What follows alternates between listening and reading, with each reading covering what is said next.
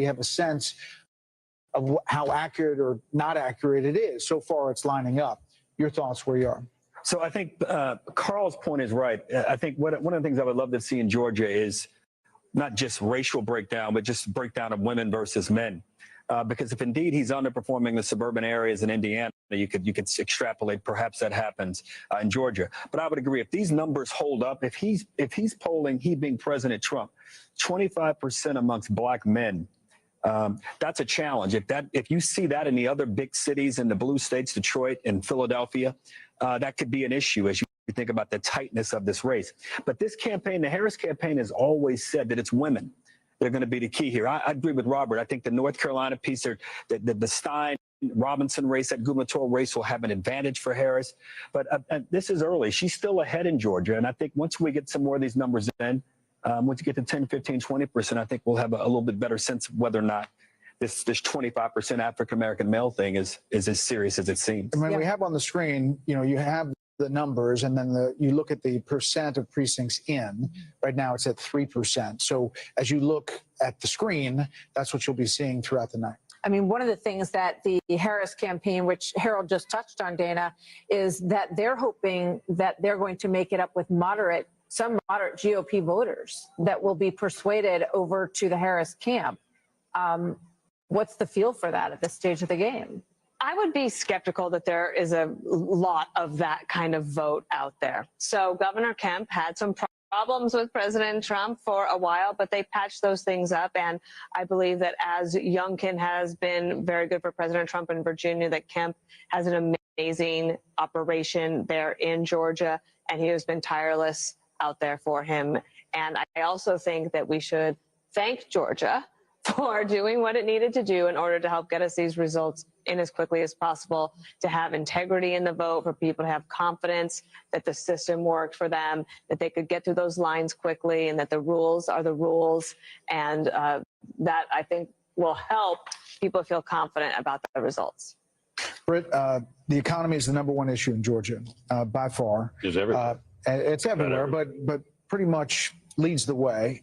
In our Fox News voter analysis, they break Trump's way significantly on the issue of the economy. Right, that's important. And the other thing we have to keep an eye on throughout the night, it seems to me, are what, to use a piece of newly minted jargon we have, is just the low propensity voters. You hate that word. I think it's awful jargon, but I can't think of a quickly better way to say it. But people who don't vote very often has really set a great deal of store by the fact that they believe that they have reached these people and will turn them out in significant numbers. But explain who they are. There are people who didn't vote in 2020, or maybe even didn't vote in 2016. Maybe never voted.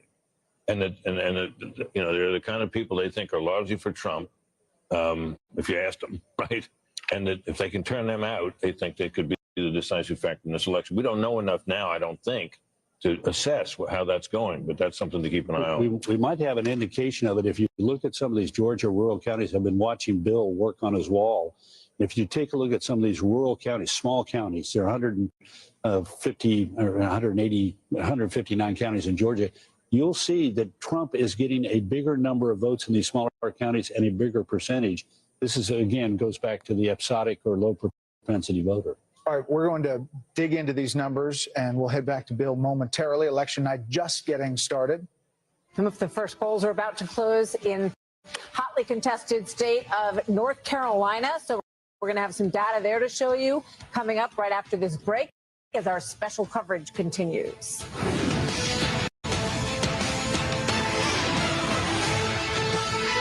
Starting at 5 a.m., Lawrence, Steve, Ainsley, and Brian bring us all the latest after Election Day on a special Fox and Friends tomorrow. The votes are in. The next president of the United States is...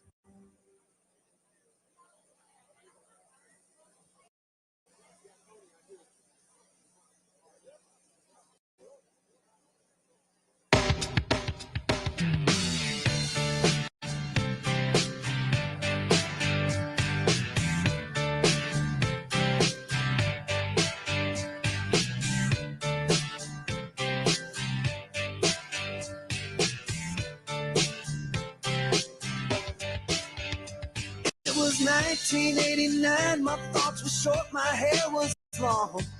caught somewhere between a boy and man. She was 17 and she was far from in between. It was summertime in northern Michigan.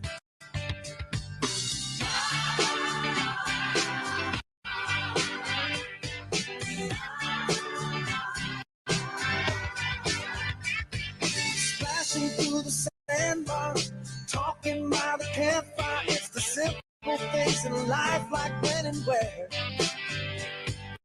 We didn't have no internet, but man, I never will forget the way the moonlight shined upon her hair. And we were trying different things, and we were smoking funny things, making love out by the lake to our favorite song. Sipping whiskey out the bottle, not thinking about tomorrow, singing Sweet Home Alabama all summer long.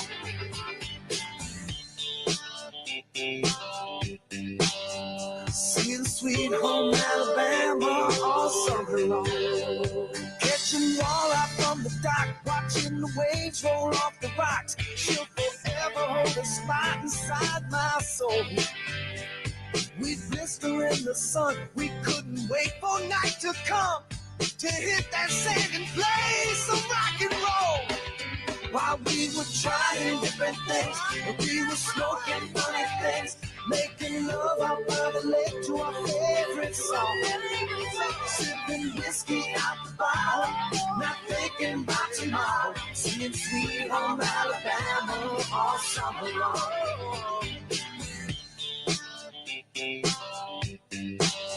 Singing Sweet Home Alabama all summer long.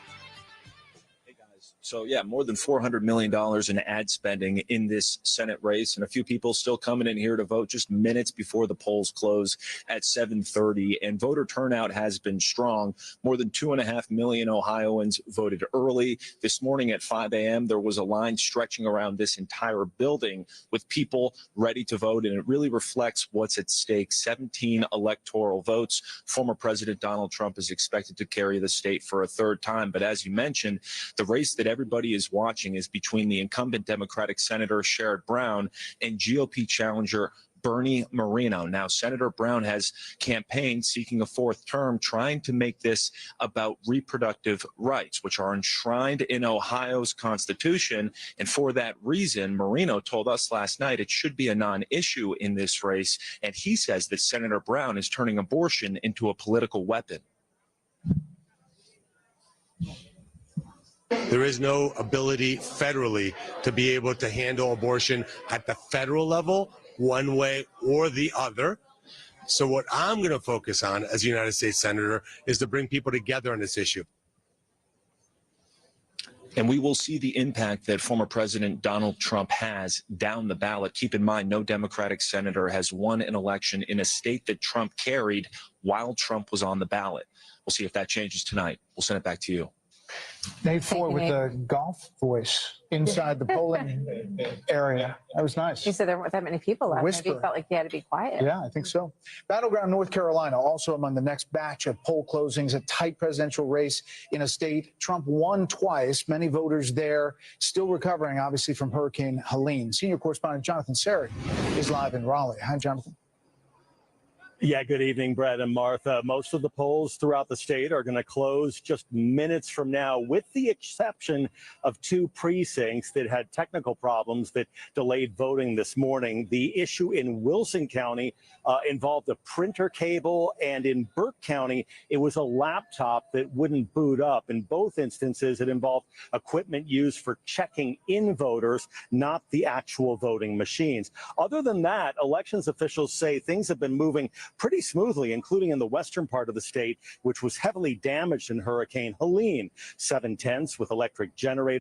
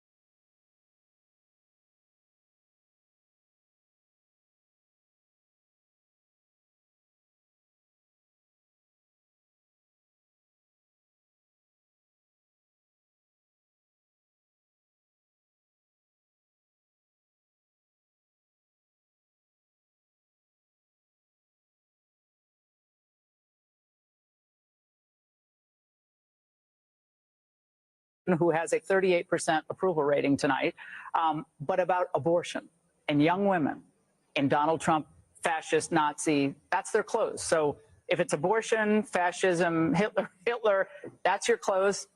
I think that's a pretty dark view of the country. I think the economy is still the #1 issue nationwide.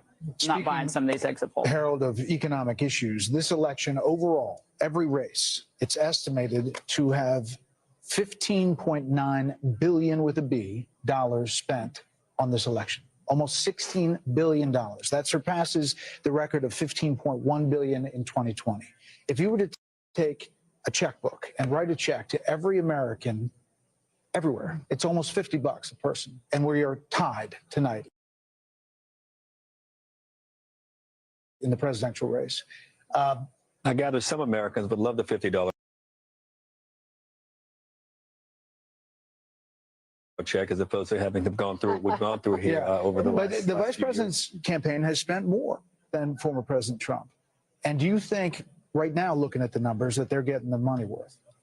It's early. We'll find out. One of the reasons we spend so much in campaigns today is that the campaign process is a business. They start 4 years out. They begin raising money and hiring pollsters and all those kinds of things. Hopefully, we get some reform to that going forward. But I have to tell you, just looking at the early numbers, you got to be a little concerned if you're Democrats on this. Now, the numbers, it's way early, so we're going to get a lot more things here. But to see those numbers that Bill put up in Florida and Miami-Dade with the breakdown between the two candidates, that's a little concerning. The concern that you raise, Carl, about suburban voters in Indiana, Democrats have to be a little concerned about this as we head in here. I'm curious to know also about that Florida abortion thing that was on the ballot there in Florida and how that's faring and if that's had really the impact. The Kemp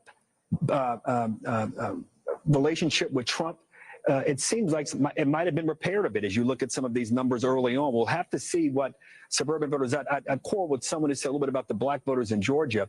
It was not necessarily black voters in Georgia. It was suburban and rural voters in Georgia that put Biden over, and he even gave the seats to the Democratic senators there. So as we get more and more numbers here over the next few minutes, it'll be very telling, because if Georgia and North Carolina stay with Trump, Trump needs that in his math. He can't do it without those states in reality. Kamala Harris was hoping for a flip there. You get a surprise there, and then the night takes on a little bit of a different pace and a different tone. So those are the numbers I'm looking most closely at, Brett, here in the next few minutes. We've got about 30 seconds before we start our TikTok to the next call. Dana, what do you think?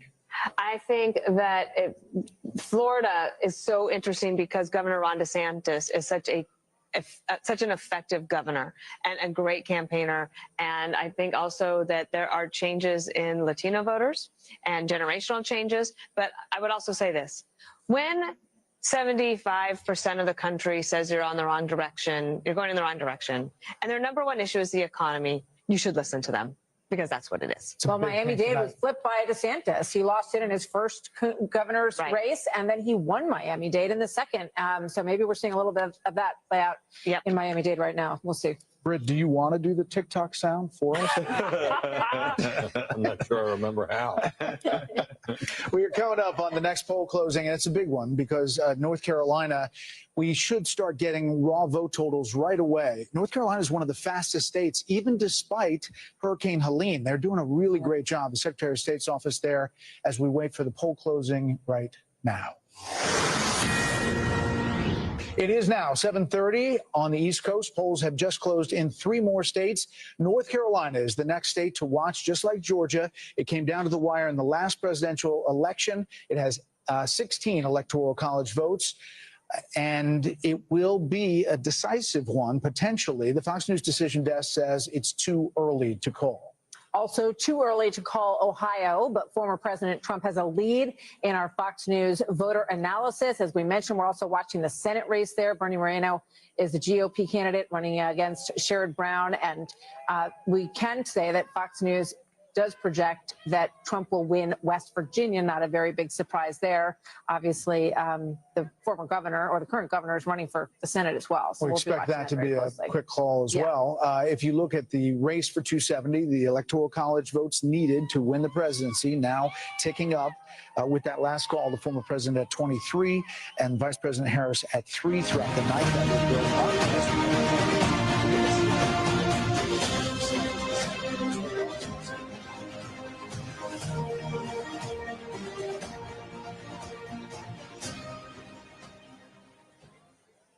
That win puts the GOP 1 seat away from an outright majority in the U.S. Senate, assuming they don't lose any seats along the way that they already hold.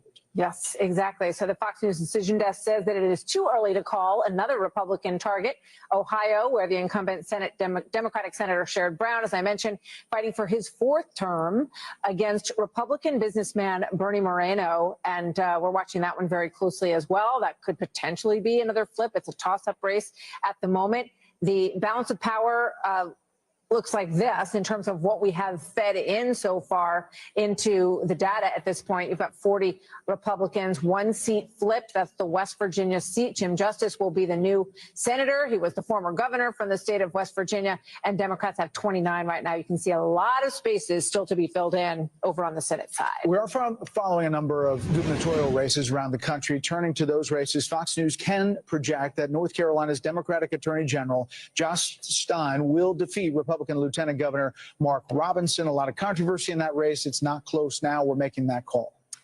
And in West Virginia, Republican Attorney General Patrick Morrisey will succeed Jim Justice as the state's 37th governor. He has wanted that spot for a long time. He's run before, and now Patrick Morrisey will be the governor in West Virginia. Let's go over to Bill Hammer and get a sense of how all of this stacks up. That Florida story is really interesting. Yeah, it Yes. is. Why don't we start there this time? And good evening again, just past 7:30 here on the East Coast.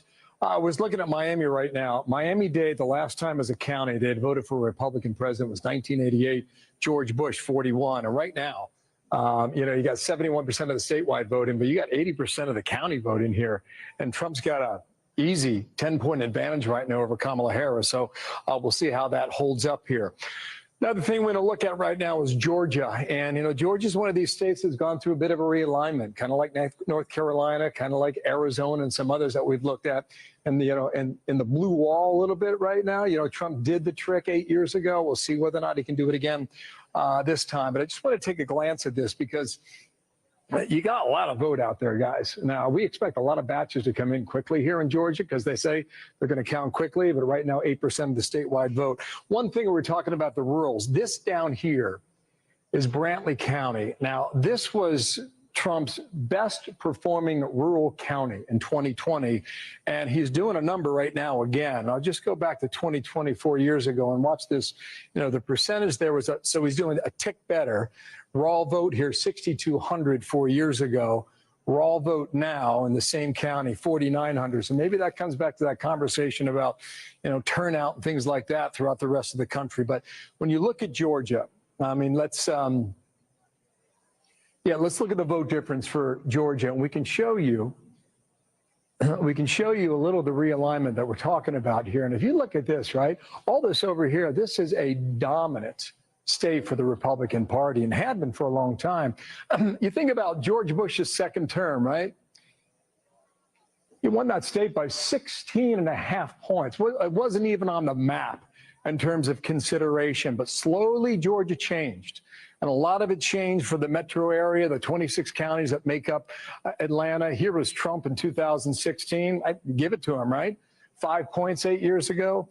But things seem to change in 2020 and change in a significant way when Joe Biden went in there and took the state by 0.2 percentage points, a raw vote of 11,779. All right. Now, so this is where we are now. Now, just, with a lot of that vote out there, Trump's got a lead of 22 points, and that's going to change throughout the night. But we just want to let you know what's happening there.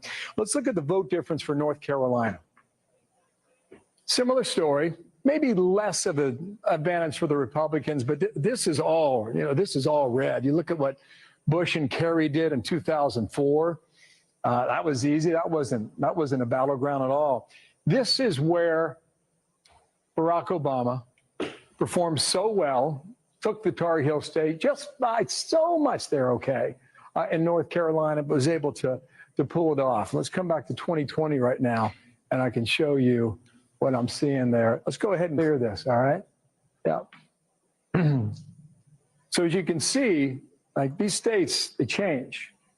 And it's a real part of this national conversation about where people move, where people choose to live, where people choose to work, go to school, et cetera. So we'll might tag onto that throughout the night. North Carolina you look at the counties you are following, Wake County, Raleigh. Yes. There's just such a population shift. More than 1 million people have shifted down there, and it's a different crowd. So that's why maybe you have a different electorate in North Carolina that Democrats are looking to. Yeah, I look at Wake County. We can show you on the board in a second here. I look at Guilford, too. That's Greensboro.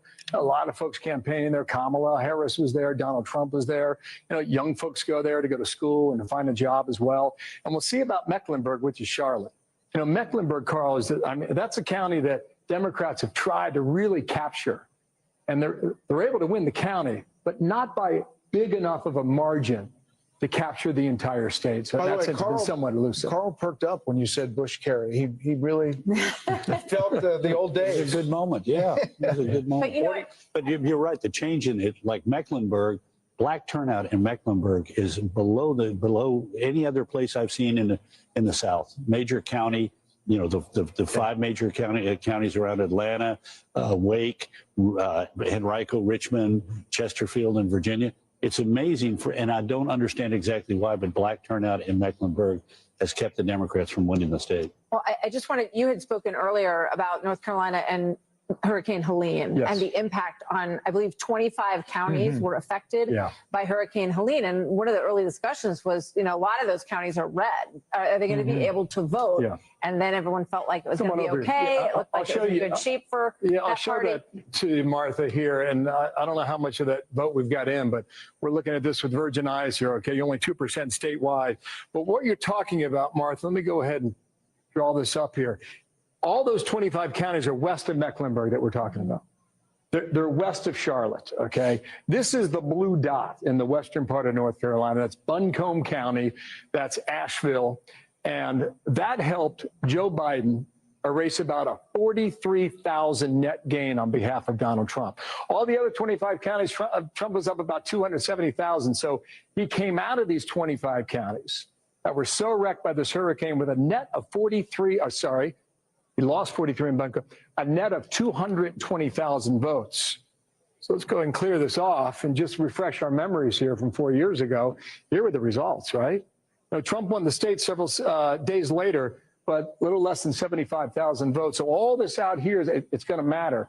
And what the Democratic governor, Roy Cooper, said is that he was going to put these mobile voting vans in western North Carolina to make sure that nobody gets ripped off from casting a vote on behalf of Helene. Laura, the Harris campaign is pointing to schools like Appalachian State, the polling place in Boone County. They're saying schools in Pennsylvania and Nevada are huge lines. They're mobilizing young people. That's what they're sending out, at least now. What do you think? 15 polling places in Georgia have had to have extended hours because of that bomb threat that you guys were reporting on earlier, various bomb threats. And in Georgia, it's DeKalb County, Gwinnett, other key population centers. Will that affect the ultimate result in a place like Georgia? We'll find out. But Donald Trump this morning in West Palm Beach looked into the camera and he said, "Stay in line." Like it took him a while to sort of ask for people's votes over this campaign season. Twitter tonight, he's still up on X saying, "Stay in line." Yeah, stay in line. Don't get out of the line, because Harris supporters were reporting in Pennsylvania, Lehigh University students, that they waited in line for 6 hours to vote.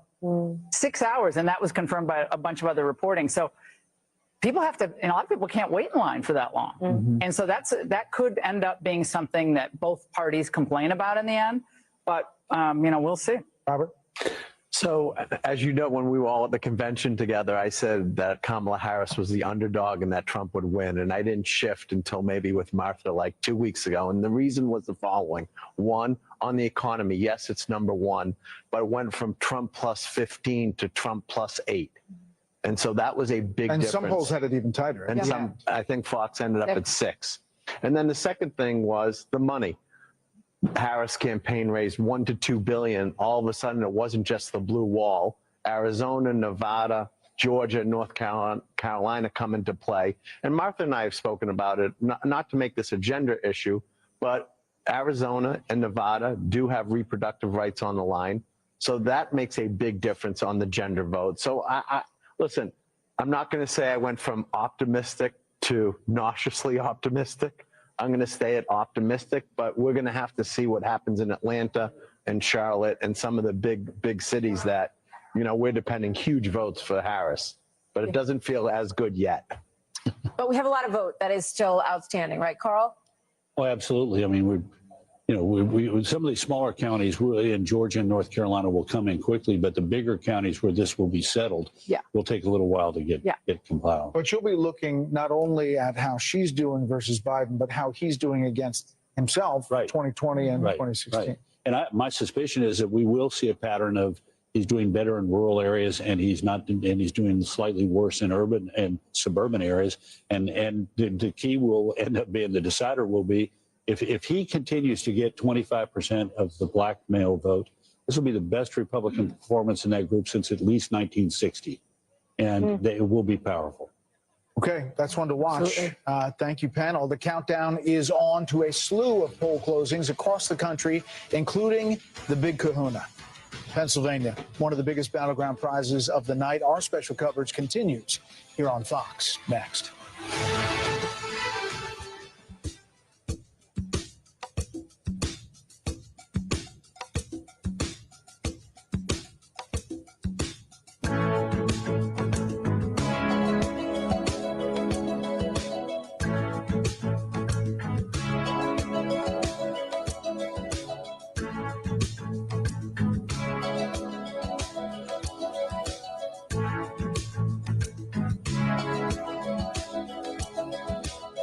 Hear the drums echoing tonight, and she hears only whispers of some quiet conversation.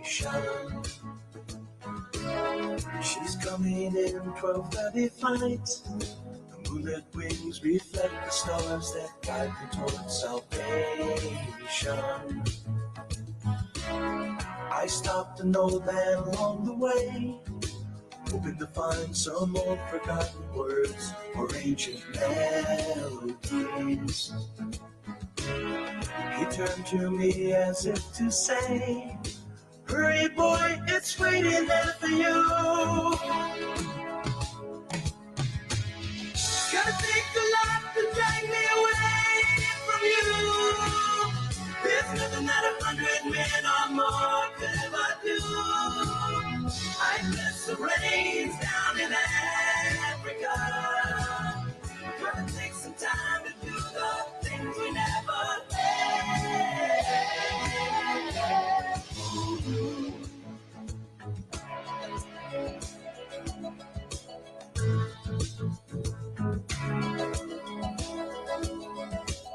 The wild dogs cry out in the night as they grow restless, longing for some solitary company.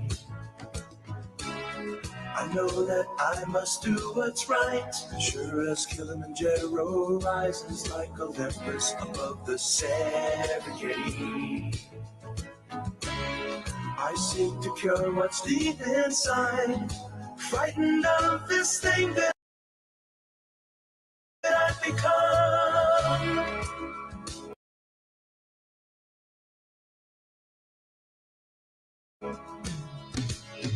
Gonna take a lot to drag me away from you. There's nothing that 100 men or more could ever do. I miss the rains down in Africa. We're gonna take some time to do the things we never did.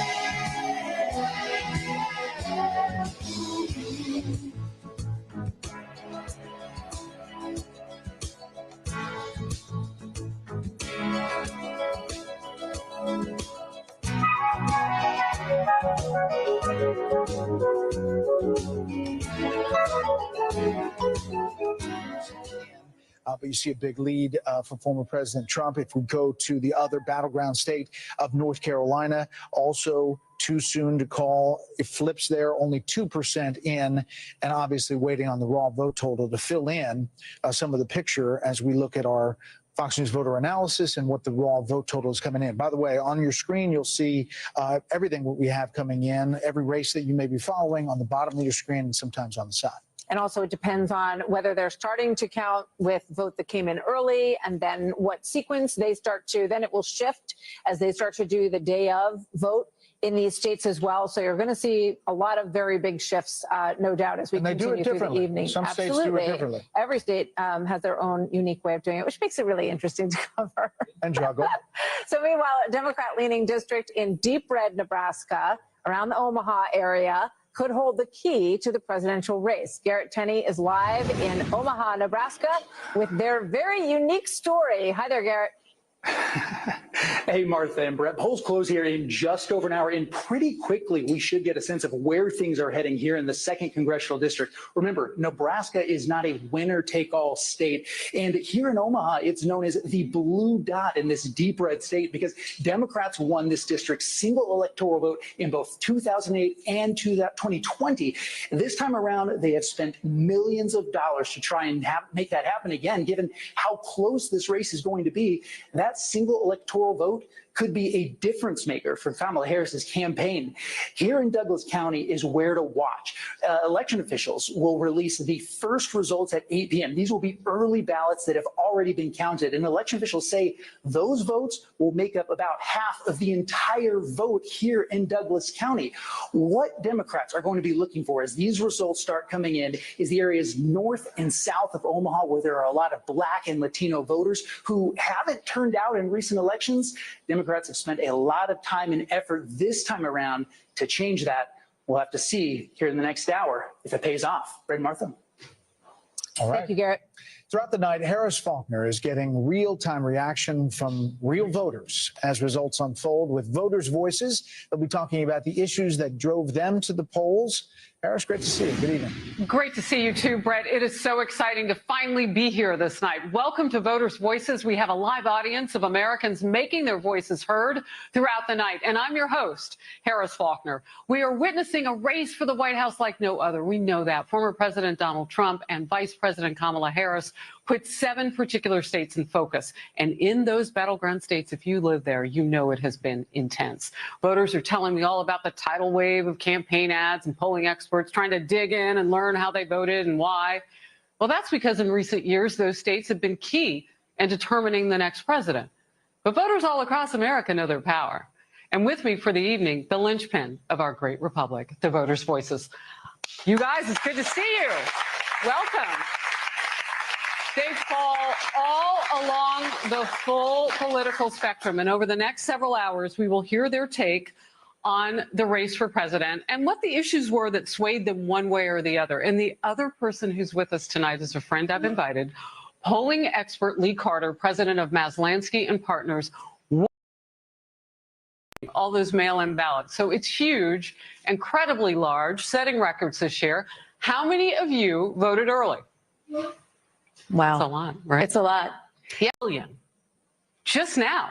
And still counting all those mail-in ballots. So it's huge, incredibly large, setting records this year. How many of you voted early? Wow. It's a lot, right? It's a lot. Yeah, and how many of you voted today? Yeah, well, we would expect not as many, right? So how does that compare with what you find in your analysis? Well, what we're looking at right now, they're saying that about half people have early voted. And I think that's and so we could be looking at record turnout. Now, there's some people who say it's going to be more than half have already voted early, but I think we're going to be looking at, the numbers are showing that we're looking for a big night. Yeah, that would be huge if that were the case, because 2020 really was the burst on that. Okay. A quick rundown of what we'll be showing you tonight before we hear from the audience. Our team compiled key moments from the Trump and Harris campaigns, and Lee is showing some of those comments to American voters along the way, and they used their computers to respond to those in real time. The lines on the screen that will show you their reaction: red representing Republicans, blue for Democrats, and gray for independents. And our first topic, we heard a lot of this, fiery rhetoric. This from Vice President Harris. So listen, so much is on the line in this election, and this is not 2016 or 2020. We can all see that Donald Trump is even more unstable and more unhinged, and now he wants unchecked power. And this time, there will be no one there to stop him. Not even the Supreme Court. which months ago told the former president that he is essentially immune no matter what he would do in the White House. I'm mostly watching the gray line because we've been told so much about independents and how important they are. What did you learn with this? So you could really see Democrats responded favorably, but independents gave this a D while Republicans gave it an F. And one of the things that we heard from independent voters is that Kamala was supposed to be this joyful candidate. She positioned herself right off the bat as somebody who was going to be different, bring us together. She said we have more in common than divides us. And the more negative she got, more negative independent voters got towards her. And I think we saw that happen in the polls. She had a surge in the beginning and things sort of flatlined once she sort of turned very negative. All right, here's one from former President Trump. She's running on a campaign of demoralization. It's a campaign of hate. Her lies and her slanders are very shameful and really inexcusable. Today we're going to talk about the real character of Kamala, and a person who has no remorse for the anguish she's inflicted upon families all across America. Kamala intends to conflict and keep this misery going, and she's going to keep it going as long as she can, because that's the only way she can get elected. Now, you can see a very different reaction here than we had with the other voters. Democrats, not surprisingly, gave this an F. Independents kind of flatlined it, gave it a C. Republicans gave it an A. I think this kind of rhetoric is priced into Donald Trump. They want to see him be tough. They want to see him be a fighter. And a lot of the things that he talked about were things that people agreed with. So I think people give him more of a pass on the tough rhetoric than they do on Kamala. All right, let's talk to some voters. I can't wait for this part. Okay, so Steve, you are a Democrat. And I understand you voted for Trump, and you live in the all-important battleground of Pennsylvania. So tell me about your journey and what it's been like and why you made that decision as a Democrat. Well, Harris, for me, it was very simple. The issues for me are fighting anti-Semitism, being strong on our greatest ally, Israel, economic strength, fighting the border, and peace through strength. And Donald Trump, we have a 4-year history of Donald Trump as president, and he demonstrated all of that. And it was a no-brainer. It was been a very interesting reaction for people to see me demonstrably promote my rapport for Donald Trump, but I also have supported Dave McCormick. So that was sort of a double-edged whammy for me, but it was a no-brainer. And all right. Supporting Donald Trump is an easy decision. Yeah, as a Democrat, you said, you know, people were reacting to that. I appreciate your answer. I appreciate everybody's time. We will hear more from our voters' voices throughout the night. Let's go back to Brett and Martha. All right, Harris. Thank you, Harris. Thanks, Lee. So the clock is ticking down to one of the biggest poll closings of the night. Pennsylvania is about to finish the voting process. Our special coverage continues with Jesse Waters and Sean Hannity coming up.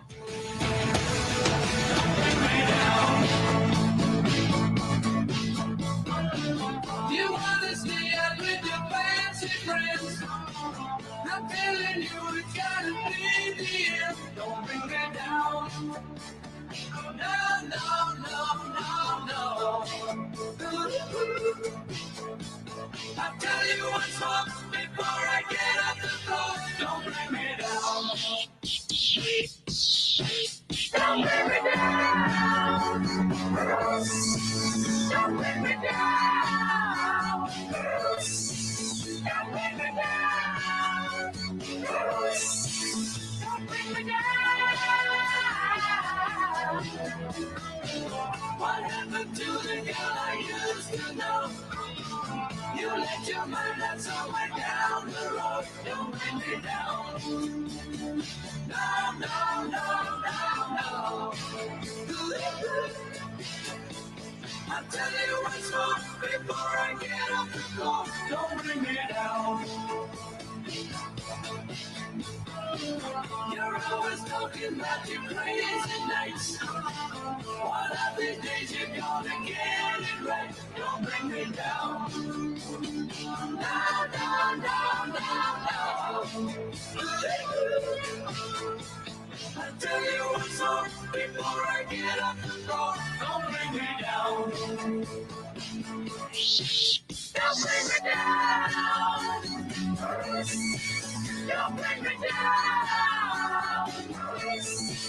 Don't bring me down.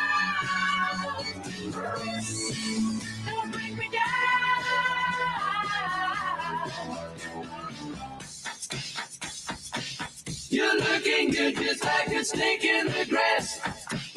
One of these days you're gonna break your glass. Don't bring me down. No, no, no, no, no, no, no, no, no. I'll tell you what's wrong before I get off the floor. Don't bring me down.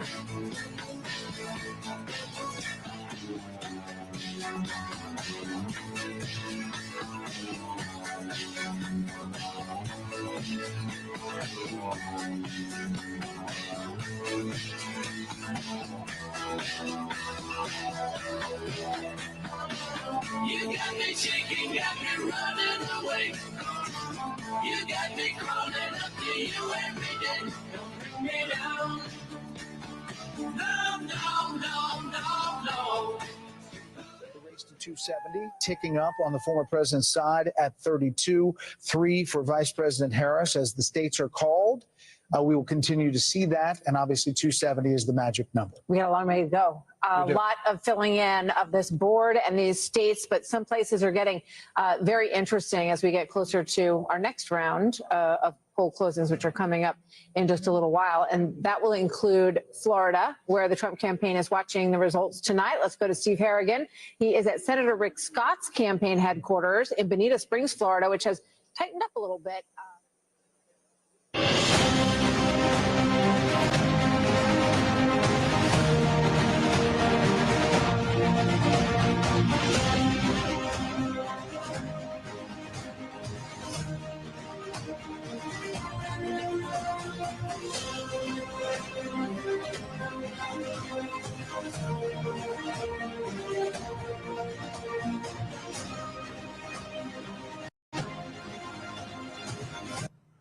Expect counties could go as high as 90% voter turnout.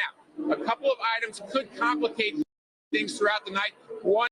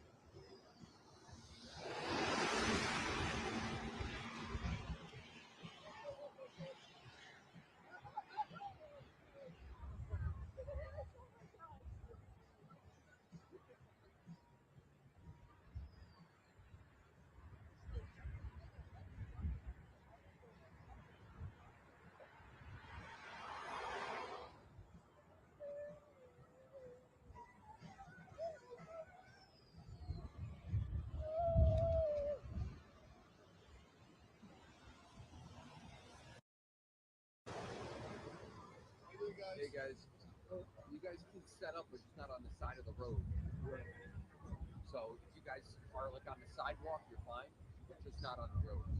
Thank you.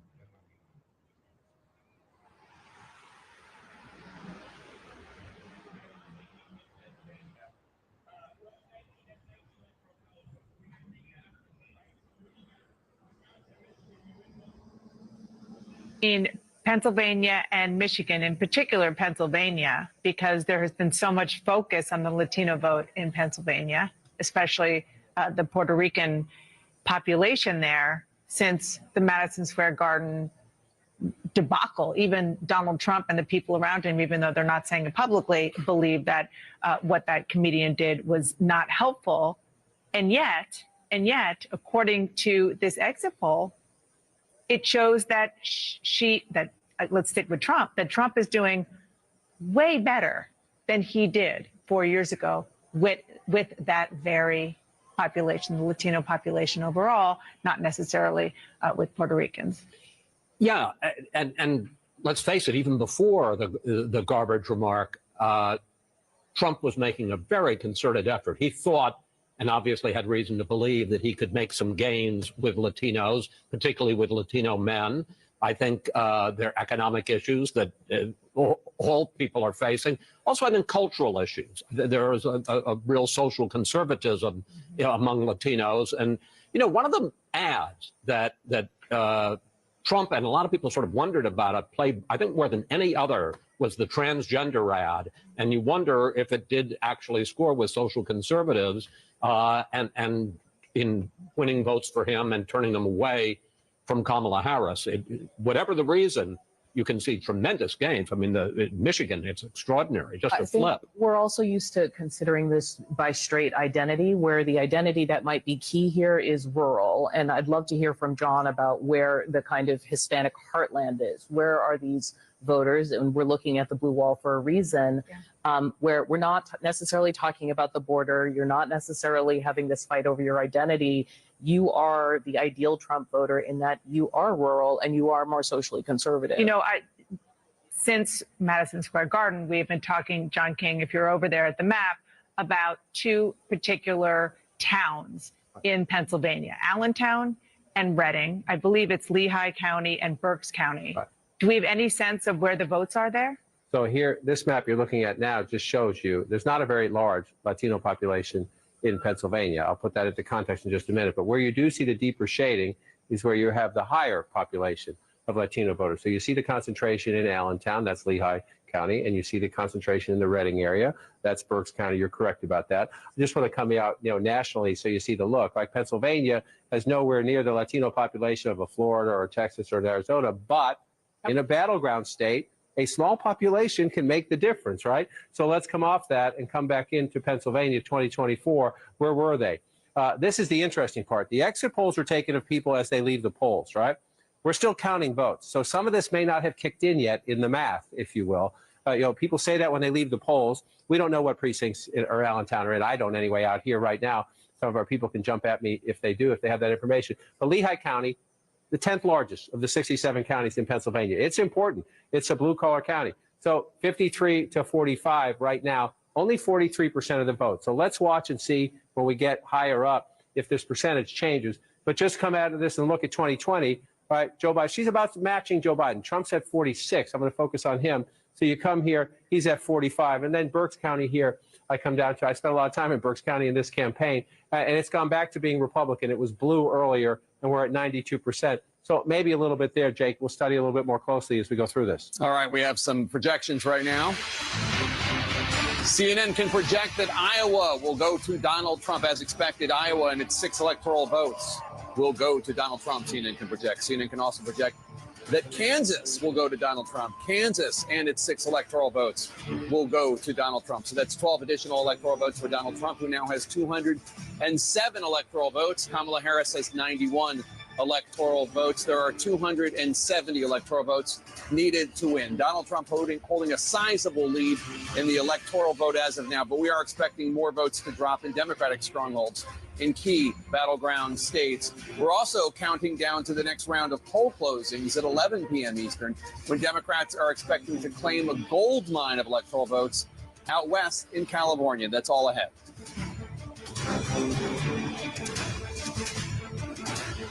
Election Night in America is brought to you by Simply Safe Home Security. There's no safe. Hypnotizing, mesmerizing me. She was everything I dreamed she'd be. Sweet surrender, what a night.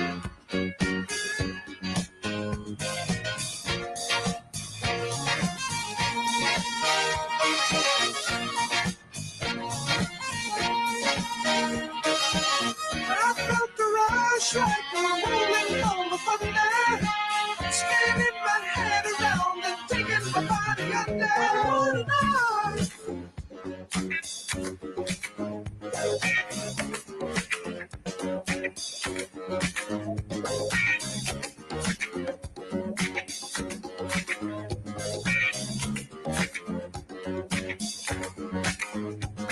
Oh my, got a funny feeling when she walks.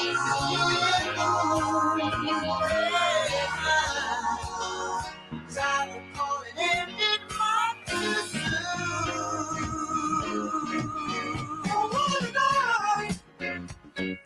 why did it take so long to see the light? Seems so wrong, but now it seems so right. What a lady, what a night.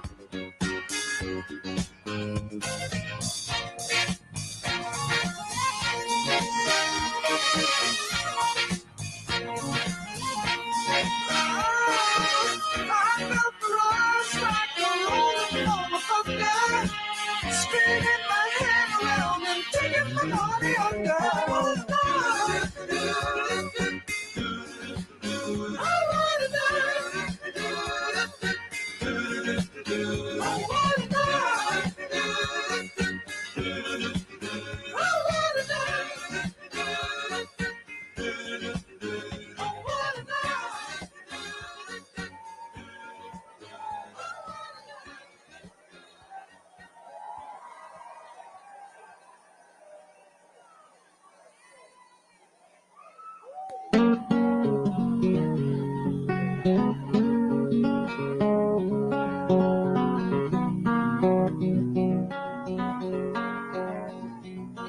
You know, well, I'm a chicken fried and cold beer on a Friday night, a pair of jeans that fit just right, and the radio.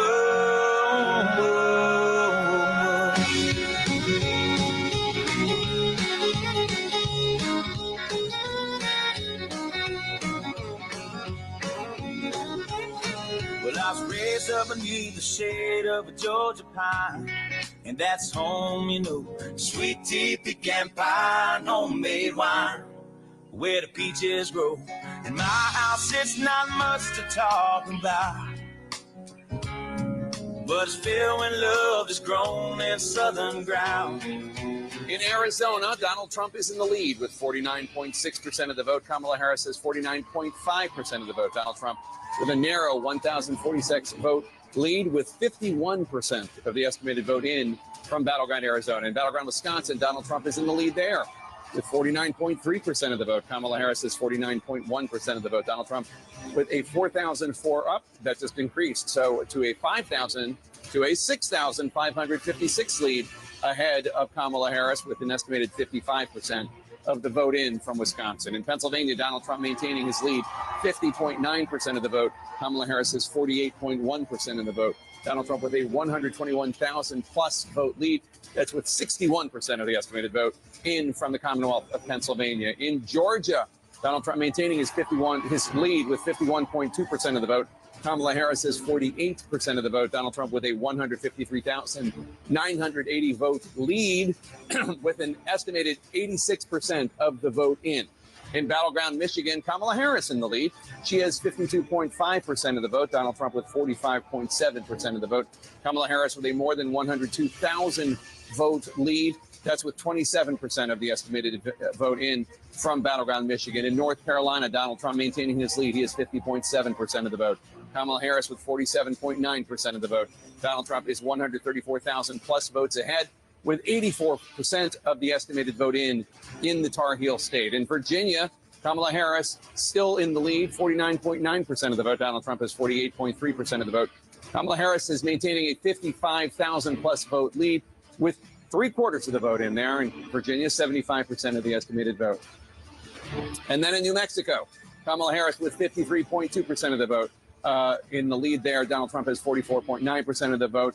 Kamala Harris has 48,589 more votes than Donald Trump right now, with an estimated 65% of the vote. Still about a third of the vote left to count in New Mexico. And Boris Sanchez has a new projection for us in the fight for control of the U.S. Senate. Boris? Yeah, Jake, a handful of important projections to bring you, beginning with history being made in the state of Maryland. There, the executive of Prince George's County, Democrat Angela Alsobrooks, will defeat former two-term Republican Governor Larry Hogan. She becomes the first African-American person ever elected to the Senate from the state of Maryland. Another projection to bring you, this one from the state of Delaware. Congresswoman Lisa Blunt Rochester defeats Eric Hansen, a former Walmart executive, a Democrat here, becoming the first woman and the first African-American person ever elected to the Senate from Delaware. A projection to bring you in the Northeast, this time in New York. There, incumbent Democratic Senator Kirsten Gillibrand, a former presidential candidate, she will win her third full term in office as she defeats former NYPD detective Mike Sapricone. Let's get you some updates on the Republican side, beginning with the Lone Star State of Texas. Going into the night, Democrats had optimism about potentially flipping this seat from red to blue instead. Republican incumbent Ted Cruz wins re-election, cruising to his third term against Democrat Colin Allred, a congressman from the Dallas area, a former Tennessee Titans middle linebacker. Cruz here winning by a substantial margin in the Lone Star State. An update now from Mississippi. There, incumbent Republican Roger Wicker wins his third full term, defeating civil rights attorney Ty Pickens. Re-election for Wicker in Mississippi. An update now from one of the reddest states in the country, Wyoming. There, incumbent Republican Senator John Barrasso wins his fourth term as he defeats Scott Morrow, a union official who touts his black belt in Taekwondo on his campaign website. Barrasso reelected in Wyoming. Some more projections to bring you, beginning in Missouri. There, incumbent Republican Senator Josh Hawley, perhaps best known for being the first senator to object to certifying the 2020 election results in favor of Joe Biden, he defeats Democrat Lucas Kunz to win re-election in Missouri.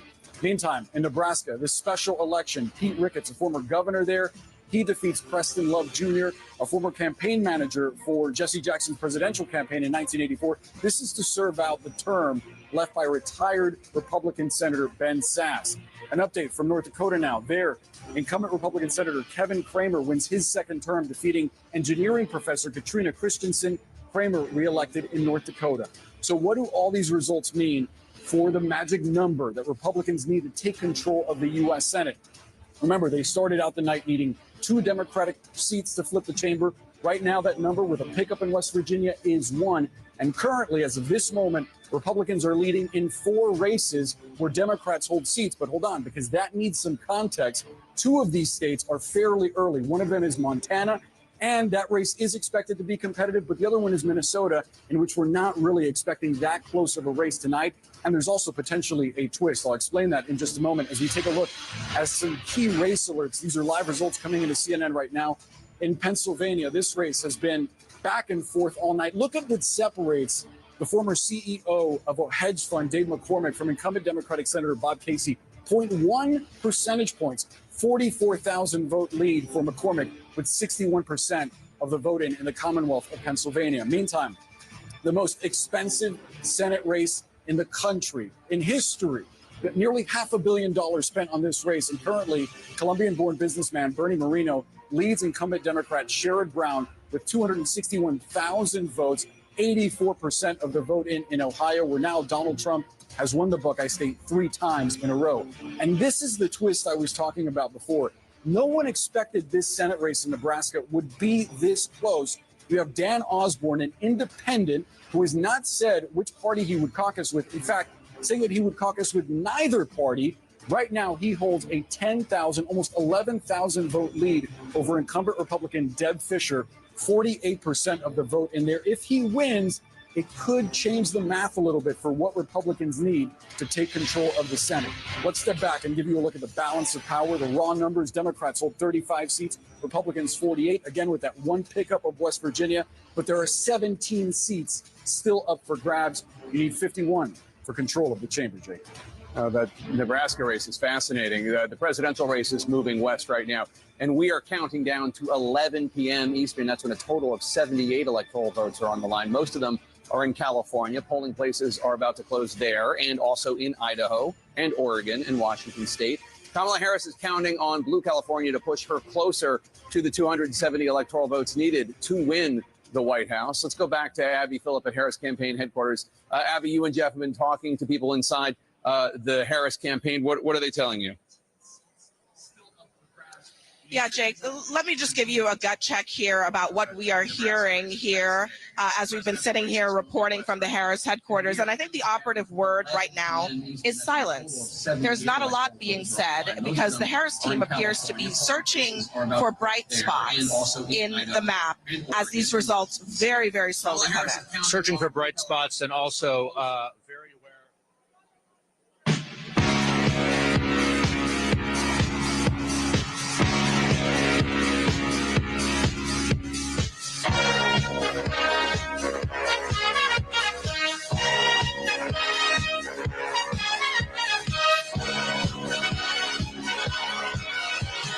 Young man, there's no need to feel down. I said, young man, pick yourself off the ground. I said, young man, cause you're in a new town. There's no need to be unhappy. Young man, there's a place you can go. I said, young man, when you're short on your dough, you can stay there. And I'm sure you will find many ways to have a good time. It's fun to stay at the YMCA. It's fun to stay at the YMCA. They have everything for your mental joy. You can hang out all the boys. It's fun to stay at the YMCA. It's fun to stay at the YMCA. You can get yourself clean. You can have a good meal. You can do whatever you feel. Young man, are you listening to me? I said, young man, what do you want to be? I said, young man, you can make billion dreams, but you got to know this one thing. No man does it all by himself. I said, young man, put your pride on the shelf and just go there to the YMCA. I'm sure they can help you today. It's fun to stay in the and they're seeing a lot of movement. Some of it we've talked about on our air, but the big numbers there, Latino voters. That is something that they really worked at this cycle. They believe that in 2016, Donald Trump won the election on the back of working class voters.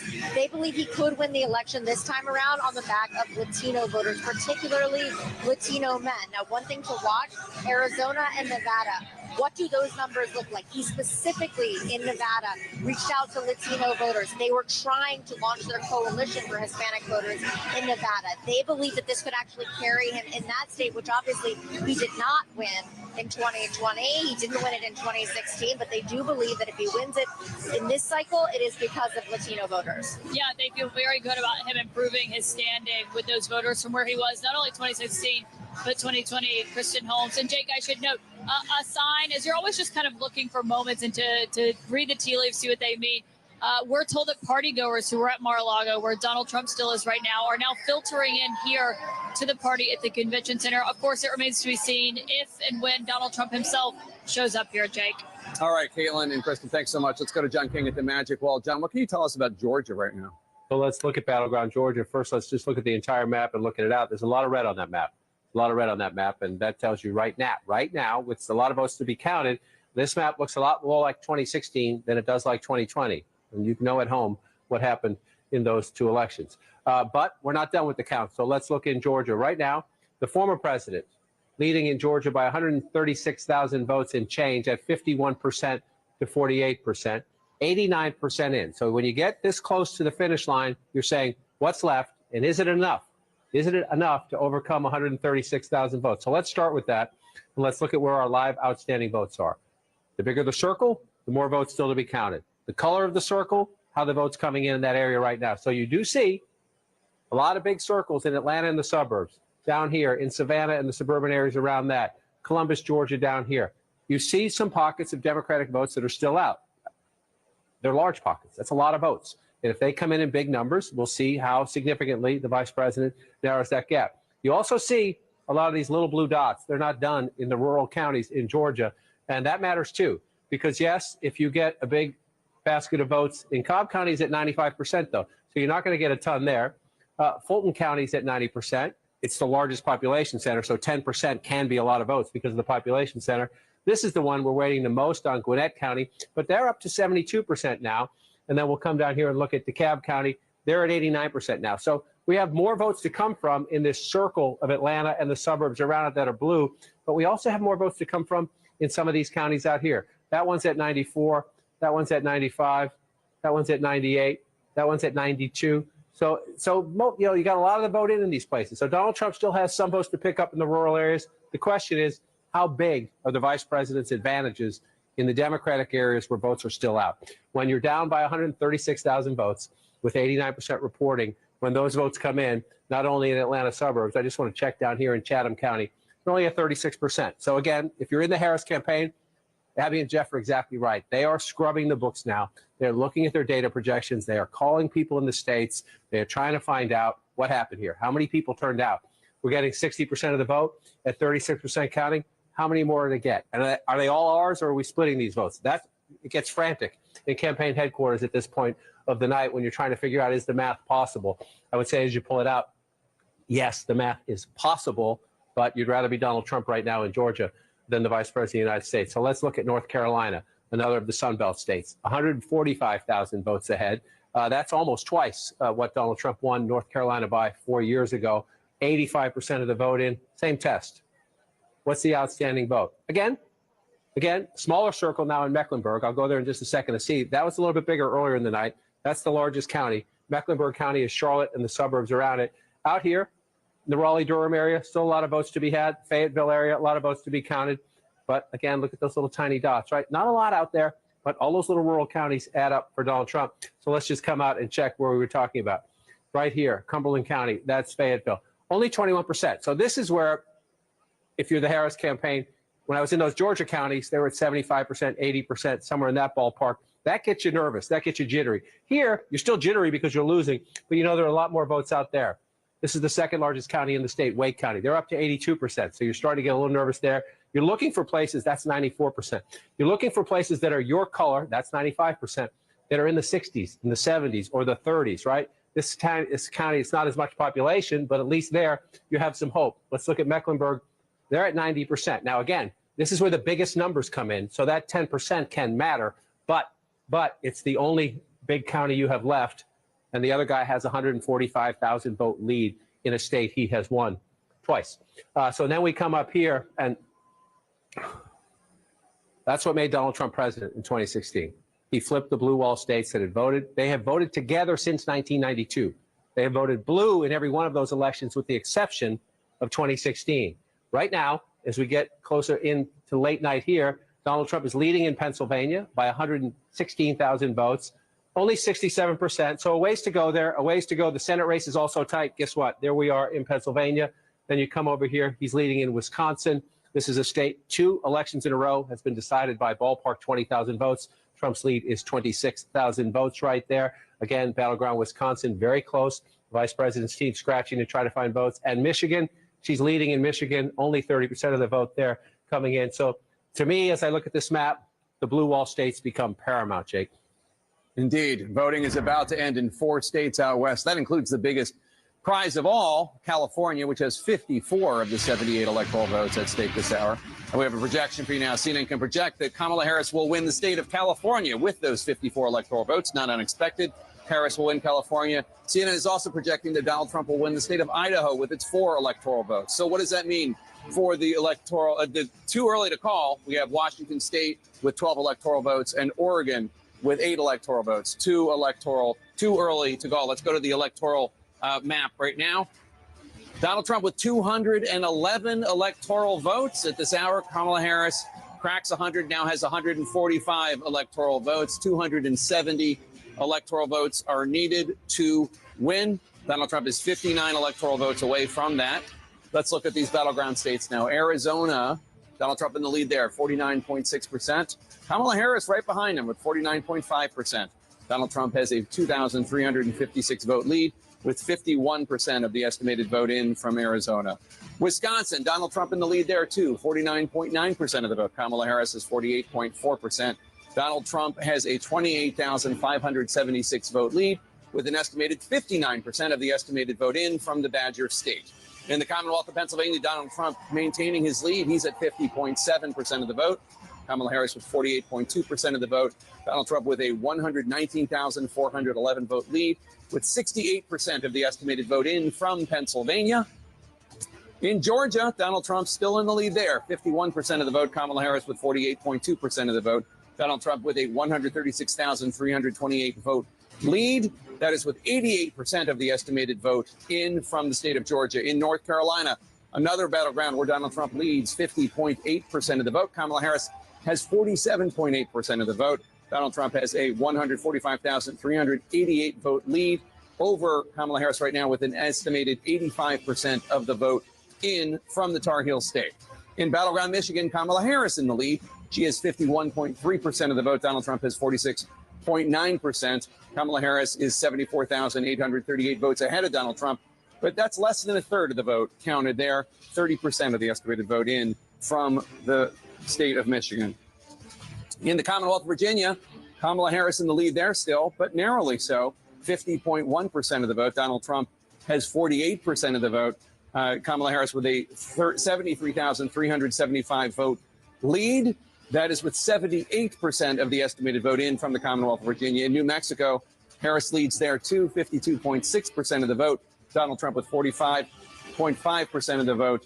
That is with an estimated 69% of the vote in. Harris with a roughly 43,000 vote lead. Let's go now to Abby Phillip, who is at Harris campaign headquarters in Washington, D.C., at the campus of Howard University. Abby, what are you hearing from the Harris campaign, if anything? Yeah, Jake, we actually just got a pretty significant update from the Harris.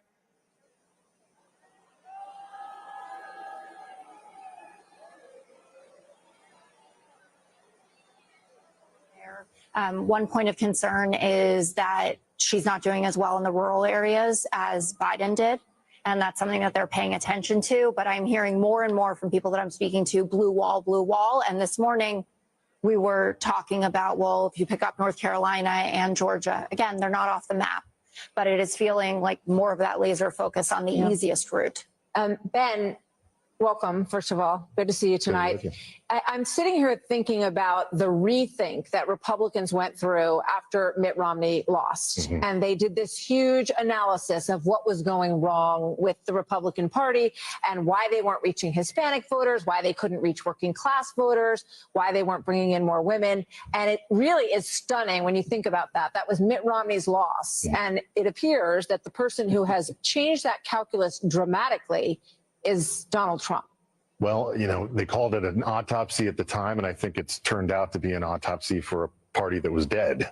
And I think that Donald Trump has done something incredible in resurrecting it with a new coalition that, you know, a lot of people never thought Republicans were going to be able to reach, that they weren't going to be able to cut through a lot of these different fundamental problems that people thought were there in order to reach these different sets of the electorate. And look, I think the big question they have to be asking is how much of that is tied to Donald Trump himself and how much of it is something that the Republican Party going forward can build on. And, you know, regardless of whatever ends up happening here tonight and tomorrow morning in terms of these blue wall states and the things that we take away from it. Certainly we can take away, this is the most incredible political comeback that we've seen since 1968. It's the most incredible remaking of the Republican coalition that we've seen in a way that was really unexpected by all but a handful of people. And how they build on that, how they choose to prioritize policies going forward, could make a big difference in whether they're able to hold on to it in the future or whether it's something that goes away if Donald Trump isn't at the top of the ticket. Kevin O'Leary, Mr. Wonderful. The markets now have it at 92.5% for Donald Trump winning this election to Kamala Harris at 7.0%. You're a market guy. How do you read this? I'm going to stay on this theme for a moment and call this perhaps the greatest night the Democratic Party can ever have if they lose. And let me explain that. I was very troubled just over 100 days ago when they circumvented the democratic process and anointed somebody. The analogy is easy to a Super Bowl. You arrive at the Super Bowl game, and by any measure, this is the Super Bowl of global politics, the presidential race. Your quarterback, Biden, is injured. He's taken out of the game. You don't bring a quarterback in that's never, ever, ever won any game anywhere. You run a process, and they missed that opportunity. This is a chance for them to, I'm not saying they're going to lose, but I'm going to those percentages and saying they get to reboot. They get to go back to the center. They get to scratch this whole thing, and the influences of a Schumer or a Pelosi or a movie star or an Obama deciding to anoint somebody, those guys are gone in 4 years. They won't have that kind of influence. This could be great for America because I'm an investor. I have to work with who's ever in the White House in January. But I care about policy. And when I hear policies coming out of a party that are so twisted against the American way of life, like basically taxing capital gains that are unrealized, that's not America. Or price controls, that's not America. 28% tax rate takes us to the bottom quartile of competition. That's bad. We can't do that. That would hurt the country. And all I do is work with entrepreneurs that want to build businesses. There's a reason people come here under barbed wire and drown in. You're just hoping that overnight these Democratic areas report not just their votes, but a lot of votes. You're hoping turnout exceeds your expectations. So you see down here in the Savannah area, this is where the races are won or lost for Democrats, Atlanta and the suburbs around it. So let's come out of that map. And again, here's the key point. Fulton County, 90% of the vote is in. Yes, she's getting 72% of the vote. Just want to check, compare that. It's a little below where President Biden was, but it's close. But remember, he won the state by 11,000 votes. So she can't really afford to be below him anywhere, or not by much anyway. You move over to Cobb County, 91% in. This is a big suburban county. Right, so 91%, you have some change to make up there. She's at 57% if you round that up. The President of the United States was at 56, so she's running equal, maybe a little bit ahead there. So let's come over to DeKalb County here. Let's come up to 2024 and see what's left. 11% left, again, large, very Democratic area. You see the 81% there just to the east of Atlanta. Let's just check 2020, Biden getting 83. 81, 83, you might think at home that's not that big of a difference. In a race that's very close, yes, it can be a big difference. So we have to watch at the moment. Let's come out. Let's do it this way. Come back to 2024, and let's just pop in this and see where's Harris underperforming. Where is Harris underperforming Joe Biden? In a state Joe Biden won by 11,000 votes, you can't really underperform, but she's underperforming in 28 of the 159 counties, right? So we have more votes to be counted. We're not done yet. This is not a final glimpse, but you see out in these rural areas, this is part of the secret of Joe Biden's win in 2020. He got his butt kicked by Donald Trump in these small rural counties, but he did better than Hillary Clinton. Blue-collar workers, rural workers, people who work with their hands, Joe Biden did just a little bit better. And in a state decided by 11,000 votes, that can matter. So again, you asked me about the map. We're not done. We're going to count. The Harris campaign will update us. They go to their counties. We have people on the ground asking the people, our vote desk with Pam Brown, what votes are still outstanding. But if you look at this map right now, I want to switch. Well, let's just check real quickly where we are in Wisconsin, 61%. I want to check Milwaukee. This is where, okay, only a 53% in Milwaukee. Black turnout in Milwaukee better be huge in the uncounted vote for the vice president to catch up. I talked to a Democrat out there earlier who said it was good. They didn't say it was great. They said it was good. And I asked if it was great, and they said it was good. So we'll see how that plays out. Dane County, 74%. We're at 91%. Again, not to be a broken record, 75%. A percentage point can matter, underperforming by just a little bit. And so she's losing in Wisconsin. Got a ways to go there. She's holding on in Michigan at the moment. We're still only at 32%. So we got a long way to go in battleground Michigan. We'll come back out here. And this one is the biggest. I'm going to show you why in just a second. The Commonwealth of Pennsylvania, we've been saying it for weeks. 19 electoral votes, the largest of the battleground states out there. 72% in, 178,000 vote lead. That's a healthy lead. Now, again, let's look. Let's look. There's a lot of votes. This is what happened. Remember 2020. Donald Trump was ahead in Pennsylvania. This was what brought Joe Biden back. They counted the votes, mainly in Philadelphia, but also in the suburbs around it. That was 2020. There were a lot more early mail-in votes then to be counted than there are now, but we shall see as we come out. And Jake, before you jump in, and please ask me anything you want, one little quirky thing. Trump's leading in Northampton. Harris is leading in Erie. Those are the two swing counties that have been. So just watching that. But here's what I want to say right now. I just want to bring this up to show the stakes for the Harris campaign right now as the count in North Carolina gets higher and in Georgia gets higher. The importance, if Donald Trump, this is a hypothetical, but if Donald Trump holds these two, and he won that one both times, 2016 and 2020. He won this in 2016. He lost it by 11,000 votes in 2020. So not at all inconceivable in history, and when you look at the numbers tonight. Excuse me. If that happens, Harris cannot lose that. Why can she not lose that? Because 251 plus 19 makes Donald Trump president of the United States. So the rest of them wouldn't matter. I don't mean your votes don't matter in those other states. But in terms of the path to 270, if he holds those leads he has right now in those two states, which are healthy leads, she cannot afford to lose that. Just cannot. And at the moment, as we switch maps, please jump in if you want. I'm just going to switch back to the national map so we can watch the count. Okay. I want to stick on Pennsylvania and bring in Kate Baldwin, who is at a vote counting center in the best city in the world, Philadelphia. Kate, what are you learning? It's the only area where you're allowed to be biased. We've just learned, as John was focusing in on the outstanding mail-in ballots. That is something that we have all been waiting for.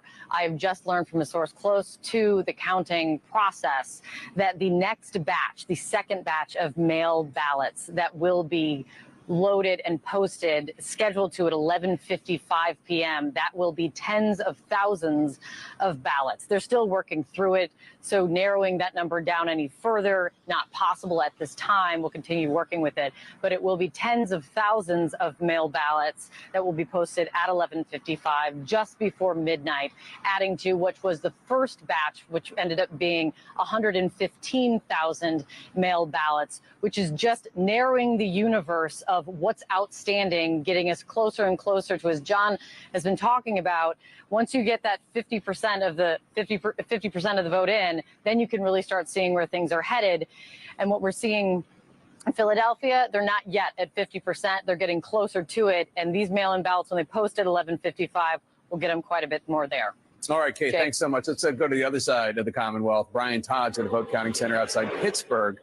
Brian, what's the status? Usually win, but this past 4 years has seen a remarkable amount of incumbents all around the world, up and down the ticket. You think of what happened to the Conservative Party, the Tory Party in the UK. They lost everything because there was just throw the bums out type election, and Kamala Harris is basically weighed down by the Biden administration, and she still couldn't come up with something that she would change, and I think people are reacting to that. And once again, you have a state like Ohio where Sherrod Brown was able to hang on, even though it has been basically a red state for quite some time. And sometimes the migration of this kind of party move in a state takes a little while, takes a couple cycles. Surprised by this one? That Sherrod Brown, there were a lot of Democrats who thought like you thought at the way you posited the question, that he's held on for a long time, he's running tough races, and that he had appealed to enough Republicans over the many years. But Marino was a great candidate for them. He hung in there, and what it goes to show also is this issue of energy security. It's going to be interesting to see how this continues to play out in Pennsylvania this evening. Ohio and Pennsylvania both, and even Montana, where energy is a big, big issue. These three Democrats may have run up against a challenge here that they can't overcome. This shows you a little bit of break in the blue wall? if Ohio's 10 points and Bernie Moreno takes off Sherrod Brown, don't you, as you're looking at Wisconsin, Michigan, and Pennsylvania, say there are similar issues in these states? That's what I'm saying. No, I don't. Brett, the answer is a resounding, unfortunate for me. Yes, I think you can begin to see that where that crack could come, if not a whole collapse. Let me make one last point. $161 million spent on the Bernie Moreno race by the Senate Leadership Fund. McConnell's basically the pact to keep the Senate majority. $161 million. And in part, that's because they understand if we have one more of these things flip, think about what that does to the Supreme Court and the decisions that will be made by some of the justices and there. we're, one seat away from a majority for the Republicans, and Republicans have been counting as if it were a done deal all along on Montana Senate, where there's very little vote in, which I think is the reason it's too early to call. Not too close to call, because at this hour, Bill, according to what you just showed me on that map over there, that wonderful map of yours, John Tester's the Democrat John Tester, Democratic incumbent, is well behind with only 6% in. Yeah, but it seems like he's down. You know, just getting going a little bit there, right? Yeah, 14 points. But I mean, that's in line with what has been the expectation. But listen, if you look at Ohio, it's a similar issues to Mike Rogers in Michigan. And there are similar issues in Pennsylvania for Dave McCormick. We're going to take a quick break right here. The race to 270 slowly taking shape. 270 is the electoral votes needed to win. The vote count changing by the minute. Check out that popular vote. Check out the popular vote. Our special coverage continues after this.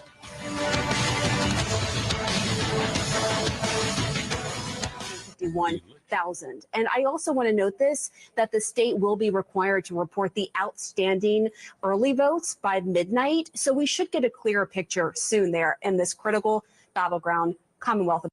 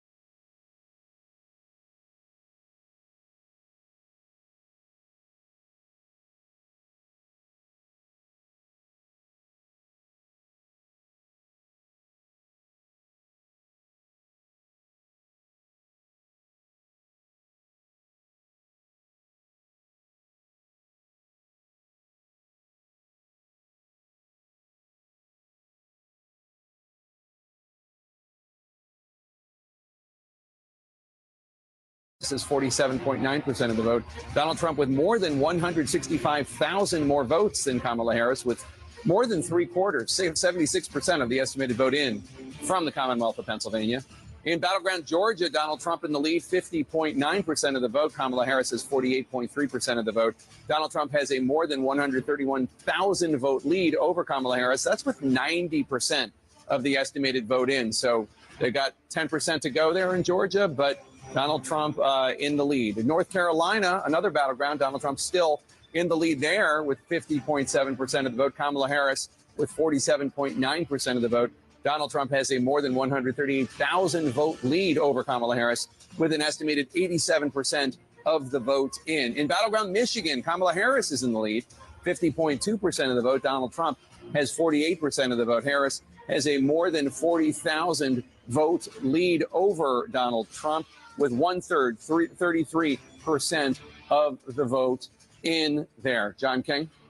So, Jake, just going through some of these counties in Pennsylvania again. Joe Biden won the state. Let's go back and show you it. 81,000 votes, right? His birth state. He's from Delaware now, but he was born in Pennsylvania. That was one of the things that helped him, is because he was, as he liked to call himself, the scrappy kid from Scranton. So where are we now in 2024? I was just looking at here. This is Lackawanna County. This is where Joe Biden was born, Scranton, Pennsylvania. You say, well, the vice president's winning it with 51%, but Donald Trump's at 48, right? So again, in a close battleground state, margins within some of these counties can matter. She's at 51. Joe Biden, 4 years ago, was at 54. That's a big deal. That's a big deal. You look at the margin there, you say, oh, that's only 9,000 votes, right? You know, but if you're trying now, you're trying to make up this lead, right? That's 3,000 votes, a little less than that, a little more than that, maybe 3,000 votes. The reason it matters is you're trying to make up 173,000 votes, right? So when you're losing ground in each of these counties, it hurts. And so let's just come over here. This is Luzerne County. This is Trump country, Pennsylvania. Harris getting 42%, 43 if you want to round that up. Trump at 57. Again, 43 for the vice president. 42. So there she's competing, not so bad. There. So you're just looking for the pieces as you come through. Carbon County, 65 for Trump. 4 years ago, 72% for Trump now. That's white workers, blue-collar workers, high school educated workers. Want to check back in here. Lehigh County, vice president getting 52%. There's a little bit out here. Again, you're looking for population centers now. This is the 10th largest of the 67 counties. If you're the Harris campaign, you're looking at population centers trying to say what's left in the places where there are a lot of people, modest amount of people in Lehigh Valley, but you see it right there at 52. Just want to come back. Joe Biden's at 53. You see the pattern that continues, right? You know, I was saying Donald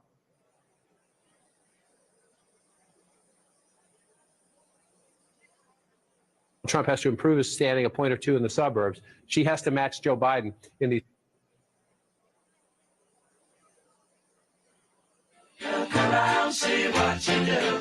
Everybody smiles at you.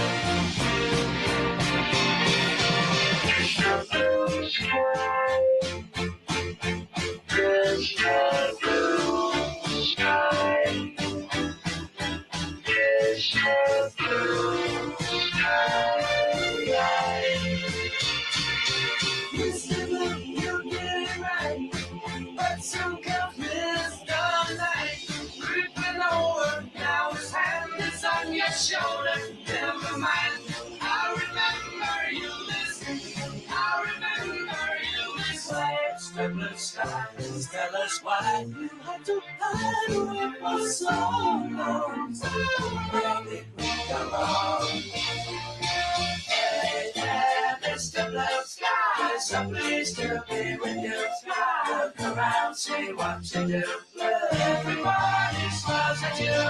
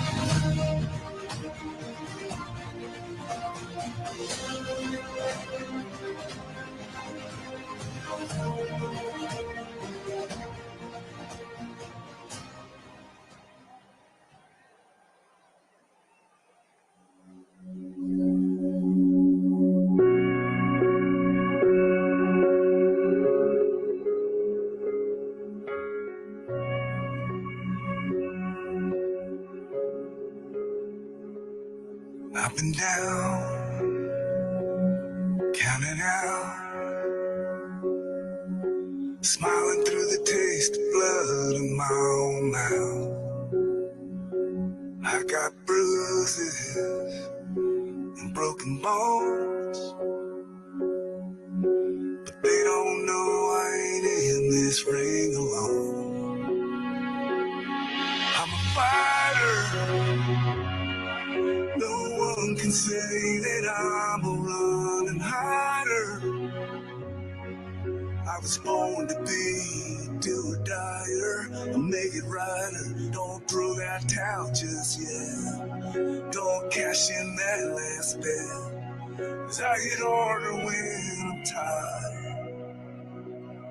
I'm a fighter. I get back up. That's what I do.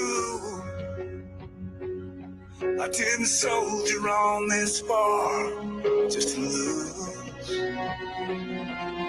So take your shot. Is that all you got?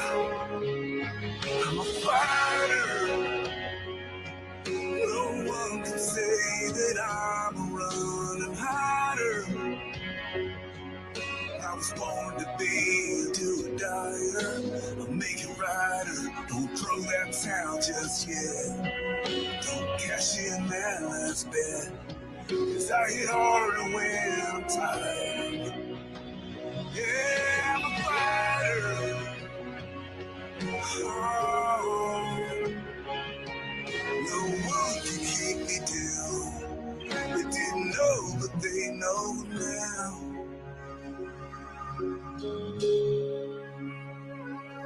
That I'm a fighter. No one can say that I'm a running hider. Don't cash in that last bet. Don't throw that towel just yet. I'm a fighter.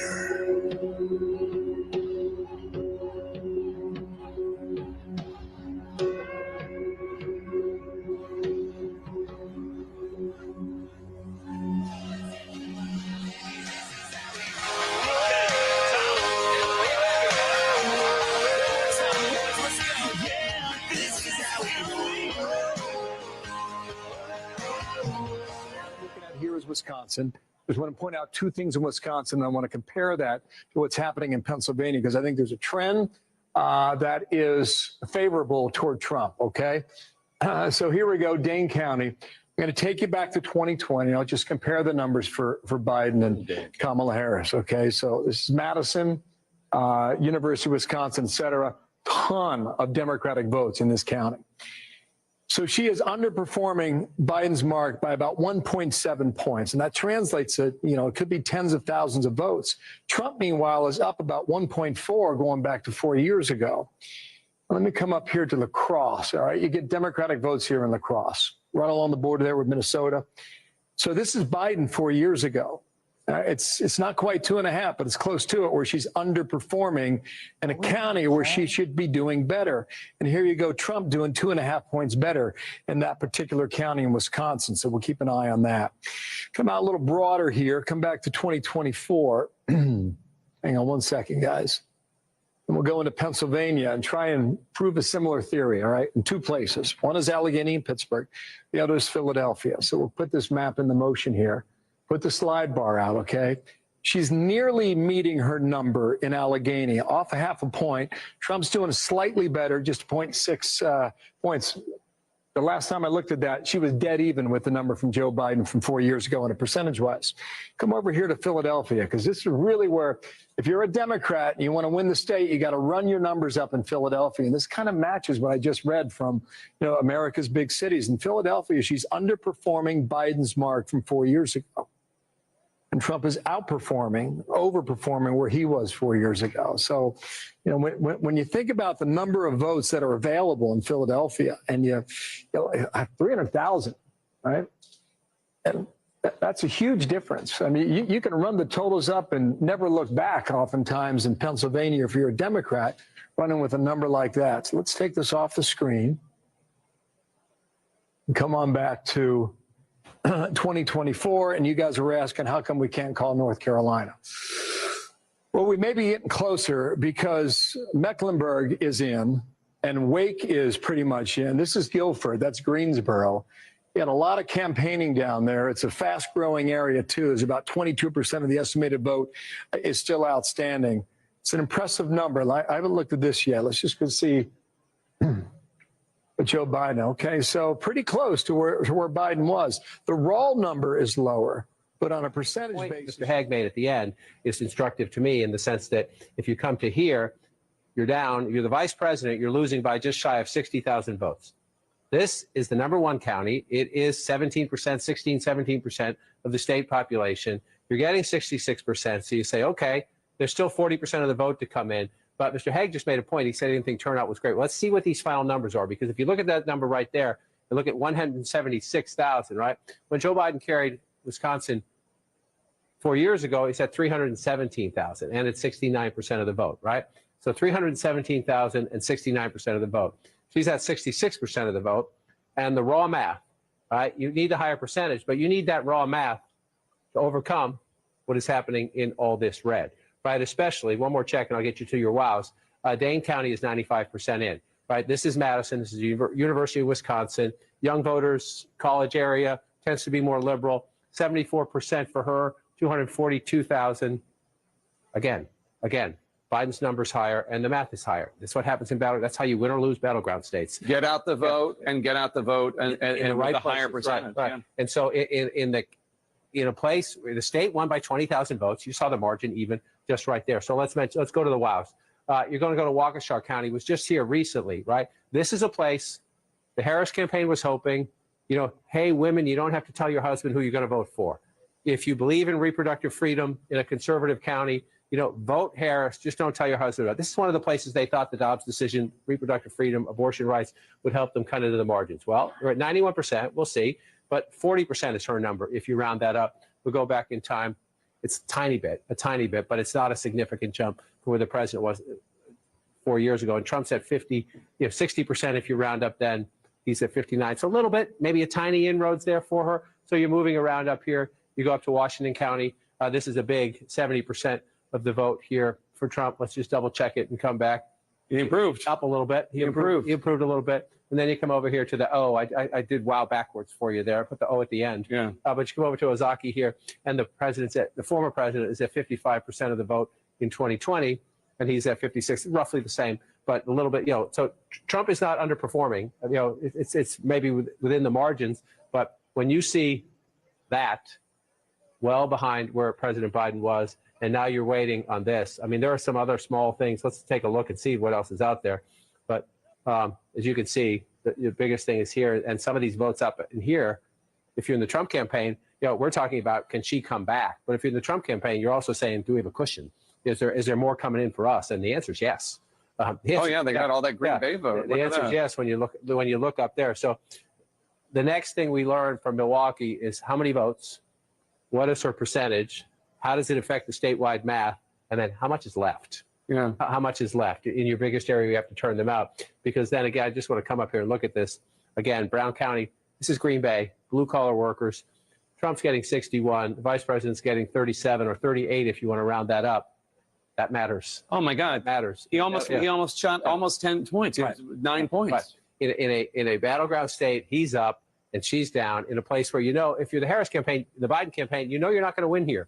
You know you're not going to win here. But if you make it that race, if you make it that close instead of that close, yeah, you get a better result, period. It's simple math. Let's go on to the third of the blue wall states, Michigan.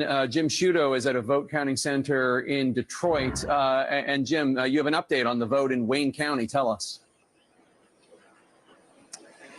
Well, let me tell you, we've been in touch with the Secretary of State's office really every few minutes here, trying to figure out when we're going to get another batch of Detroit, of course, the surrounding Wayne County votes. And we're told very soon. They won't put a figure on very soon, but very soon. We know they're working hard, calculating those numbers, counting those votes, and that there have been no issues. They're not encountering any issues with machines, et cetera. This is just a process of getting the work done. We've also been in touch with Macomb County, where we were outside of Detroit earlier today. They are also expecting, they say, another batch of votes to be reported quite soon. And here where we are in Detroit, this is the location where they've been counting the absentee ballots. Just in the last hour, another 2,500 or so absentee ballots came in.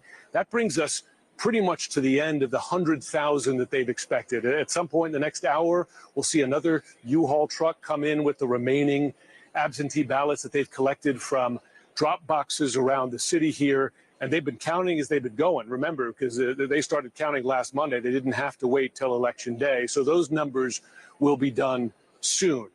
I will say the Secretary of State told me earlier this evening that she's moving up her expectation that by midday tomorrow, they could report final unofficial results, saying she believes they might be able to do that tonight, perhaps after midnight in the next couple of hours. But of course, they'll have to get those Wayne County numbers done first. I should note, the Secretary of State just walked in here to monitor the counting of those absentee ballots as she's been doing at precincts around the state.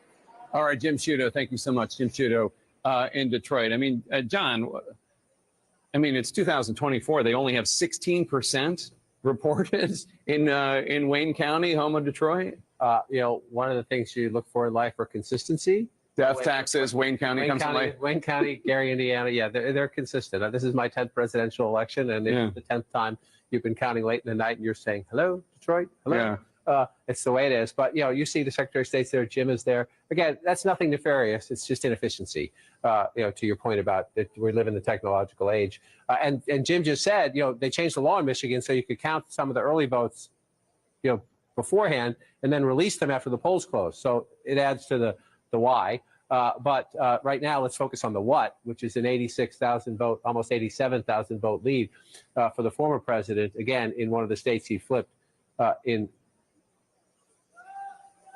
I just want to pull that out to make sure I'm right. Yes, he's leading in all three of them now. Oh, wait. That changed while we were talking. Changed while we were talking. She was ahead in Michigan, and now she is no longer ahead. Now Donald Trump is in the lead. Right now, not all the votes are counted, but right now he's leading in all three blue wall states. Plus North Carolina, plus Georgia, plus Arizona, plus Nevada. We're not done with the count. But this is right now the map of 2016. That is the map of 2016, and that is the 5-alarm fire inside the Harris campaign to get on the phone. Again, we're not done, and we lived through 2020. And I want to say it again, slowly and clearly. 2020, this time of night, there were states that changed, and they were largely, Pennsylvania changed. Trump was ahead. In Georgia, things have changed. There's not as many mail ballots out there as in 2020, so I would not expect as dramatic a swing. The question then becomes, go state by state, county by county, is the math there? And, I'm trying to be fair and trying to be, it's possible. Yeah, it's possible. When you're leading in all of them and you're Trump, that's what you're sitting in the headquarters. So maybe they're not going to win them all, right? Maybe they're not going to win them all, but they're leading in all of them right now. And so let's just look at what happened here and come on in. Number one, it's the smaller rural counties. When they fill in, again, you say, oh, that's not a lot of votes. Well, that's a lot of votes. Well, you have it there, and then you have it here, and then you have it again here. You're getting 500, 1,000, 2,000, 3,000 in all these little counties. 120 votes there. That's only 5% reporting. You say, oh, that's not much. It's a lot when you think you're going through a state and you have all these counties. And then the question is, so what are the Democratic margins, right? You've got 83 counties in the state of Michigan. So 56%, we're about halfway through in Kent County. It's the Grand Rapids suburbs, and she's running a little bit ahead of the president there. But Jake, the big question in Michigan is, when do those Wayne County votes come in, and what do they do to the statewide total? All right, John. Well, CNN has a major projection. CNN projects that Donald Trump will win the state of North Carolina. This is the first of 7 battleground states that we're keeping an eye on, and we are calling it for Donald Trump. What does that mean for the electoral count? Donald Trump now has 227 electoral votes. Kamala Harris has 153.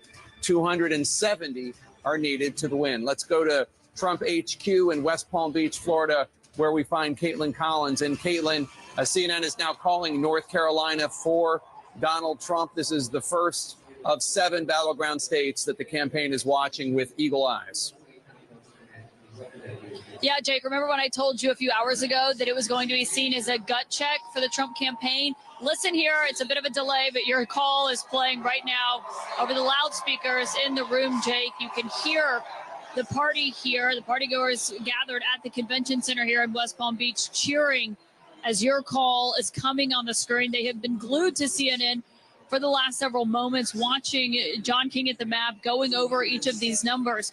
But North Carolina is an important benchmark for the Trump campaign because they were watching it to get a gut check for how they believed the rest of the evening could go. And I can tell you that what I'm hearing from Trump campaign sources is they are increasingly confident as the night is going on, still not certain, of course, watching those very important blue wall states and to see what they look like. And so that is going to be the big question here as they continue to keep an eye on Pennsylvania, on Michigan, on Wisconsin as this is moving forward. Jake, I will tell you that we're seeing more people from the Mar-a-Lago party come over here to the Trump headquarters where this party is going to be held. But also, some Republicans are flying into Palm Beach. We just heard from House Speaker Mike Johnson, who was watching the results come in with his constituents back in Shreveport. He is now headed here tonight because he is predicting a bigger Republican margin in the House, a Republican takeover of the Senate, and he says he believes a Republican is going to win the White House, therefore Donald Trump, Jake. Obviously, still waiting to see, but a noticeable shift here in the mood at the Trump headquarters. All right, Caitlin Collins in West Palm Beach at Trump HQ. Thank you so much. So the first of the 7 battleground states to fall, CNN projecting North Carolina for Donald Trump. This was the most probable pickup for Kamala Harris, if that was the world in which we were living. That is why Donald Trump went down there multiple times in the last 24, 48 hours of the campaign. And it clearly did not happen for Kamala Harris. And Trump, he's telling his people, I'm told, and just like we heard from Caitlin, that this is something that portends well for the future. We don't know what it means for the other states, but what we do know is it's even more evidence that that blue wall is the path for Kamala Harris. And that path is just more and more narrow, I think we're seeing as the night goes on. But also, so many people thought that perhaps this would be an election that in tenor and tone would be closer to the midterms, a big conversation about abortion. That is not where it's going. It seems like you're seeing that male turnout is starting to produce what the campaign wanted.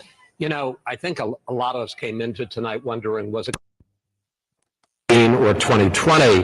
And 4 years ago, I was at Fox, and at almost exactly this moment, at 11:20 p.m., we made the very controversial call. They made the very controversial call of Arizona, and that changed the whole feeling. And that's one of the reasons the Trump campaign was so furious about that call, because it was the first flip and the first indication that maybe it was going to be different than 2016. Right now, and look, there's a lot of voting to count, and states to be called, but right at this moment, this does feel more like 2016 than 2020. No question about it. It is interesting, and yeah, and the fact that we're calling it at this point is also significant, because I don't think North Carolina was called last time 4 years ago until maybe a week after the election, or it was certainly after Pennsylvania. Pennsylvania came on Saturday. I think North Carolina was Sunday or Monday.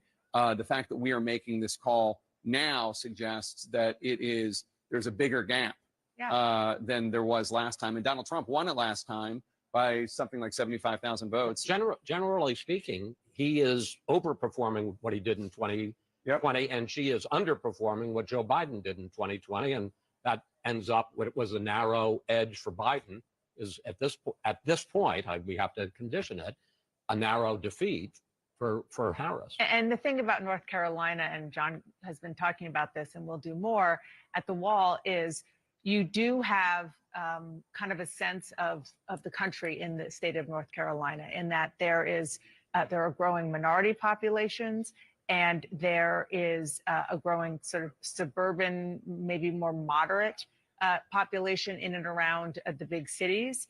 And so that is why the Harris campaign thought, with the dynamics of the country right now, that she would have a better shot But look, the headwinds of the economy, the inflation that people are feeling, the difficulty in their everyday lives. Yeah, she could not outrun that couldn't. Biden economy.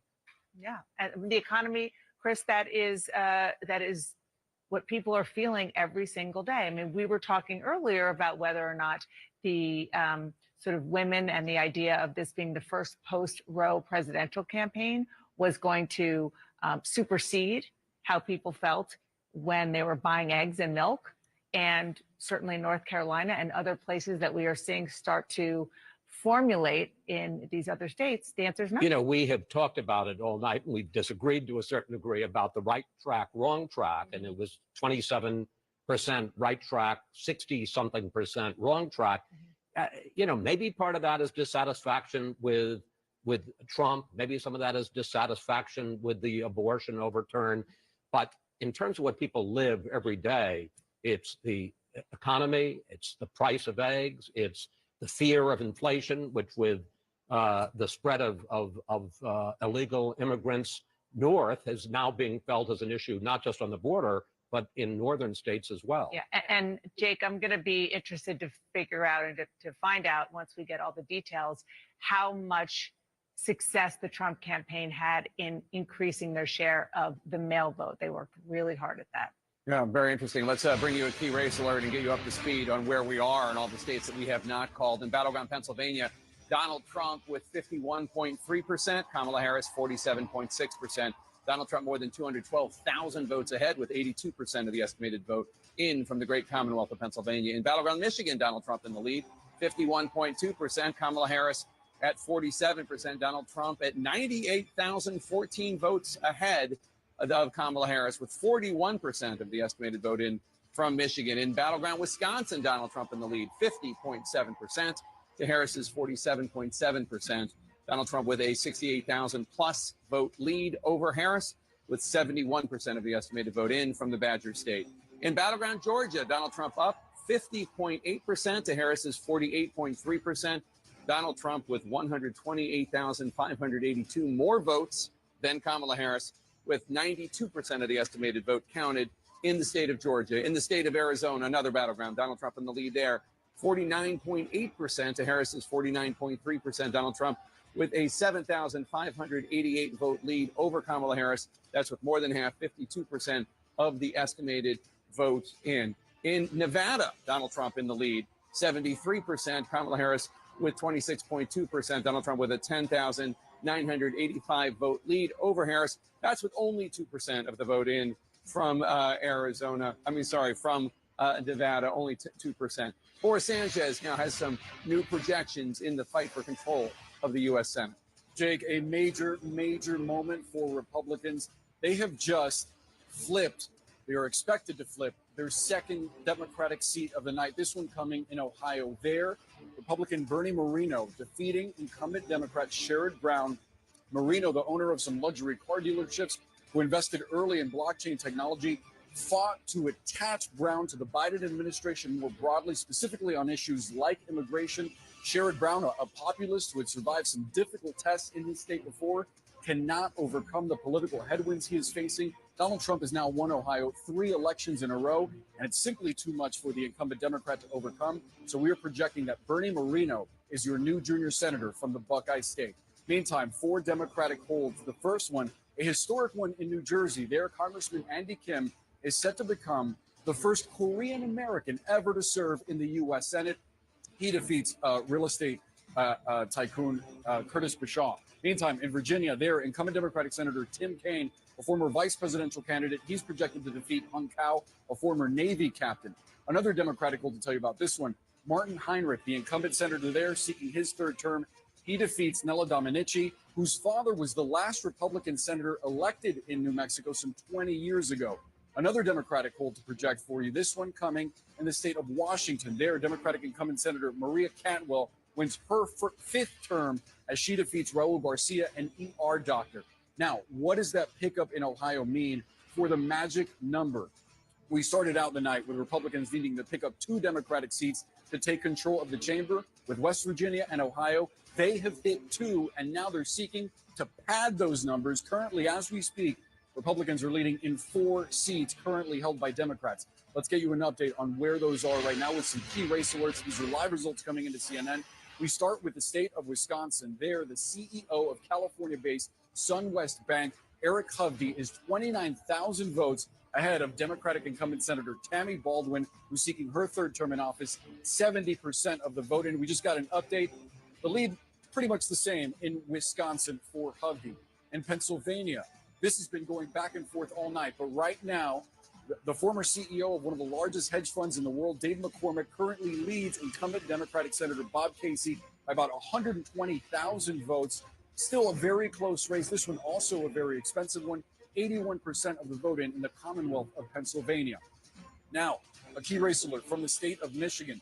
This one has been close all night as well. Former Republican Congressman Mike Rogers currently leading current Democratic Congresswoman Alyssa Slotkin, 48,000 votes. Rogers ahead of Slotkin, 40% of the vote in the Wolverine state. So let's take a look at the balance of power in the U.S. Senate, the raw numbers. What does this mean? Democrats hold 40 seats. Republicans, with those 2 pickups, hold 49, 11 seats remaining to be determined. Jake, obviously you need 51 for control of the chamber. All right, Boris, thanks so much. And CNN can make a projection.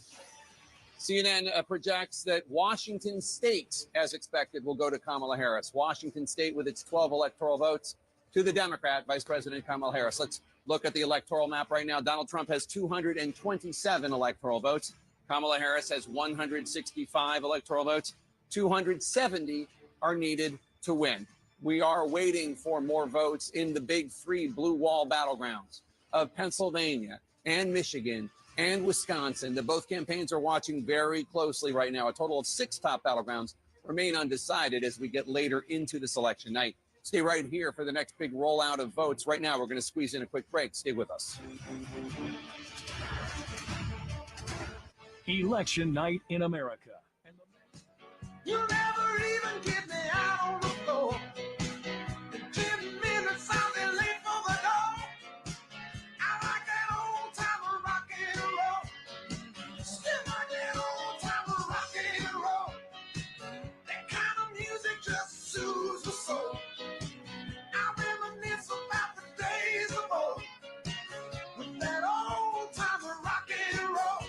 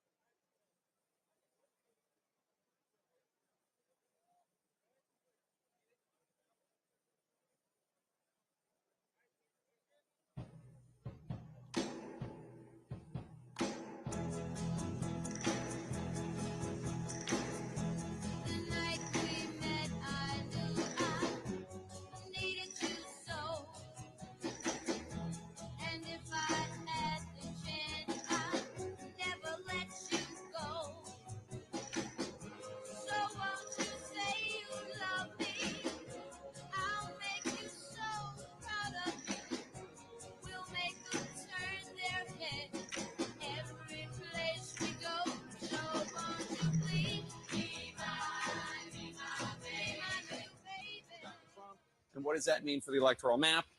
Donald Trump has 230 electoral votes. He is 40 electoral votes away from winning.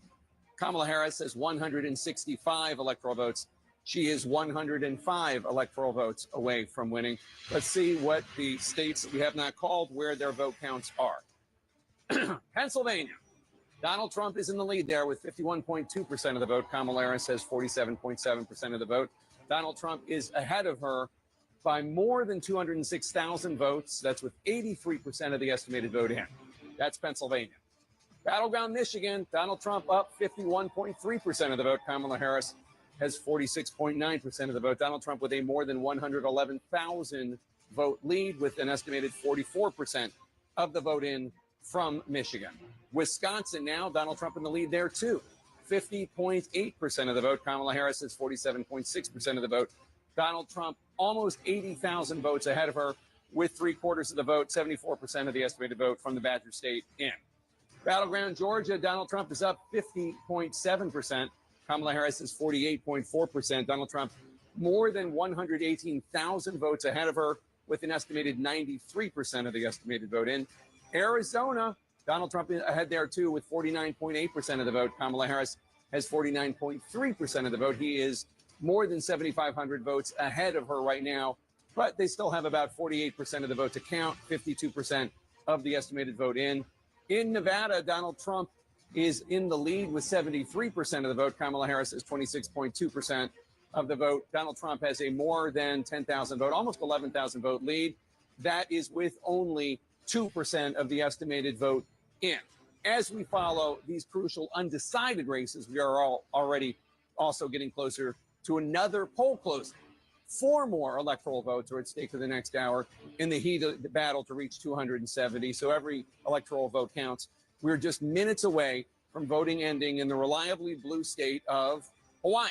Over to John King now at the Magic Wall. John. So, Jake, a quick look. You just went through the numbers. Just want to look very quickly. These 3 states, Wisconsin, Michigan, and Pennsylvania, will determine the fate of the Harris campaign, whether there's any chance she can come back. As we wait to see those results, I just want to show you something. Bring it up. Remember January 6th? Donald Trump was finished. Even Republicans were running away from Donald Trump. Donald Trump is done as a national politician. I want to show you something. This is Trump overperforming his 2020 performance by 3% or more, right? This is a statewide look. We're not done with some of these counts out here, so this will change a little bit. But Donald Trump overperforming 2020 after January 6, 2021. That's the statewide look. Look at this. Just look at this when you go to full counties. Look at how many counties across America, 994 of the 4,000 plus, 4,600 plus counties and townships, especially up this way, part of the country, they don't call them counties, they call them townships, but in nearly 1,000, 993 right now. This will change as we go through, but Donald Trump is overperforming, and look at where they are. He's mostly performing in red areas. His vote is getting higher in the areas where he wins elections. Yes, there are some blue places where he's overperforming, but just look at battleground Pennsylvania. Look at all these red counties, places that Trump wins, where he's overperforming by 3% or more what he did in 2020. Then you come out here, let's go up to battleground Michigan. These are the decisive states left on the board right now. Look at in the areas, those are his base areas. He's getting more. The same over here in battleground Wisconsin. So the former president of the United States, given up for dead, Jake, after January 6, 2021, is running stronger now than he did in the last campaign. All right, John King, thank you so much. Every electoral vote counts, and 4 more are on the line right now as polling places are about to close in Hawaii. And we project Kamala Harris will win the state of Hawaii with its 4 electoral votes. Not a surprise. Hawaii, a reliably Democratic vote. But that does mean a pickup of 4 electoral votes for Kamala Harris. Donald Trump has 230. He is 40 votes away from winning. Kamala Harris has 169 electoral votes. She is 101 votes away from the 270 needed to win. John King. So, Jake, let's look at the map where we are right now, and then we'll go through some of these battleground states where we're still waiting. But just look at the map right now. You see a lot of red, right? So let's look at the 2020 map. You see the blue, right? The blue wall states, Georgia, Arizona, Nevada, right? Now watch. This is where we are now. 2024 looks a lot different than 2020. But at the moment, looks pretty similar to 2016. Donald Trump won the blue wall. Donald Trump won North Carolina. Donald Trump won Georgia. Donald Trump won Arizona. The only difference would be Hillary Clinton in 2016 did carry Nevada. Donald Trump leads there right now when you come back to 2024. But it's just, sorry, 2024. Let me come up here and do this and hit this. And you go there at 2024. So that's the one, it's just a dramatic change when you come here. And so Donald Trump is remaking the map again at the moment. And the question is there any way for Harris to come back? Again, we've given Donald Trump North Carolina. So let's see where we are in Georgia. If Donald Trump also carries Georgia, the vice president cannot afford to lose Pennsylvania. Yes, Nevada's out there, Arizona's out there, Michigan and Wisconsin are out there. 19. I'll show you what I mean in a minute. So can she come back in Georgia to stop that from happening? She's limiting her. If he wins Georgia, her path is so limited. So it's 118,000 votes right now in a state decided 4 years ago by 11,700 votes. Donald Trump with 93%, that's an important number, of the vote counted is ahead by nearly 120,000 votes. So you're looking, this is where they would have to be. You can pick up votes elsewhere, but that's where most of the votes are. That's close to half of the state population, right in Atlanta, in the metropolitan area around it. So what's out there? Are there live outstanding votes out there? Well, let's take a look. The answer is yes. Let me get rid of the coloring so you don't have to see that. The answer is yes, they're out there. You're at the point now where you're talking about drawing to an inside straight flush, essentially. You need these votes to come in overwhelming numbers for you. But you do see there's the mathematical possibility. This is why the Harris campaign is on the phone. This is why I assume Donald Trump has not come out yet to say anything, because he's hoping that this one comes off the board as well. You're looking at the math right there. It's possible. So we're waiting for more votes in Georgia. So then you come up, Jake, and we'll look at the blue wall states in a minute to see if any of the math is changing. But if you look at the map right now, you would so much rather be Donald Trump than the vice president. All right, and we have a projection, John. CNN can project that Kamala Harris will win the Commonwealth of Virginia. Commonwealth of Virginia, with its 13 electoral votes, will go to the Democrat Vice President Kamala Harris. What does that mean for the electoral math? Let's take a look. With 270 electoral votes needed to win, Donald Trump is only 40 behind that with 230. Kamala Harris has 182 electoral votes. Let's bring you a key race alert. Where are we with all the states that we have not projected yet? Pennsylvania, Donald Trump in the lead. 51.3% of the vote. Kamala Harris, 47.6% of the vote. Donald Trump has a more than 213,000 vote lead over her with 84% of the estimated vote in from Pennsylvania. In battleground Michigan, Donald Trump up there, 51.2% of the vote. Kamala Harris is 47% of the vote. Donald Trump with a 107,290 vote lead over Harris. But there's still about 55% of the vote that has not been counted in Michigan. A lot of votes to count in Michigan. Wisconsin now, Donald Trump 51% of the vote, Kamala Harris 47.4%. Donald Trump with a more than 92,000 vote lead over Harris. That's with more than 3/4 of the votes counted in Wisconsin, 77% of the vote. In battleground Georgia, Donald Trump up 50.7% to Harris's 48.4%. Donald Trump with a 118,838 vote lead over Harris with 93% of the estimated vote in. In battleground Arizona, Donald Trump up 49.8% to Harris's 49.3%. Donald Trump with a 9,600 plus vote lead. That's with slightly more than half of the vote counted in Arizona, 52%. In Nevada, Donald Trump up 73% to Harris's 26.2% of the vote. Donald Trump with an almost 11,000 vote lead. But that is, again, with only 2% of the estimated vote in Nevada counted. Still a lot of votes to count in Nevada. John? So, Jake, let's look at, right now you're looking at the big map and you're seeing all that red. Yes, Virginia, we just projected for the vice president. That one's blue. I'll take a closer look in a minute at that one. But you're looking at the blue wall states. Essentially, Harris's only path is to come back in these three states right there. I can give you a conceivable possibility where she only has to come back in two of them, but she has to come back in all three of them to have a reasonable path to 270 electoral votes. And it's a problem at the moment, 168,000 votes. I'm told more votes just recently came in Philadelphia, and indeed they did. So now you're up to 76% estimate. These can change a little bit as more votes come in. But you see that, the vice president opening a healthy lead in Philadelphia, which is a building block of a Democratic win in Pennsylvania. The question is it enough? I just showed you Trump was leading. So 78%, 477,000 votes. If you go back 4 years ago, it's 81%, and it's 603,000 votes. Remember that, 81 and 603. 78 and 477. Can she move both numbers up when we get the final quarter of the vote? That's the challenge, because you need that math, forgive me, to overcome that. 168,000 votes in a state that was decided by 80,000 votes 4 years ago and 40,000 votes 4 years before that. That is a big lead in a tight state like Pennsylvania with 85% of the vote. So you're saying, is it just Philadelphia and the suburbs where there are outstanding votes? Again, if you're joining us late, the larger the circle, the more votes that are still outstanding to be counted, the color, the way the candidate who's winning in that area at the moment. And so you still do right here, Philadelphia, Delaware County, Chester County, Montgomery County. There's still some math to be done there. A little bit out there in Allegheny County where we talked to Brian Todd early in the night. A little bit up in Erie County, which is a swing county. Tends to be very close, though. So let's come back and look at this as we come through it.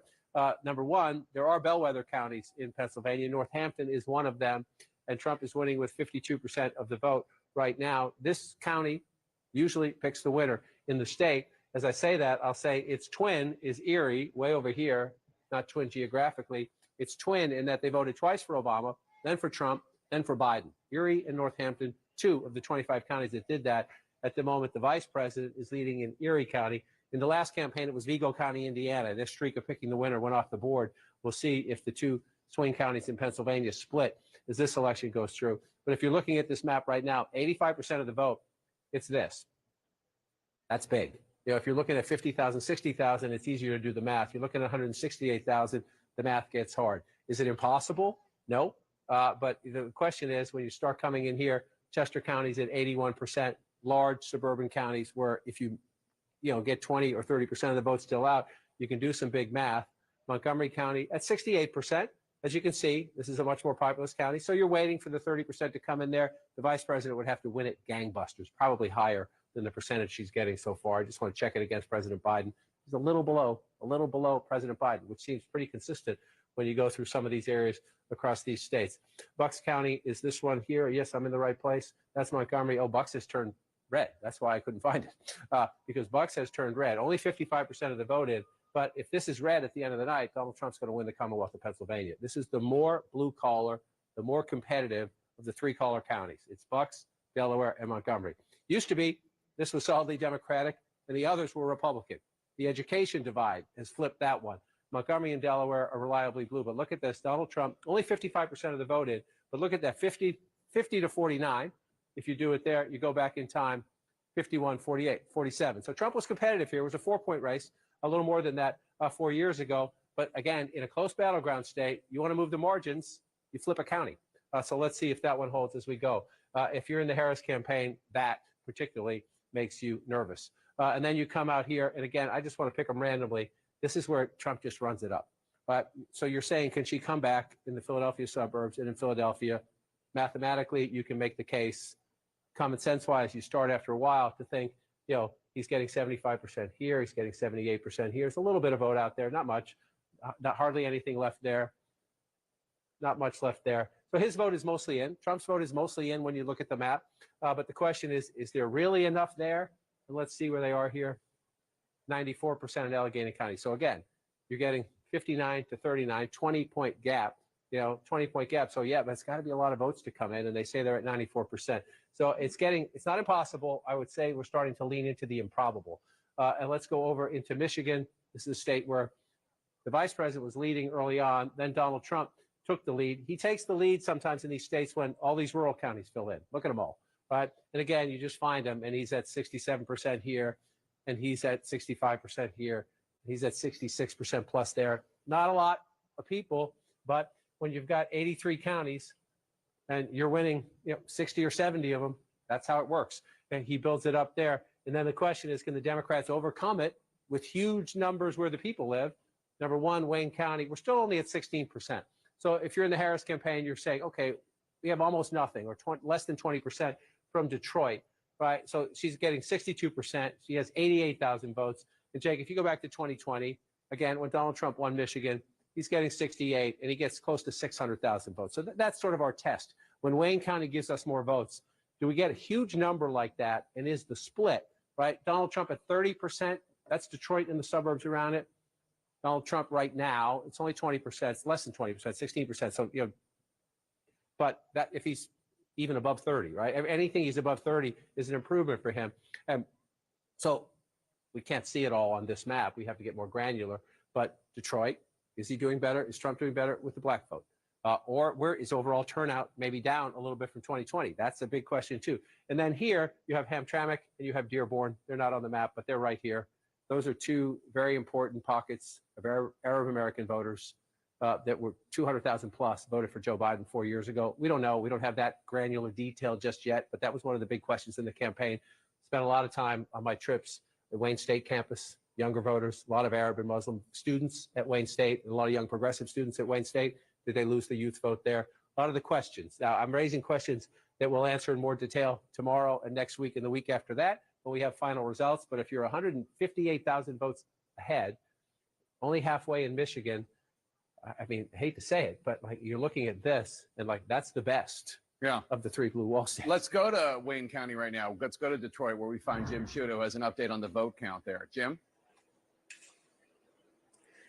Jake, there have been a lot of questions and some consternation as to why we haven't seen more data from Wayne County yet. And I just spoke with the Secretary of State, Jocelyn Benson, and we believe we have the answer here. I asked her quite specifically, and she said the reason is that Wayne County, in part, given all the scrutiny on this county as it impacts the outcome of the election in this state, is not reporting partial results. It's waiting until it has either all or the vast majority of those results in before it, in effect, gives that batch and makes it public. And I just want to highlight one point that's going to happen in the next hour, perhaps even the next few minutes. A nondescript U-Haul van is going to drive in one of these doors behind me here with the last remaining outstanding absentee ballots in Detroit, part of Wayne County, about 4,000 we expect.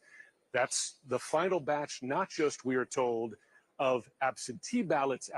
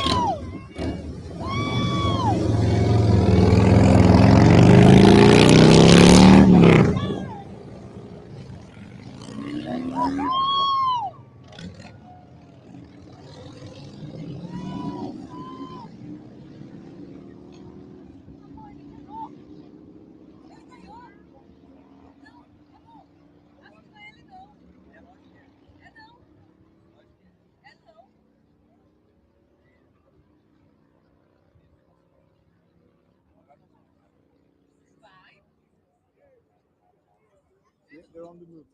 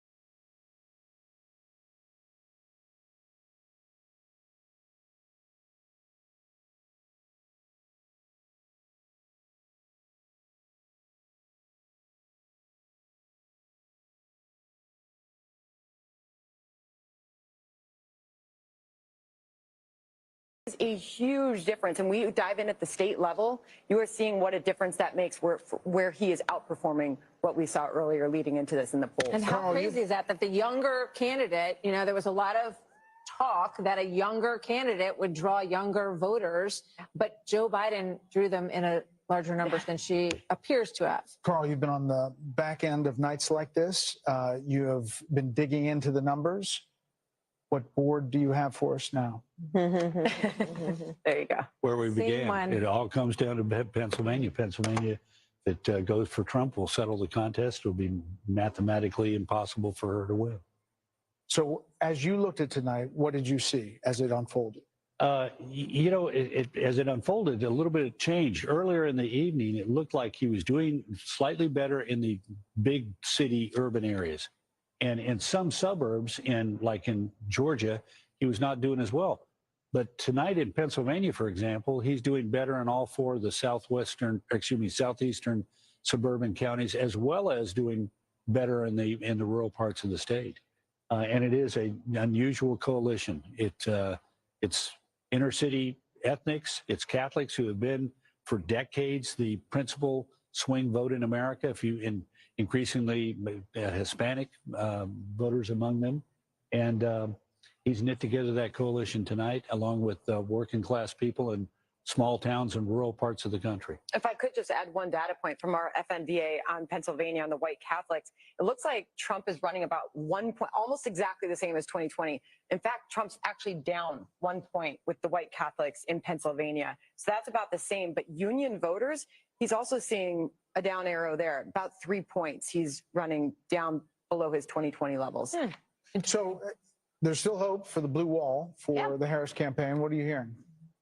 That there's still hope. Obviously, I didn't love to see the go take a nap and we'll get back to you in the morning about all of this, but we do have to keep in mind that the race in 2020 wasn't called for days, that Biden won Pennsylvania on Friday of that week and Wisconsin on Thursday, I think that it was. So we'll see. They think it's close, that there's vote coming in. There was, you know, some conversation over how much of a remaining vote in Philadelphia existed, and there was an extra 120,000-ish votes that were out there that could go into Harris's column. Two things, though, that I've been thinking about. One, and Dana knows this well, how much I love to throw out a good door knocking stat, right? So 2,000 door knocks a minute for the Harris campaign. Does any of that stuff matter anymore? And we'll see how this pans out.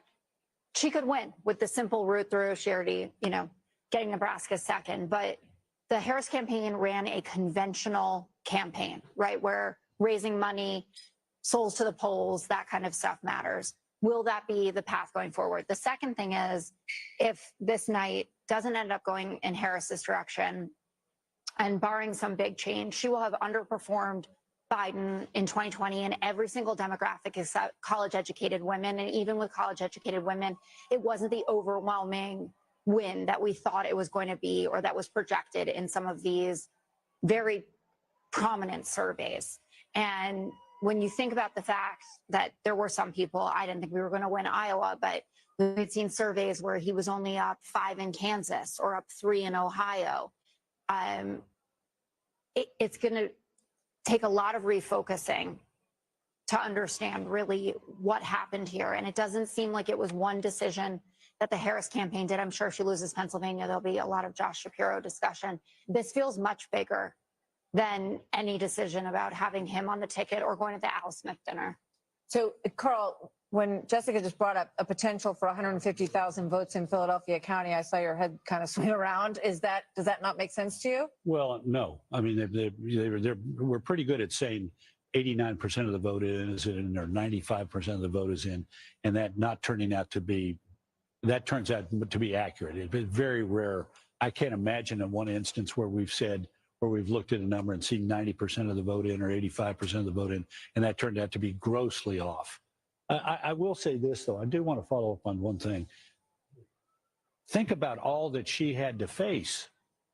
This is an abysmal number when it comes to the approval of the sitting president.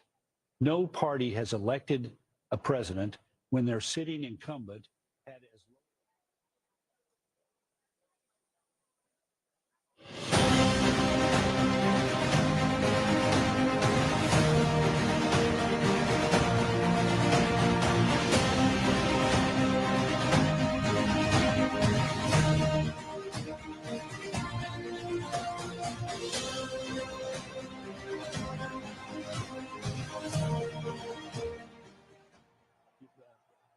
Britt made the point earlier.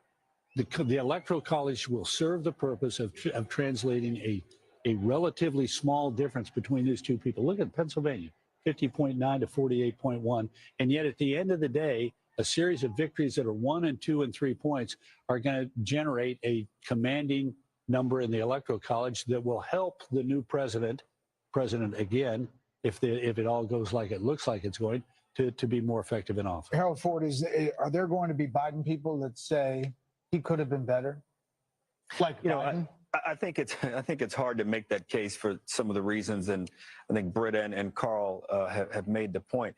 I think 3 things. I listened to Sandra's data. I'm curious, as we get a day or so away from this, as we look at what happened with the performance amongst women for her. Did she win African American women, Hispanic women, white women at a bigger rate? Were there disparities between the two? And then the race thing for me, I'm going to be curious also to get more. We heard that the numbers around Hispanic voters, but even black voters, where that might be. And interestingly, Carl, normally you see a race where in the country where the cultural issues impact, as you were talking about, the suburban areas, in some places he wasn't performing, and you see the suburban areas in Pennsylvania and elsewhere where the economic issues, fracking, and the livelihoods of those communities were at stake. Then you have the cultural issues. I think the issue around transgender rights was a bigger issue than Democrats really understand what it meant, and what it meant for girls playing sports. I'm a father of a son and a daughter, what it means if little boys are playing and little girls sports and going into bathrooms. I don't think we've not gotten our head fully around that issue. So there'll be a lot of reckoning, and to Jessica's point, and I think a lot of reimagining whom we are as a party, which I think will be good for the party if indeed the trend continues where it is this evening. I'm not going to belabor this point, but for a candidate who Democrats who really were aggressive, and a media that echoed that, called him racist and a Nazi, and yet today to see the black vote and the Hispanic vote going exponentially more than it did before is really quite something. I mean, it's just startling, Britt. Well, it's a further sign of the decline of the influence of the mainstream media, which tends to take its cues, to say the very least, from the Democrats, and to repeat with serious faces the charges he made and the sometimes outlandish claims that he has made about Donald Trump. We could be getting ready for a call here soon. We're going to stay here, and we're going to go to Bill Hemmer, because you're looking at Pennsylvania. Bill, can you hear me? Yeah, I can. Yeah, sorry, they were talking to me. Go ahead. What's How that? come I always talk to you when they're talking to you? But because there's a lot to be said over here. All in right. this So figure. Go Pennsylvania, ahead. we're still looking at, but Yeah. we're also looking at the national popular vote. Yeah. Which he's currently leading. Yeah. One thing I was looking at here. Okay, this is Philadelphia. This is 2016. This is Trump's margin in Philadelphia, 15.5. Okay. Then he comes back 4 years later, Philadelphia. That's where I mean, it's a Republican running in a blue part of the state. He's just shy of 18.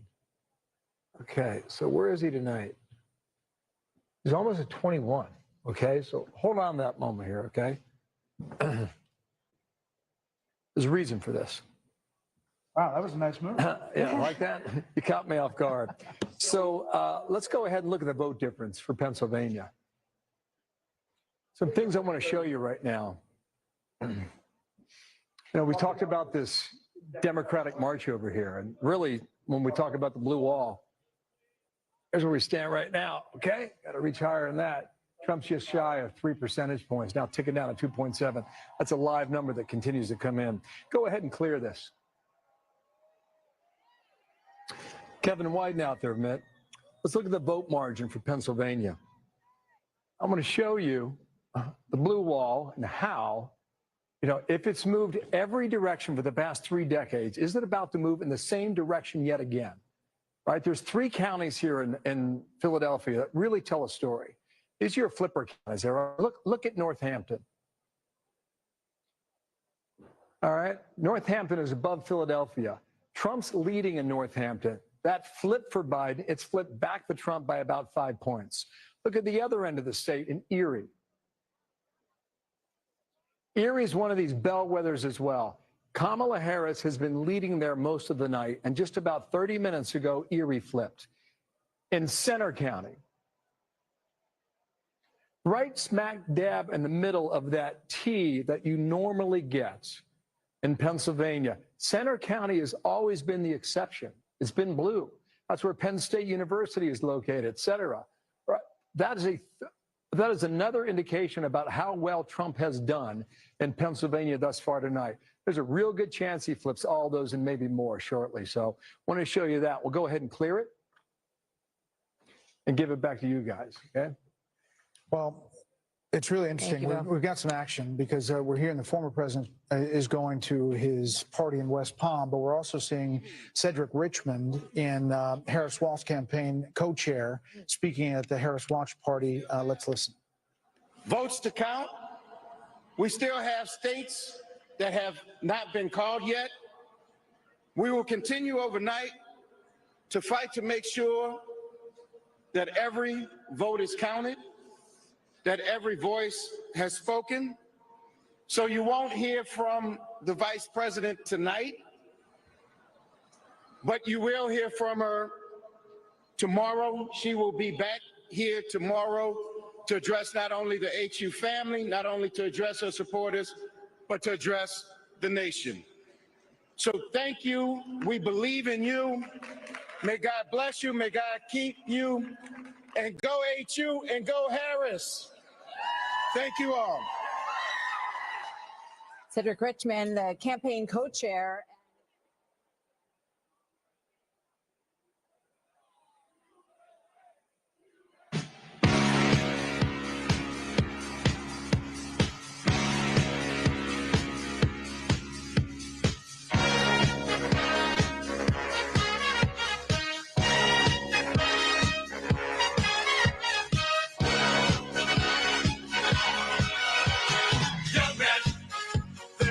To feel down, I said, young man, pick yourself off the ground. I said, young man, cause you're in a new town. There's no need to be unhappy, young man. There's a place you can go. I said, young man, when you're short on your dough, you can stay there. And I'm sure you will find many ways to have a good time. It's fun to stay at the YMCA. It's fun to stay at the YMCA. They have everything for your mental joy. You can hang out with all the boys. It's fun to stay at the YMCA. It's fun to stay at the YMCA. You can get yourself clean. You can have a good meal. You can do whatever you feel. Young man, are you listening to me? I said, young man, what do you want to be? I said, young man, you can make real your dreams, but you got to know this one thing. No man does it all by himself. I said, young man, put your pride on the shelf and just go there to the YMCA. I'm sure they can help you today. By concluding his campaign in Kent County, Grand Rapids, he did it again in 2020 in a losing effort. He did it again just this past weekend, Monday night at midnight, right? He rolled into, wow. Yeah, he rolled into Florida at 5:30 in the morning. That was yesterday morning. No, it wasn't. It was this morning, wasn't it? Right. Because it was Wednesday, right? Okay, you follow me on the calendar? Okay, yeah, okay. But it's been stubborn. It appears that it will stick that way as well. Kent County and Grand Rapids will stay in the blue column. It's a changing area, you know, this west coast of Michigan.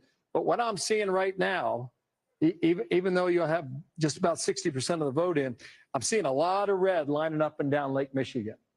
And for a while, you know, that had changed. It seemed to be shifting a little bit. There's a county right here called Muskegon, beautiful part of the world. And that had seemed to be drifting in the Democratic column as well. But Trump's got a firm grip on it now, 16 points. And I'll just go west of Muskegon, or sorry, south of Muskegon, west of Grand Rapids is Ottawa County there. Like for years, this was like a Republican bastion. Trump kept it that way in 2020, winning by 21.5 points. In 2016, in Ottawa specifically, you ran away with it at 30 points. And so it will stay that way tonight. And let me just come out to real-time data here and let you know where we are statewide. You've got some vote out there, but you see this margin here yet again, just as I'm talking here, guys. It's ticking higher, 210,967, 6.3 percentage point lead in Michigan. I'm not going to say it because it's not my job, but it looks like the blue wall could stay intact yet again for another year where it votes in unison with the winning party who takes the White House that year. Since 1988, that has held. I think we're getting ready for a call. I think we are too. Are we? Fox News can now project that the state of Georgia will go to former President Donald Trump.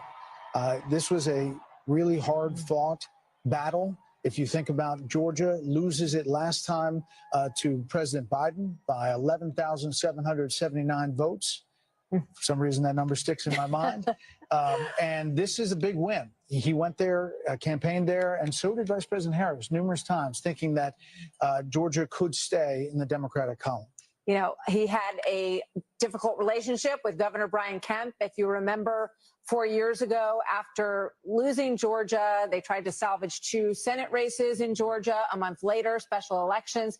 That didn't go well either. So this is a very big win for former President Trump to, you know, have this redemption in Georgia tonight. So now we are at Electoral College vote at 248 for Trump and 216 for Harris. We have a panel. We're welcoming in Darren Shaw, a member of the Fox News Decision Desk. Welcome in Juan Williams as well, along with Karl Rove. Darren, I got you out here. We're going to say, what happened? Are we calling Georgia? And then you push the button. Are you here to tell us that we were right when we said you called Georgia? Yeah, that's exactly right. I mean, I thought you were going to come down here to grill me, and we preempted that. What else are we going to call? Yeah. You guys called Georgia in the nick of time for you, Darren. That's exactly right. While we have you, how do you see this night? And was it like you thought going in? And as you look at the blue wall there? Well, I think 2 things. This is an election that is unprecedented by my standards because the more data I saw, the more possibilities seemed to unfold. There was stuff a couple of weeks ago I didn't think could happen. I didn't think Trump could win, let's say, the national vote. I'm not saying he's going to, but that was something that nobody thought could happen. They thought he was capped at 47, 48%. That's a possibility. We had a lot of conversations about whether these swing states were going to move together or whether they were going to sort of crack and each move separately.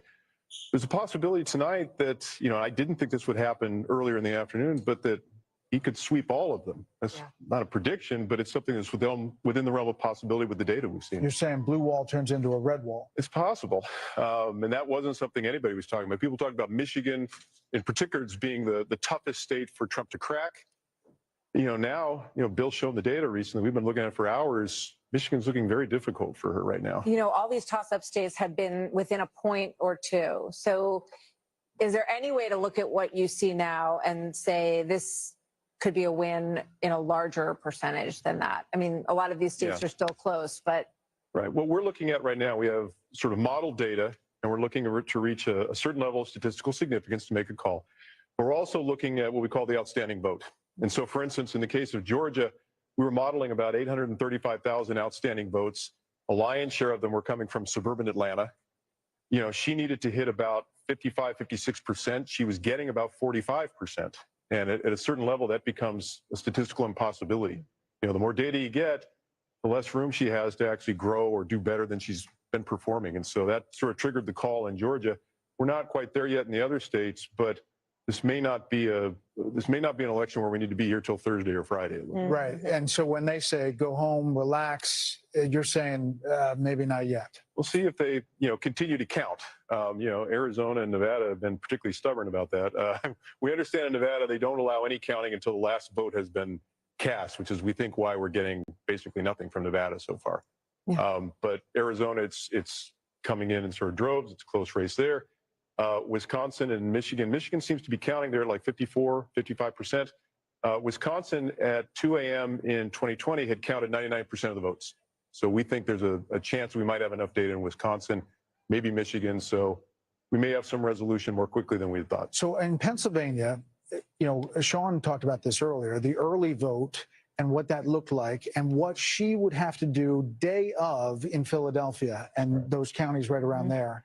Is it possible that that's still out there and it's possible to do? Well, it seems to be a probability diminishing by the hour. I think this is something from the Georgia data, but we've also seen it in Pennsylvania. Young African-American men did not come home. Part of the African-American vote came home to her, but a lot of it didn't, and there's a gender gap there. And the Georgia, I think, I have to run the numbers, and I'm not going to lay this at the feet of any demographic group in particular, but she really did seem to underachieve amongst African-American males, especially young African-American males. I mean, it just makes me think about Michelle Obama and Barack Obama, the former president, and the very strong appeals that they made. Michelle Obama said, don't let your husband or boyfriend's rage dictate your vote. President Obama talked about bringing out brothers and scolding them. That does not seem to have been a strategy that worked. Darren, did the Fox News voter analysis track with what you saw with raw vote as you went around the states? Yes. There were a couple. What we're doing early on is we get this early vote from Indiana and Kentucky. It allows us to kind of figure out is the FNVA performing consistent with the data. There were a couple states where Trump overperformed a bit. Florida was one. We were a little concerned that we might be overestimating Trump's performance in rural areas. But the more data we got, the more that didn't seem to be the case. It seemed like he was basically hitting what we thought he would hit. We've got the brain here. Did anybody else have a question for Darren? I'm curious about immigration and what you've seen in terms of how much that played into the votes in some of these states. Well, I think the one thing we can say is that it didn't repel people. In particular, there was some talk about the Hispanic vote coming home over the issue of immigration. That did not seem to happen much at all. The FNVA suggested, I think it was 40% was Trump's performance amongst Latinos. That ended up being, I think, within 13 or 14 points of Harris's. I mean, if you showed me data before the election and said, that he's going to get 15% of the African-American vote, 40% of the Hispanic vote, I'd say that's an awfully tough night for a Democrat to win an election in. There's some reporting that Trump has won Erie County, Pennsylvania. Is that square with anything you understand? I think it was on sort of a knife's edge. I don't know if Bill's got the latest data, but it was a what we go here. It's part of her hope, It right? went back to the Trump team, and right now, currently, just to keep you guys up to date, he leads it by a point in 1.4, which is a little less than 2,000 raw votes. And it's 99% left out. How much is it? It's 99% in or 90? What did you say? 90%, statewide 90%. Darren, I got a question for you. When you think about the blue wall in the upper Midwest, when we were at the convention in Milwaukee in July, it ended on a Thursday. On a Friday, we had that national computer glitch, and all the airports were shut down. So all the delegates and all the journalists and all the campaign folks were stranded at the airport in Milwaukee. And I was still thinking at the time about, why did I just see Kid Rock? And why did I see Hulk Hogan? And why did I see Dana White? And I went to the campaign and I said, what's going on there? Because it was men. It was white men. And they said, we notice in the upper Midwest, at the time they were thinking about Minnesota, Wisconsin, Michigan, Ohio to a lesser degree, and Pennsylvania. That's what they were thinking about. And they said, we noticed that there was a certain percentage of white men who voted in 2016. They sat out 2020, and we're trying to win them back. Is there evidence that those white males in those upper Midwest states did that tonight? There was sort of a rule of thumb we were adopting that, and we spoke about this a little bit earlier in conversation with y'all, but that, the gender gap is a double-edged sword. Gender gap can help or hurt depending upon, the absolute level of support. We were looking at 55%. In other words, if Trump was hitting 55% with men, that was a good sign. If Harris was hitting 55% with women, that was a good sign. And in the upper Midwest states, he was getting closer to that sort of magic number than she was. So what they call it, the bro strategy or whatever, it seems to have paid some dividends up there. I mean, we're still waiting, but, it's looking pretty good for him. So we can definitively say that the poll that we don't talk about in Iowa was kind of off.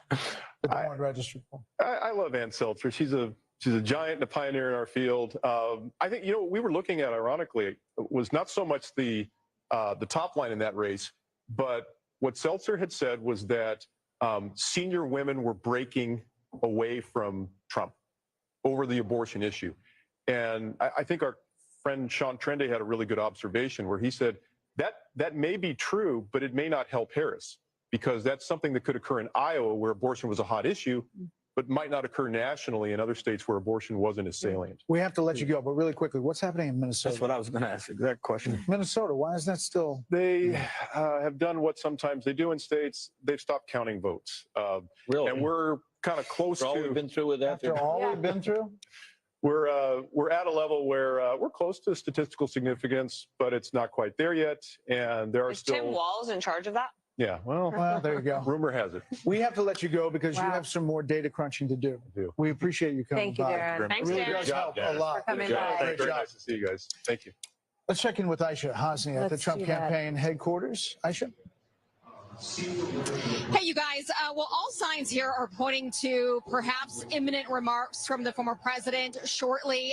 The biggest debt giveaway was a short while ago. Somebody went onto the stage right behind me and put up the glass for the teleprompter. So perhaps somebody will be speaking to the crowd here shortly, and that might be the former president. We've got eyes outside, our security details outside watching to see if the motorcade arrives from Mar-a-Lago. I did get a video from someone at the Mar-a-Lago party a short while ago, and folks there were jubilant and cheering and clapping. They had Fox News on the screen. They were watching as we were calling states and more races for the former president.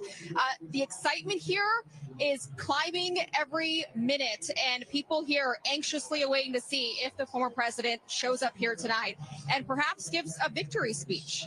Back to you. Oh, Aisha, So thanks. thank you very much. cough drop? We'll head back there. If the former President Trump is about to take the stand and speak there. So we're going to keep a close eye on that. 1 a.m. in New York. Polls have just closed in Alaska. The Fox News decision desk says it is too early to call. Trump has a lead in our Fox News voter analysis, so we will get you back to Alaska when we have a little more data to report there. And there you see 248 to 216, the Electoral College map. We are waiting on the blue wall, which could be a red wall. You just heard from Darren Shaw, and I think that data and the way he laid it out there and their decision making really kind of lifts the curtain to how these guys operate based on our Fox News voter analysis, which again was 120,000 voters, that a rolling poll, and then the raw vote total that they came in. Alex Hoff is in Pennsylvania. We'll check in on the ground there. Alexandria. Yeah.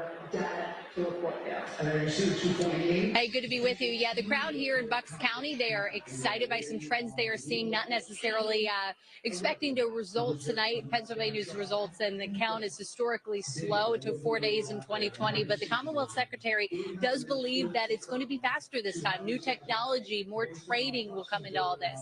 Now, looking at Philadelphia, both the Trump and the Harris campaigns, they're saying they're outperforming there, but Team Trump feels that this could be good news for them because there are pockets of support inside of South Philadelphia, Northeast Philadelphia, and there is a saying that goes that Republicans can gauge how well they are doing in the state by how much they are losing Philadelphia by. Simply, it cuts into the margins that Democrats need, and here in Bucks County, they're seeing themselves on the screen right now. It means a lot. If he were to win this county, Bucks County, I mean, that would be the first time a Republican presidential candidate has taken this county since 1988. And these suburbs of Philadelphia, this is what pushed Biden over the edge in 2020. Harris needs to do well in these counties if she stands to have a chance of taking the state, guys. Brett, Martha? Alex, thank thanks. you. So let's go to Bill and see, what are you cooking up over there, Bill? You know, I was just looking at New York. You know, we heard so much about MSG and the insult comic about the Puerto Rican joke. And, you know, Trump, you know, New York's his home, right? I mean, now living in Florida, Mar-a-Lago, but just look at this. I'm going to go ahead and use the slide bar and just, okay, 8 years ago when he's running against Hillary Clinton, this is his margin in New York, all right? 37.5 compared to almost 59 for Hillary Clinton. And then against Joe Biden, it was what? Was it? Oh my gosh, it was 0.3 of a point. All right, and now we come to 2020 and see the numbers on the board here. That's a pretty decent performance, and we're just getting some insight here in the New York City. He did well over 40% of the vote here in New York as well. One thing I was checking out here, guys, in this is the number, right? The path to 270. I guess in theory right now, if you were to close out, you're at 248. If you were to close out Pennsylvania, and even though Alaska has ranked choice voting, which could take a while to post a number here, nonetheless, that would put him right at the number at 270. So even around the blue wall, that's possible too. That goes back to the argument that we've been talking about for some time now, that Trump had more paths to the Oval Office than Harris did. Let's go check on Pennsylvania one more time here, and we'll see. Okay, it's holding steady at 3.5. 90% of the estimated vote out there is now reporting here. In Michigan, the blue wall, 6.3. So that number is stuck a little bit here. Estimated somewhat, maybe 40% of the vote still missing there in Michigan. In Wisconsin, maybe we get some more numbers in. It got 85% of the vote in here. And, Trump's holding on to this 4.2 advantage in Wisconsin. And Wisconsin, they take a lot of pride in what they do. They want to get the vote out quickly. Maybe Milwaukee notwithstanding, but the rest of the state, that's their idea. So we could get that in maybe a little more as we go into what, the 2 a.m. hour? Are we going to 2 a.m. or 3? What are we doing here? Arizona sticking here at 0.7. What's that? Just keep going. Okay, you got it. This is Nevada, so we're starting to get our first numbers in from Nevada. For any of the nerds and geeks out there that have been deep in the weeds about the early voting, you've been watching Nevada. And Nevada's been a pretty good marker there for Republicans. This is a quick count here now. It's saying 75% of the vote is in, and Trump's got a firm lead at 3.4 points, roughly just a tad under 35,000 votes. Clark County, Las Vegas, 70% of the votes in the Silver State here all come from Nevada. Let's see what's happening right now. Okay, Harris, just a tick over 50.2 with 80%. I want to go comparison's sake, 8 years ago. Why not, right? In Nevada, I don't know what this number is. We'll find out together, okay? So Hillary Clinton did 2 points better than Kamala Harris, and Joe Biden, okay, did even better, 3.5 over what Kamala Harris is putting up right now. So it appears if you're in the Trump camp, that's a pretty good number right now, just shy of 51% in Nevada early on. Here's Carl Rowe's favorite place in the world. This is Washoe County, right, Carl? Right now, it's close, right? 0.2 points. What happened with Biden? Was it close? Yeah, pretty close, but Biden won the county. So in all likelihood, Trump's got a chance to flip this if it holds up right now. Super slim and more vote to come in, but Nevada is looking good too. Now you start to wonder, how high does this number go on the Electoral College? Yeah, New York Times needle is now at greater than 95% and likely to win the popular vote is what they have. Well, let's check in. Let's go out to Vegas. Jeff Paul is live in Las Vegas. Jeff, what's happening? Well, a lot of excitement here and optimism at the Sam Brown watch party. He is, of course, the Republican candidate trying to unseat the Democratic incumbent Senator Jackie Rosen. And just a few moments ago, when Bill was talking about Nevada, you heard a lot of cheers here from the crowd at the Sam Brown watch party, just knowing some of those initial numbers. It took nearly 3 hours to finally get some of those numbers. We're hoping to get another batch in the coming hours. But Nevada has an interesting law where it's, you can vote right up until the 7 o'clock hour. And if you're in line, they'll let you vote. And in order to release those results, they wait until the very last person in line votes. That person, it took 2 hours and 48 minutes. So still a very long night ahead of us. But for the folks here at the Sam Brown watch party, a lot of optimism in the air. All right, Jeff Paul in Las Vegas. Jeff, thanks. So our panel is still with us. And we have some new folks that are here as well. Kevin McCarthy's joining us. Karl Rove is back. Juan Williams is here. Great to have all of you with us. Kevin McCarthy, let me start with you. Give us an update on what your overall take on the night so far, and then maybe drill down on some of what you're seeing in these House situations as well. The Senate Republicans did an extraordinary job. They surpassed all expectations. President Trump is on his way. And I think President Trump is going to help the Republicans hold the House, but it's going to be very narrow, maybe even narrower than we have now. But you think they could do it? Maybe even narrower than you have now, you said. Yeah, it may be exactly the same or maybe smaller. Look at the two seats I said at the very beginning of the night. Watch Pennsylvania 7 and Pennsylvania 8. I think we're going to pick those both up. You said North Carolina 1. We're probably going to lose that by 1 point. She did an extraordinary job. Wow. Then you look at Maine. We're ahead there. But we have some incumbents that have fallen in New York. California's just in now, but don't read those numbers yet because it's just the first part coming in. We're going to have to wait some time to see where we're there. Arizona, we've got a couple incumbents in trouble. Bacon's coming back in Omaha, maybe there. If we hold the House, if this is a trifecta, the credit goes to President Trump. But it also fundamentally means something different. You can do reconciliation when it comes to tax reform. So you don't need 60 votes in the Senate. Having the Senate as large as he is, he's going to get the cabinet that he wants. The other thing that's going to happen is you're not going to have a Hakeem Jeffries that's going to try to impeach him every single week. So America is going to see ability to govern. And if Republicans take this moment in time to not play games and focus on the issues, they can grow it the next time. Otherwise, it's going to be very competitive in 2 years. But Juan Williams, if it's as big as we think it could be, we obviously haven't made these calls yet, but it's trending that way. And the pathway for her to win is getting narrower and narrower. Isn't it not a mandate? And Hakeem Jeffries and the thought of impeaching with what we're seeing tonight seems like wouldn't be the right move. Well, I think the Democrats are, well, dispirited at this moment. And I think that the likelihood, as we pointed out, is that Trump will be the president. And I think that for me, talking to people like Darren and political professionals around, no one anticipated the size of this mandate, as you call it. I think that there is even recriminations now among Democrats as to Biden and whether Biden should have dropped that earlier or Biden should have stayed. Would a white male have done better? Obviously, Trump has defeated 2 women and now a black woman. So there's all of these questions. But to my mind, it seems to me incredible that a guy who led a insurrection against the United States government is potentially now, like a phoenix going back into the Oval Office. It's unbelievable. Well, you have to consider the fact, Juan, that a lot of people didn't think that was an insurrection. They thought it was a riot, but not an insurrection. And had they thought there was really was an insurrection, I don't think he could have won.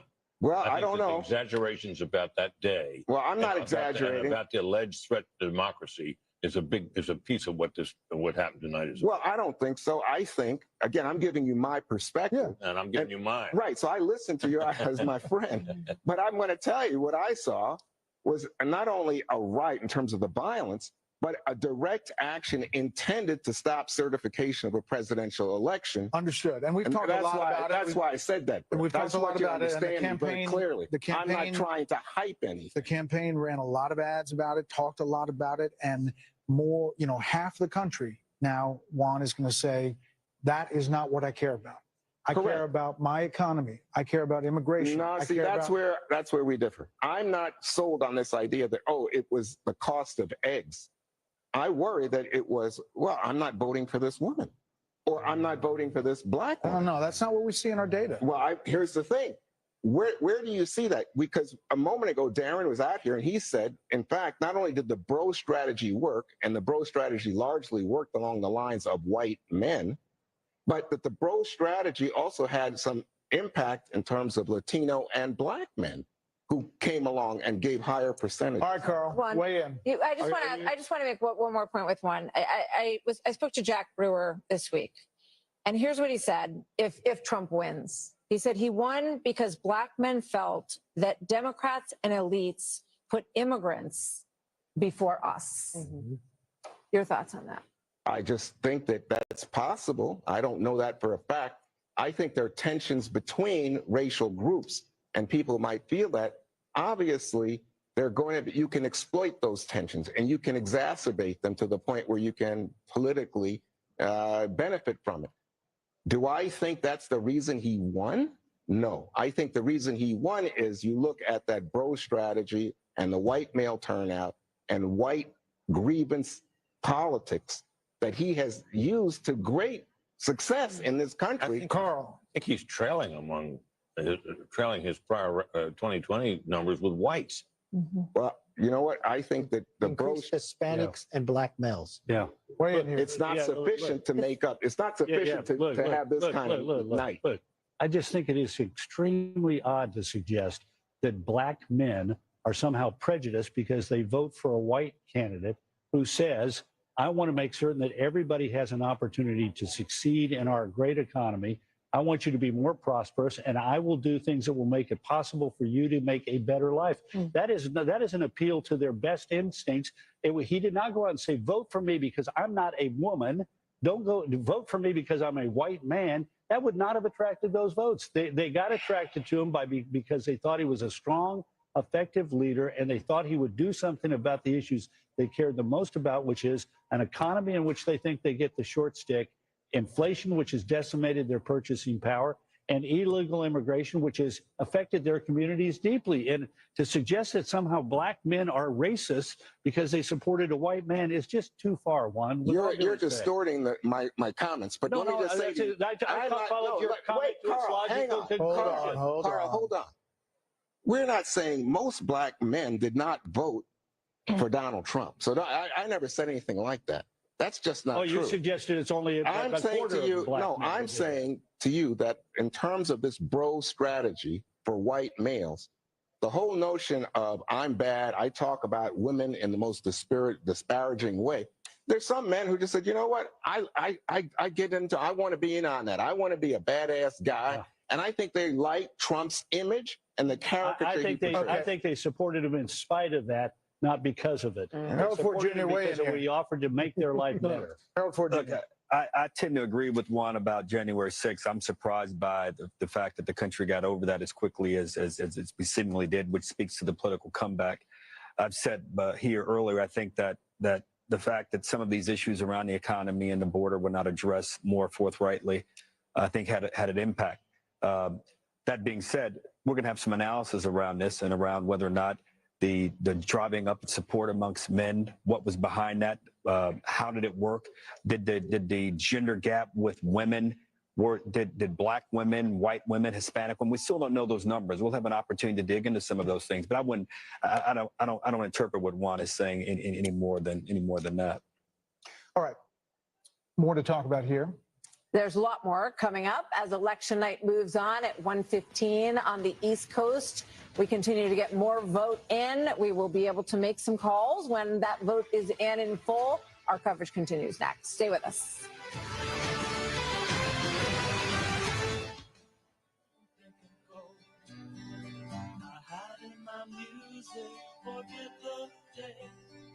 Dream of a girl I used to know. I close my eyes and she slipped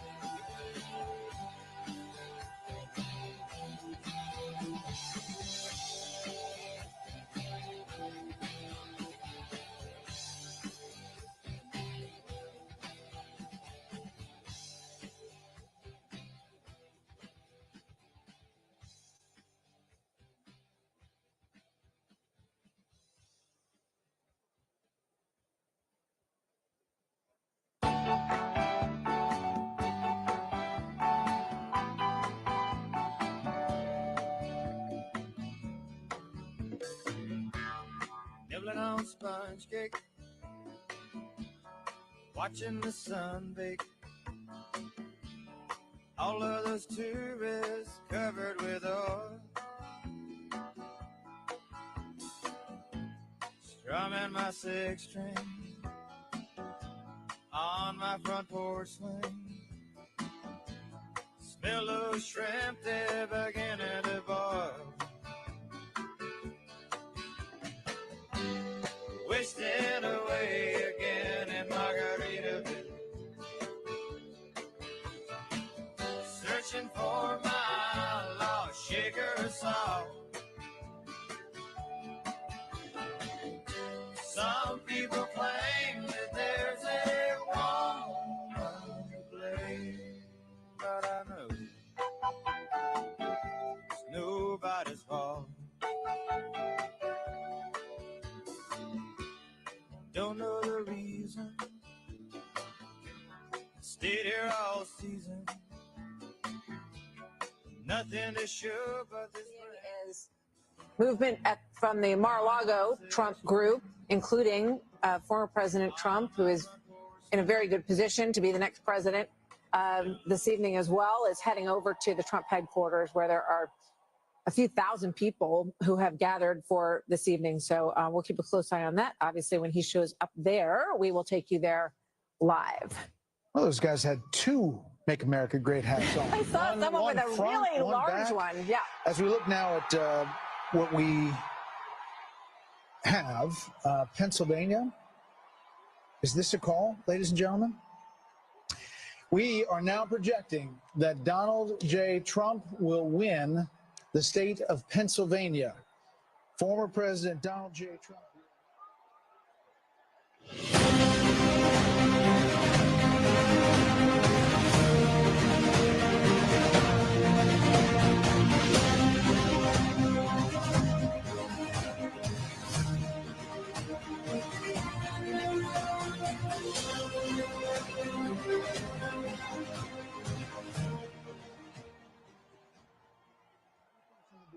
About Pennsylvania. Now, former President Trump will win the state of Pennsylvania, and we can make that call, the 19 electoral votes.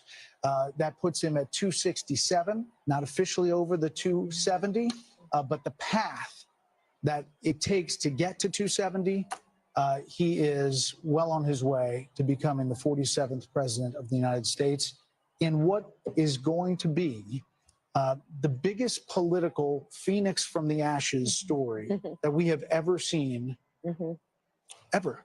I mean, I'm going to say it's more than Grover Cleveland in 1892. Yeah, I don't think that, Grover Cleveland was not the subject of a Russia investigation, 2 impeachments, 2 assassination attempts. Indictments. They have indictments, 91 indictments, convictions, and there is almost nothing that hasn't been thrown at this former president, and his tenacity in wanting to go back and run again, which he announced immediately after he lost in 2020.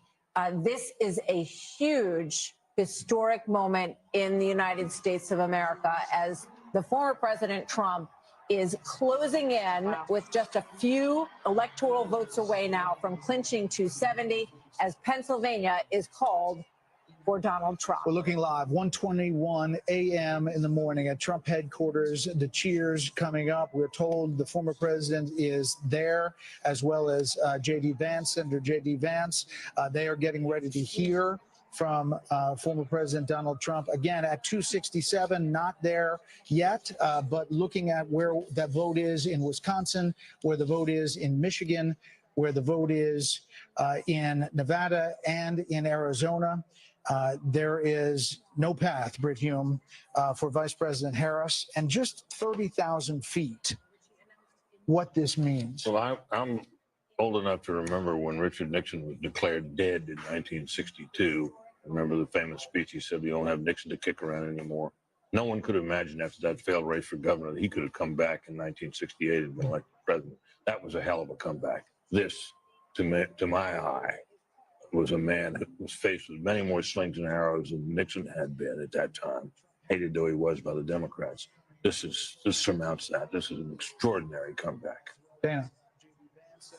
he campaigned so energetically, ruthlessly, fiercely, and with more joy than Kamala Harris. And it was so clear that Joe Biden was not going to be able to go the distance. If Joe Biden were still on the ticket tonight, who knows what tonight might have even looked like. That he has been able to accomplish this, it is nothing short of astonishing and amazing. And also I think about Susie Wiles, who's his campaign manager, very quiet, does not like the limelight. Chris LaCivita, who works on it. All of those people who worked so hard and stuck by Trump, no matter what was said about him, they were called every name in the book, including Hitler and Nazis, and they came through. The other thing that's on my mind is, last night at her closing rally, Oprah Winfrey said that if Donald Trump is elected again, basically you can just write America off, like America's just going to fall apart. That's obviously not true, although I'll be surprised tomorrow if there's a big line at JFK of Hollywood celebrities leaving the country, as I said they were going to.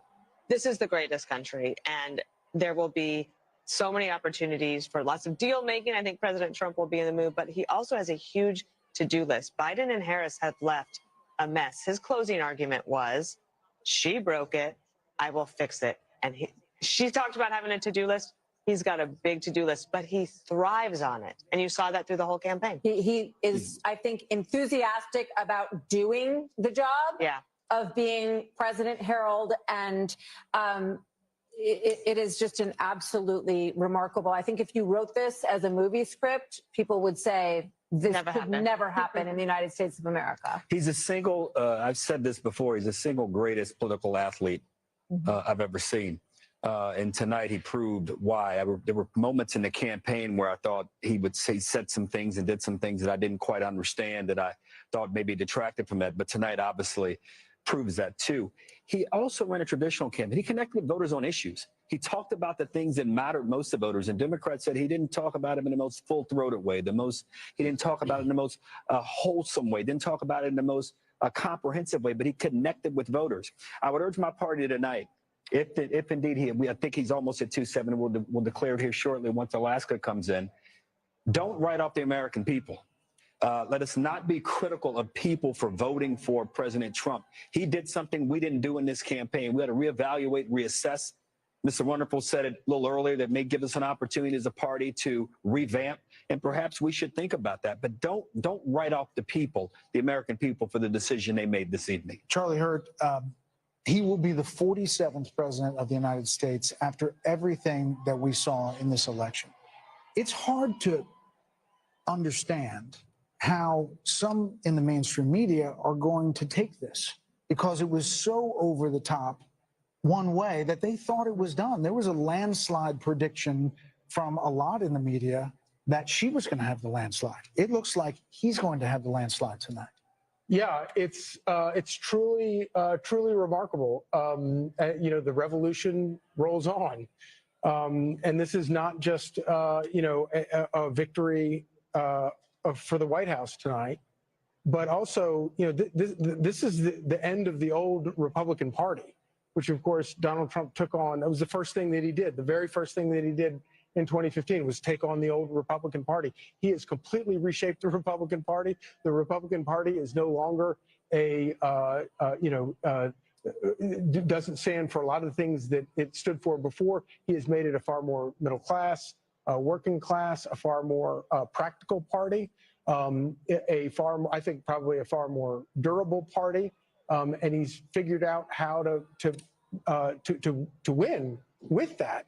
And you can't help but think that with this victory, in 4 years from now, he's going to have the mantle that he can hand to the next Republican. So I don't know how Republicans ever go back to the old party that they were.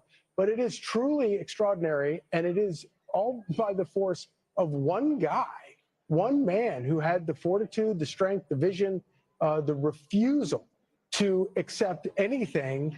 All of the experts counting him out, and he just kept on fighting and fighting and fighting. Charlie, it would have been one thing for him to come back from a single defeat, to be elected again.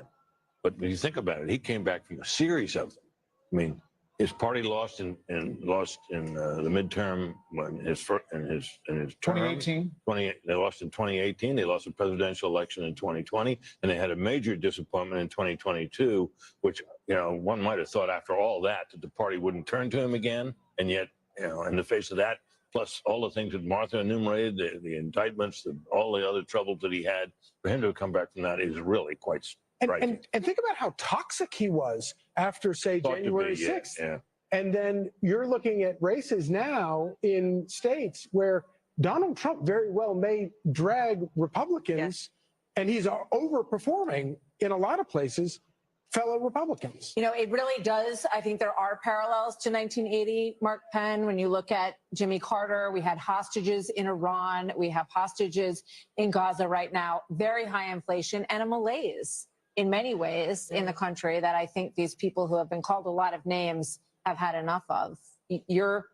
What is your impression of what this means tonight?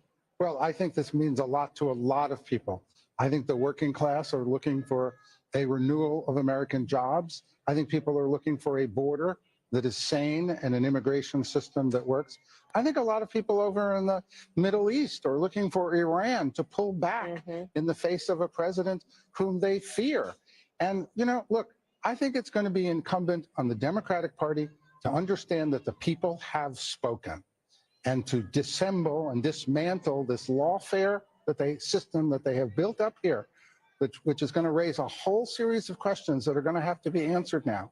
But they cannot say that they are better than Donald Trump and recreate a system that does not recognize that he won and the people have spoken and he is going to be the 47th president. We haven't talked about foreign policy a lot, but imagine the Saudis, making a normalization deal with Israel in the face of the new president here.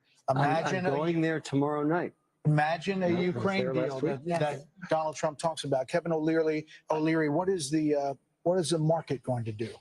They're going to love this. What's happened here is the system self-corrected.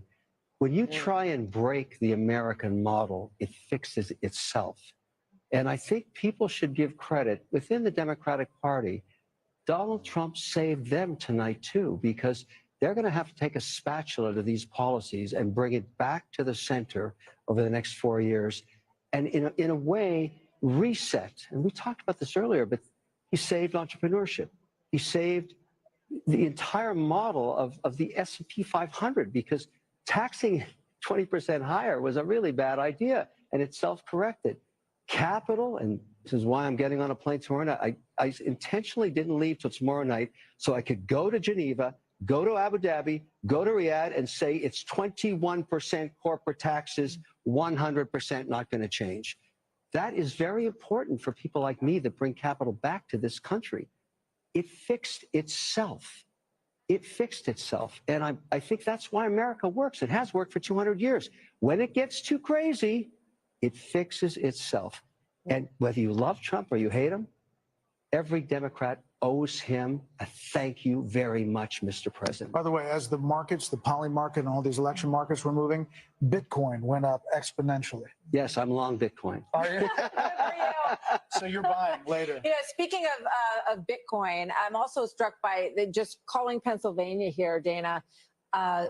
Trump embraced Elon Musk in an enormous way. A lot of stories were written that said that he was going to blow it in Pennsylvania, that the people who were working on his outreach teams didn't know what they were doing. He's going to And he got a lot of criticism. I remember the $1 million giveaway for registered voters. But Selena Zito, who's somebody that we follow and we've had on the show many times, and she knows that area very well. She said the people of that region love somebody who is a big thinker, who wants to create jobs, who is like looking into the future, and they can get behind that. And they love somebody who can really lead. And leadership takes courage. And you have to be willing to make decisions where you are going to be criticized. I think this is one of the problems that Kamala Harris has always had. She doesn't want to take a position on anything. We haven't even talked about how in California, the law to basically make shoplifting illegal again passed overwhelmingly. And Gascon, our friend down, the DA in Los Angeles, lost by 22 votes. mean, this is in California, so it was everywhere. 22 points. And 2 days before, 22 points, thank you. She wouldn't even take a position on that. 75% of the people in California wanted it gone, and you can't take a position to be with them? Not only that, you were part of Prop 47, which changed the law the other way when you were in office. So not wanting to take a position and not being willing to be criticized is a problem if you want to be a leader at that level. She had that affliction in 2020. Why didn't her own party say, you're not the right candidate? I mean, run a process. Well, they did. They ran her out of town right before any votes were cast in 2019. But the and same then she's plucked affliction out of there. hit her here. The same problem she had in 2020 hit her in She's the same 2024. person. I mean, it's not all her fault. They put her in a race that she, well, we now know couldn't win. Yeah. But in fairness to Democrats, there's no doubt. I agree with you on the unrealized capital gains. We shouldn't be taxing that. But we produce more wealth, more innovation, more oil, more cures, more therapeutics over the last 3 years. So I hear you. Democrats are not bad for the economy. Some things she proposed that I'm with you on. But we're a great country, and we're going to continue to be great. And I trust and hope and believe that President Your party will be great again. I want the and you can thank Donald Trump for that. But he inherited an economy also that was in pretty good shape. I don't want to quarrel about that. All I want is going forward. I agree with you. I want the country to be great, and I hope that both of the parties can work together to try and do that. And I salute President Trump tonight. What a great win. And I agree with you in this regard. My party's got to reimagine and reinvent itself going forward. Your party needs more of you. Hold on. I wrote about this, the unity and you did. Past presidents and past losers and winners and what they said. This is a big speech, Britt, for former President Trump. As he gets ready to deliver this in front of a crowd, he's obviously taken the slings and arrows and everything that's been said, the fascism, all of the things we talked about tonight. But this moment is actually a moment to reach out. It's an opportunity if he chooses to do that, but it's also 1:30 in the morning. So you got to wonder how many people are alive to hear.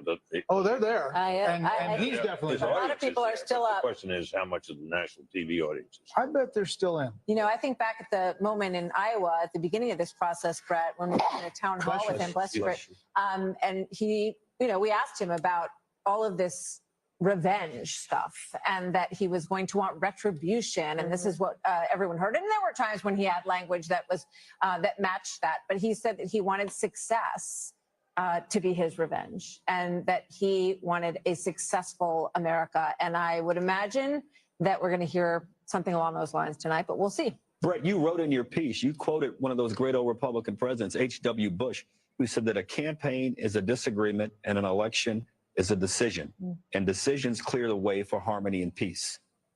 You know, maybe but listen, there are a lot of Thanksgiving tables that people are still going to have hard feelings after this election, more than any other election. I have one of them. And if you know, passing the Brussels sprouts is not going to be as easy Thanksgiving Day, but this is a chance to move forward, Brett. Go ahead. Well, I was just going to say that one thing that can happen here, and it happened to Biden, in my view. When Biden was elected, we had every reason to believe that he would be this sort of moderate deal-making guy that he'd been when he was in the Senate. Yes, he's always followed sort of the drift of his party, but you know, he worked across the aisle with many senators, had Republican friends and so on. We thought that would probably be the kind of president he was. And then something happened.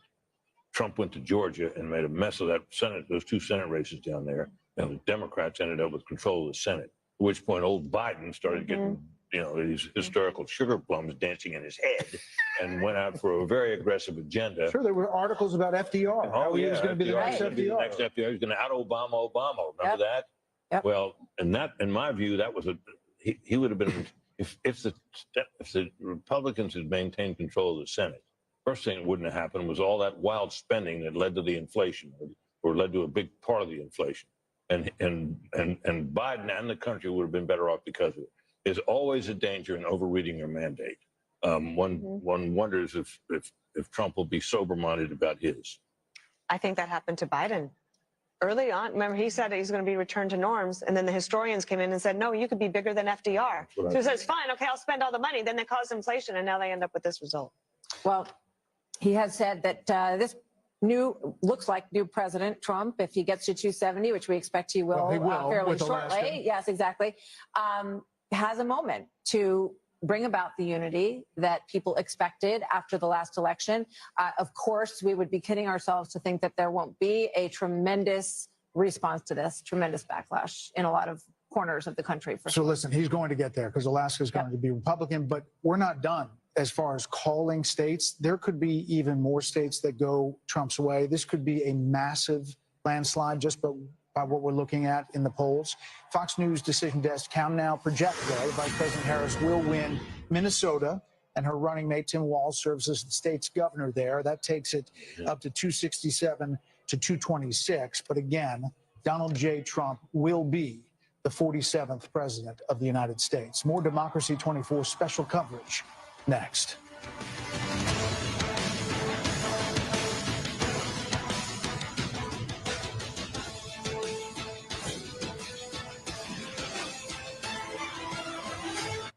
If you have generalized myasthenia gravis, picture what life could look like with Vyvgart Hytrulo, a subcutaneous injection that takes about 30 to 90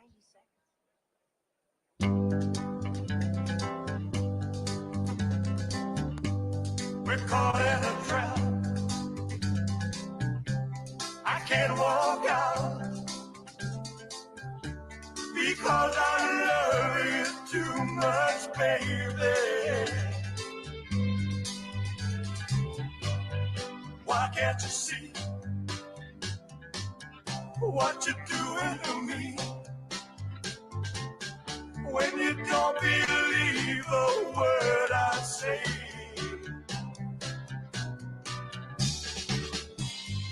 We can't go on together with suspicious minds. And we can build our dreams on suspicious minds. So if an old friend I know, I find him say hello,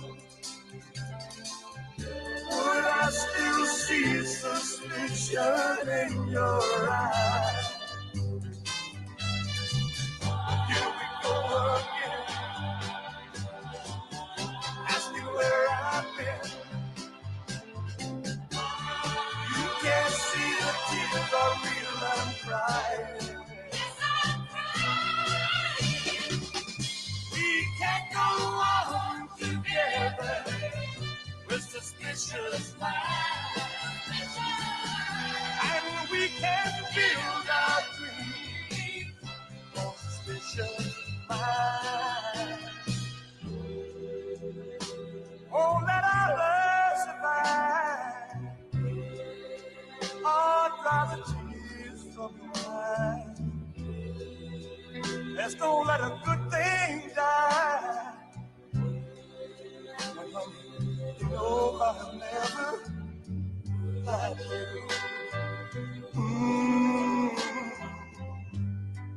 Yeah. We're caught in a trap. I can't walk out because I love you. And they are about to explode at Trump headquarters in West Palm Beach.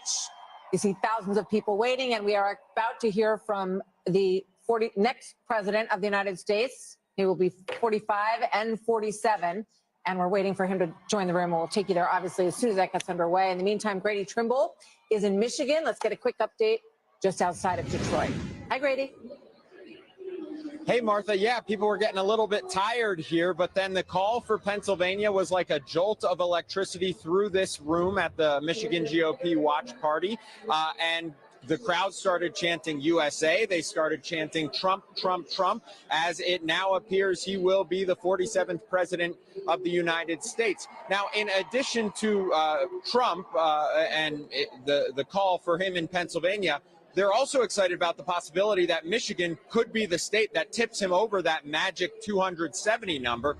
We're also following a very close Senate race here in Michigan, and they're feeling very confident about that as well. Republican candidate Mike Rogers looks like he could cruise to victory with the help of former President Trump.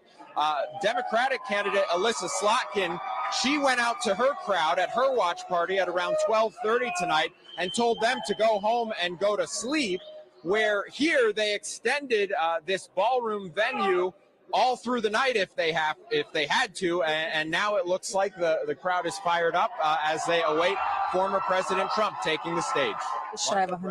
Okay, Grady, thank you. It is really important to point out how big the coattails could be tonight. Think about Bernie Moreno in Ohio. Was thought dead in the water against Sherrod Brown. He wins. We have right now at this hour, as Grady mentioned, Mike Rogers in Michigan is up. Looks like he is getting closer. We haven't made a call there yet. Hovde in Wisconsin leading right now. Sam Brown in Nevada is closing in on Jackie Rosen.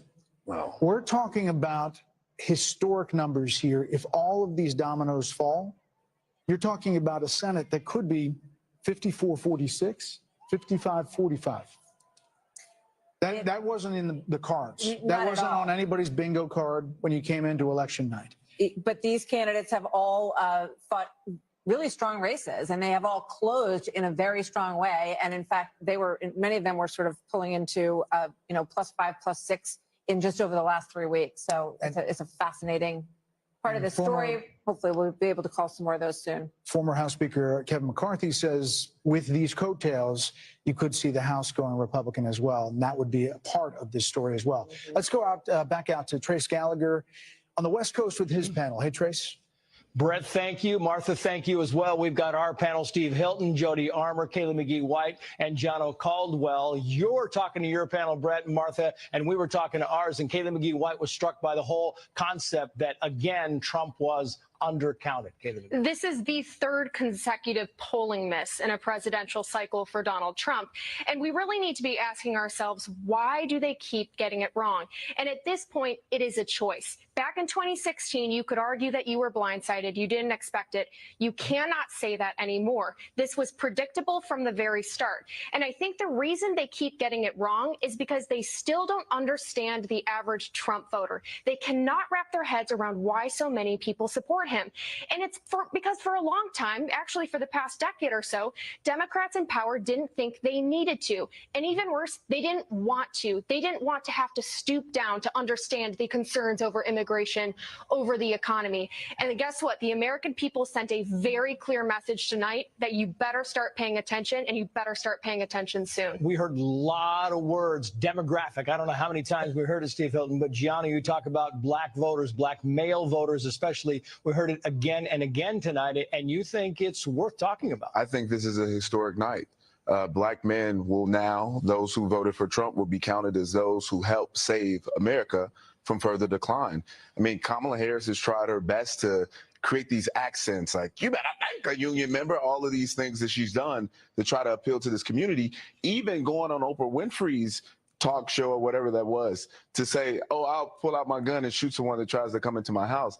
I mean, this has become nonsensical to the point that I don't know if we're looking at Medea runs for president or not. I mean, this is outstanding what has happened from the black male perspective, and I hope the Republican Party takes note. Yeah, and you talk about young males and younger voters, Jody Armour. You're a law professor at the University of Southern California.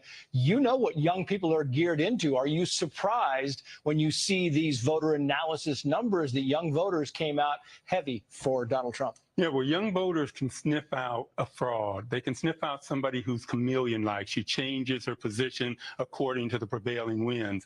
They didn't like that. Many across the country, young students said, for me, a red line also is mass atrocities, is collective punishment, is what I see going on in the Middle East, and I see us as complicit in. So they, were saying, I'm not just that enthusiastic. Yeah, I'm not going to get out. I got 15 seconds for you, Steve. I just think when I see this unfold, Trace, it is just a massive victory. Oh, we got to Common jump back. sense. Sorry, guys, back to you. We got Trump coming out. Trace, thank you. The Fox News decision desk can now officially project that Donald Trump will become the 47th president of the United States. The former president's comeback will be complete with a win in Wisconsin, a state that he narrowly lost 4 years ago. He is now the second president in U.S. history to win non-consecutive terms. The first was Grover Cleveland in the late 1800s. Senator JD Vance will become the 50th vice president of the United States. Voters expressed deep frustration with the Biden administration, and former President Trump and the future President Trump overperformed in urban areas, particularly with men, proving that the strategy that they doubled and tripled down on over the course of the last few months absolutely succeeded and brought him back to the White House. 47th president of the United States, former President Trump now defeats Vice President Kamala Harris, who entered this race just over 100 days ago. And for Democrats, they were projecting the possibility of running the table with battleground states. David Plouffe with the Democratic campaign of Harris campaign suggested that just yesterday. Now it is possible that Donald Trump runs the table with these states and builds on a big landslide electoral win. We don't know where the popular vote is going to finish out, but we do know that he will be going back to the White House, and with him, Brit Hume, will be a lot of changes because he will have been there once and will know what he wants to do. You know, he often accounts for the fact that he had so much turnover in his first term, in his term as president, by the fact that he didn't really know Washington, and he was new to this realm that he had come to win the presidency in, and he promises us that now he knows whom he wants to hire. Now he knows the kind of people he wants to have around him. A lot of people are saying that means a lot of very experienced people around Washington will be ruled out, and maybe they will. But it's going to be very interesting to see the kind of people he reaches out to and reaches out for in the days and weeks ahead as he builds his administration. We're joined by Kayleigh McEnany, Trey Gowdy, and Katie Pavlich. Kayleigh, you've been a part of the last administration. You've seen you can see the joy on all these people's faces. Think about the angst and the, all that this campaign has been through. And now there is the prospect of creating what you want to create in a second administration. Your thoughts, 30,000 feet of this win. Indictments, 2 assassination attempts, an unlikely come from behind victory, and history is made tonight. This is a huge moment, particularly because this is a tectonic shift of the Republican Party. If all of this exit polling is true, you now have Black voters, Latino voters, young voters coming in a way that we haven't seen the party bring in a very long time, and that's due to former President, now soon to be current President Trump. And I just want to say this as we wait for him to come out. I remember having a conversation with Ivanka Trump in 2016 about his remarks. And before he went out to give those remarks, he had speech A and speech B. Speech A was a more boisterous Trumpian speech. Speech B was a speech full of unity. And he looked up, Ivanka said, saw the faces of crying Hillary voters. He ripped up the boisterous speech and said he wanted to heal the nation. And the first words he said were an appreciation for Hillary Clinton, for her service to our country. And then he said, now it is time for America to bind the wounds of division. And he said, we are a party of all races, creeds, and religions. That is more true tonight than it was 8 years ago. And I fully expect President Trump right now is maybe ripping up that more boisterous speech and preparing to unite the country. It's an amazing message. I hope Kayleigh's right. I hope you're right. And we're gonna get a chance to see here in a minute. Trey Gowdy said something on your show the other day about how one of the things that you hope also is they're a little more prepared this time. They've got a great transition team, and they're going to need it. And I hope that there are a lot of people who want to go in and be helpful. Trey? Yeah, I think his transition team has done a wonderful job vetting potential candidates. And to Kayleigh's point, I think a liberated Donald Trump, he's never going to be on the ballot again. This is his last term. I think, Harold, he will surprise his detractors. I think he will be not anything like what his detractors have described him as being now that he is liberated. If I'm wrong, you can hold me to that. I hope you're right. I think he will. A liberated Donald Trump is going to shock his detractor. He has said that the assassination attempts had an impact on him. We saw him in many ways return to the very rough and tumble style that we've seen in Donald Trump towards the end of this. But now he will take the stage tonight as the next president of the United States, and he will not be able to run again. Yeah. And I think that is another liberating factor potentially for President Trump. Katie. We'll never underestimate the power of unfinished business. This is a president who has caught lightning in a bottle twice, and the second time around, he now has a MAGA mandate. He will have a Senate that he can use to push through his cabinet appointees. who can work with him on legislation, who could potentially replace a number of justices on the Supreme Court. Who could build a wall. He could build a wall. He has a working group in Washington, D.C. We'll see what happens with the House, but he also has been working very hard on his transition, get the right people around him. He talks about the lessons he's learned about the first time in the White House. So this is a mandate tonight for him. And I think you should get a lot of credit for doing the work on the ground, going to these states to pull these Senate candidates across the line with them. Britt, what do you think the analysis is going to be? There's going to be a lot of time to digest all of this. We're focused now on what the incoming president is going to say. What do you think the analysis is going to be on the Democratic Party and what went wrong there? Well, I think it's going to be, agonizing. I think it's going to take a little while for a consensus to form about what the party needs to do next, or what it did wrong this time. It'll be grudging at first. One can certainly imagine that, if the party were smart and shrewd political voices were heeded, that there'd be some major changes in their agenda and their approach in this. And you think of the issue sets that they tried to run on against this man that failed. They need to reconsider all of that. And I think it'll take a while. Now, our colleague and friend Mark Halperin, who's been very astute this particular cycle, he thinks there's going to be blood in the streets and people are going to be hysterical. I hope not, but it could happen. Dana? I am really looking forward to reading some of the stories, probably with a lot of anonymous sources amongst Democrats with the recriminations, and it's going to be fast and furious. And you will have people saying that Joe Biden should have dropped out the day after, not dropped out, but said he was not running for re-election on the day after that midterm in 2022, and either endorsed her or said, let there be a primary, and Dr. Jill Biden, there will be thoughts about her, and I wonder how chilly that White House is going to be for the next 90 days as they try to figure it out. And let me just say that as Vice President of the United States, Kamala Harris will certify the election results on January 6th. A lot of irony in that moment.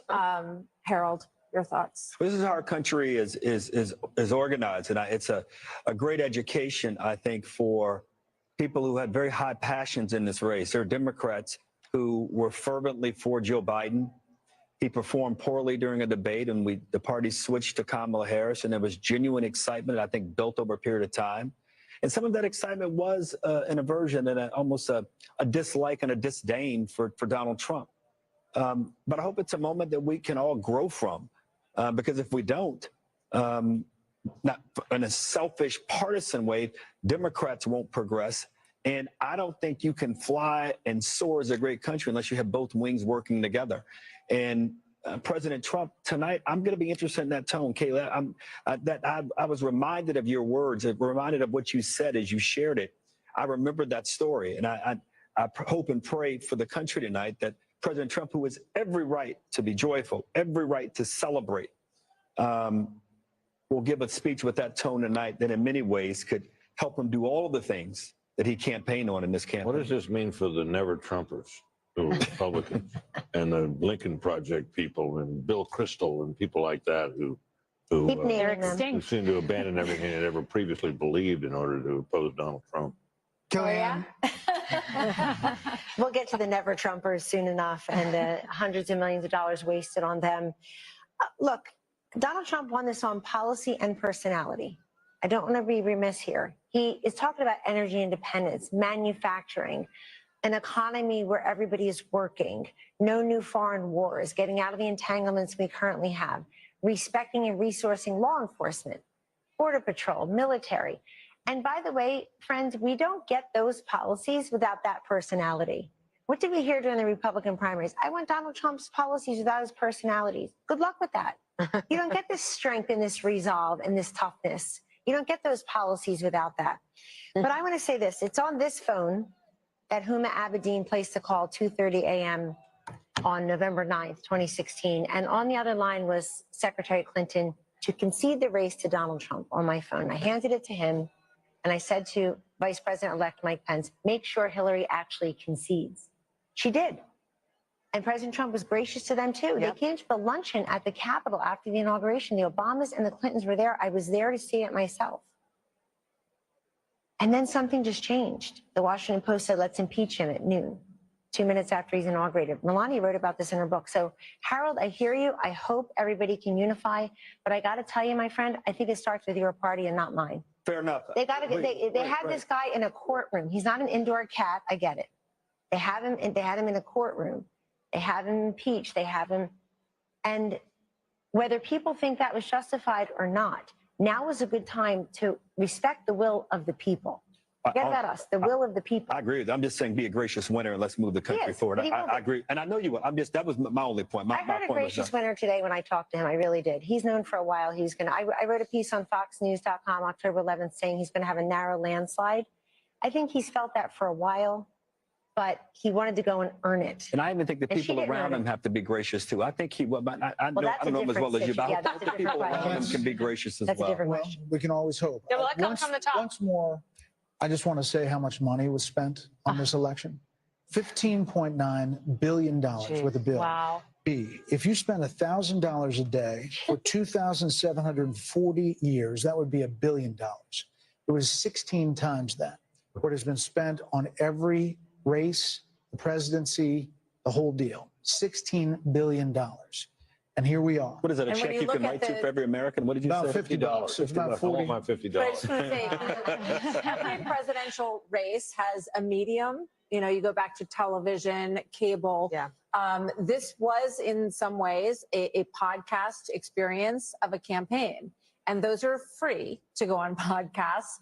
And you wonder how much of that money really needed to be spent when there's a lot of ways to reach people. But I think it's really interesting and something we'll be talking about a lot in terms of the reach of these endorsements. You know what I was struck by? The Rogan final and Musk and the rest of them. The final ads where they were excellent. They talked about making America great again, but then ending with the assassination attempt and that fist in the air, the iconic image and the fight. Absolutely. Warrior president. And it worked. Yep. Right. Yeah, toughest son of a gun we ever saw. And that was the last note we see in that ad. And I think, for whatever you think of the guy, you got to admire that. Yeah. I mean, the adversity that he's faced, everything we've seen in other presidencies and other political figures who've gone through all kinds of trouble are pale in comparison to what he's been put through. No, maybe it's time for his enemies to stop it. Not only that, but the energy that he has is truly amazing. He's the Energizer Bunny. Let's check in with Aisha Hasmi, speaking of the Energizer Bunny, at Trump headquarters in West Palm. Aisha, this has been a big night all night long. I'm sure it's really getting fever pitch now. A big night, Brett and Martha, a long campaign for the former president, for all of us, the press corps that have been following him around now for more than a year. The crowd went absolutely nuts when Fox News called it here, and people were hugging each other, they were high-fiving each other, that people were on FaceTiming. I think they were just couldn't believe it that this happened tonight and they didn't have to wait days and days and days. We are now awaiting the former president to take the podium. He is here in the building, as is his running mate, now Vice President-elect JD Vance. They're backstage. We were told they were going to come out as soon as the election was called. And so now we're just waiting. We asked for a 2-minute warning. I don't know if we're going to get one, but hopefully we will see him soon. And so I just want to add a little bit of perspective, just as a Capitol Hill reporter that's been covering the former president for a while. When I came to Congress 3 years ago, talked privately with many powerful Republicans who did not want to see the former president back in Washington, and then to see the legal battles that he went through and Republicans having to stand up for him. And then he went through the primary process. As Kellyanne Conway just said, he earned it state by state by state, and then came back to Washington in the spring and went to the RNC and claimed the nomination. This is the greatest comeback that I've ever witnessed personally myself. And so I look forward to seeing what he says to the country here tonight and to his supporters. Back to you. Aisha, thank you. The Harris team is now texting to say Vice President Harris will speak tomorrow, and that will be her response to the election results.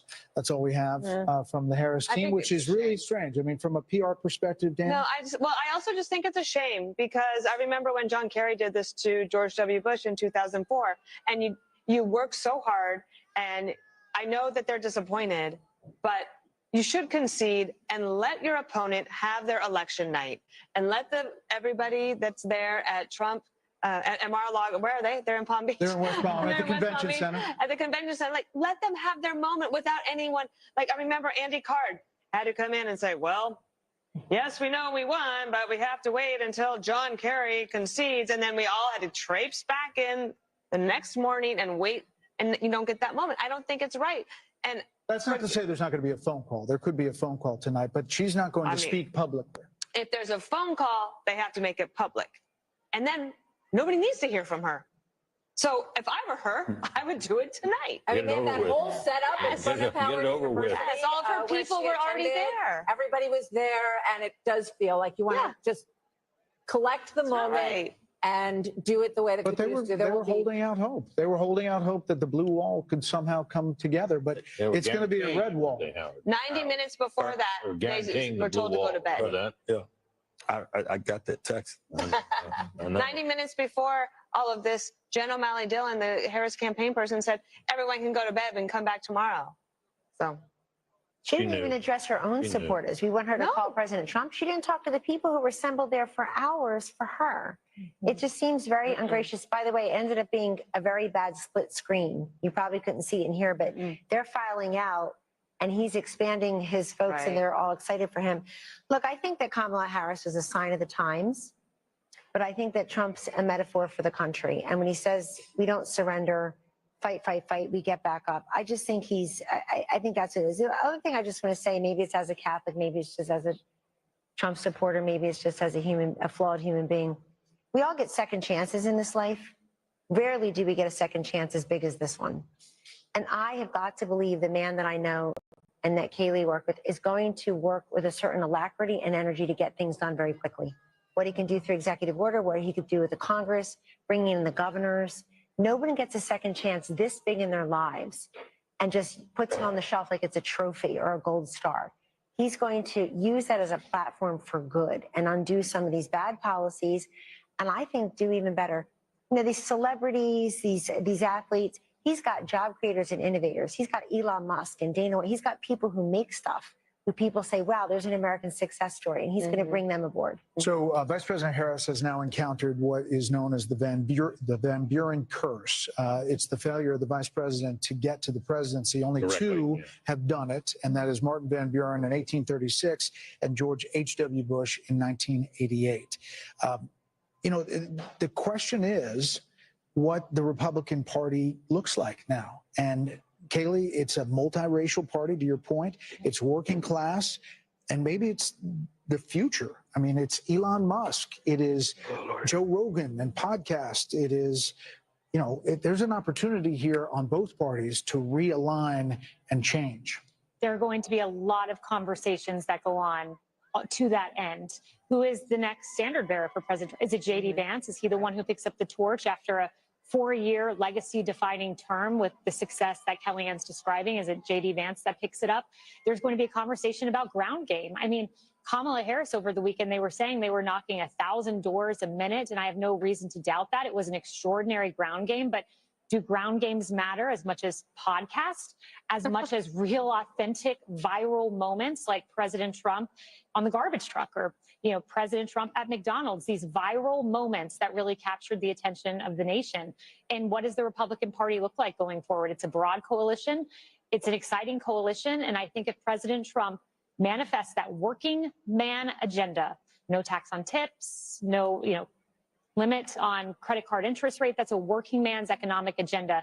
And if he makes that happen in 4 years, this party may look like this for quite some time. You know, I'm struck when you're talking about the authenticity part of this, because when I think about him with the French fries at McDonald's and standing up with blood on his face, fight, fight, fight. You can't fabricate. No, you know, consultant can create those moments, Trey. Those are organic and they are authentic. And I think that that is something that Kamala Harris fell really far short on in terms of the authenticity measure. Yeah, if you had told me that a billionaire from New York would be able to connect with middle America, I would have questioned that. To my friend, the gentleman from Tennessee, autopsies are painful, especially when the patient's still alive.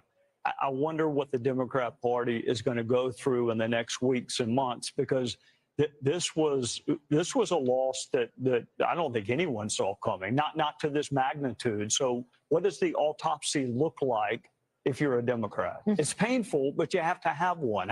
How did you lose, and how did you lose this soundly? The easiest way to do it for them would be to simply say, if Joe Biden hadn't clung to the job, clung to the nomination, and hidden his condition with a lot of help, they could have had an open nominating process and gotten a more attractive nominee. But I don't know that who would you have been can freer, pass. who would have been freer to walk away from Biden policies and would have had a better shot. I mean, I think that's the easiest, simplest solution. But I'm not sure that's where they'll go. But that makes sense. I don't think you can pass over an African American female, which is a very loyal constituency for the Democrat Party. I don't see how they could have passed over. But if he'd left the office and she'd run, she would have been put through a different process and would have had competition, and the whole thing would have been different. Against her. You know? Who But I mean, but Harold, you have a Democratic Party that's pretty old.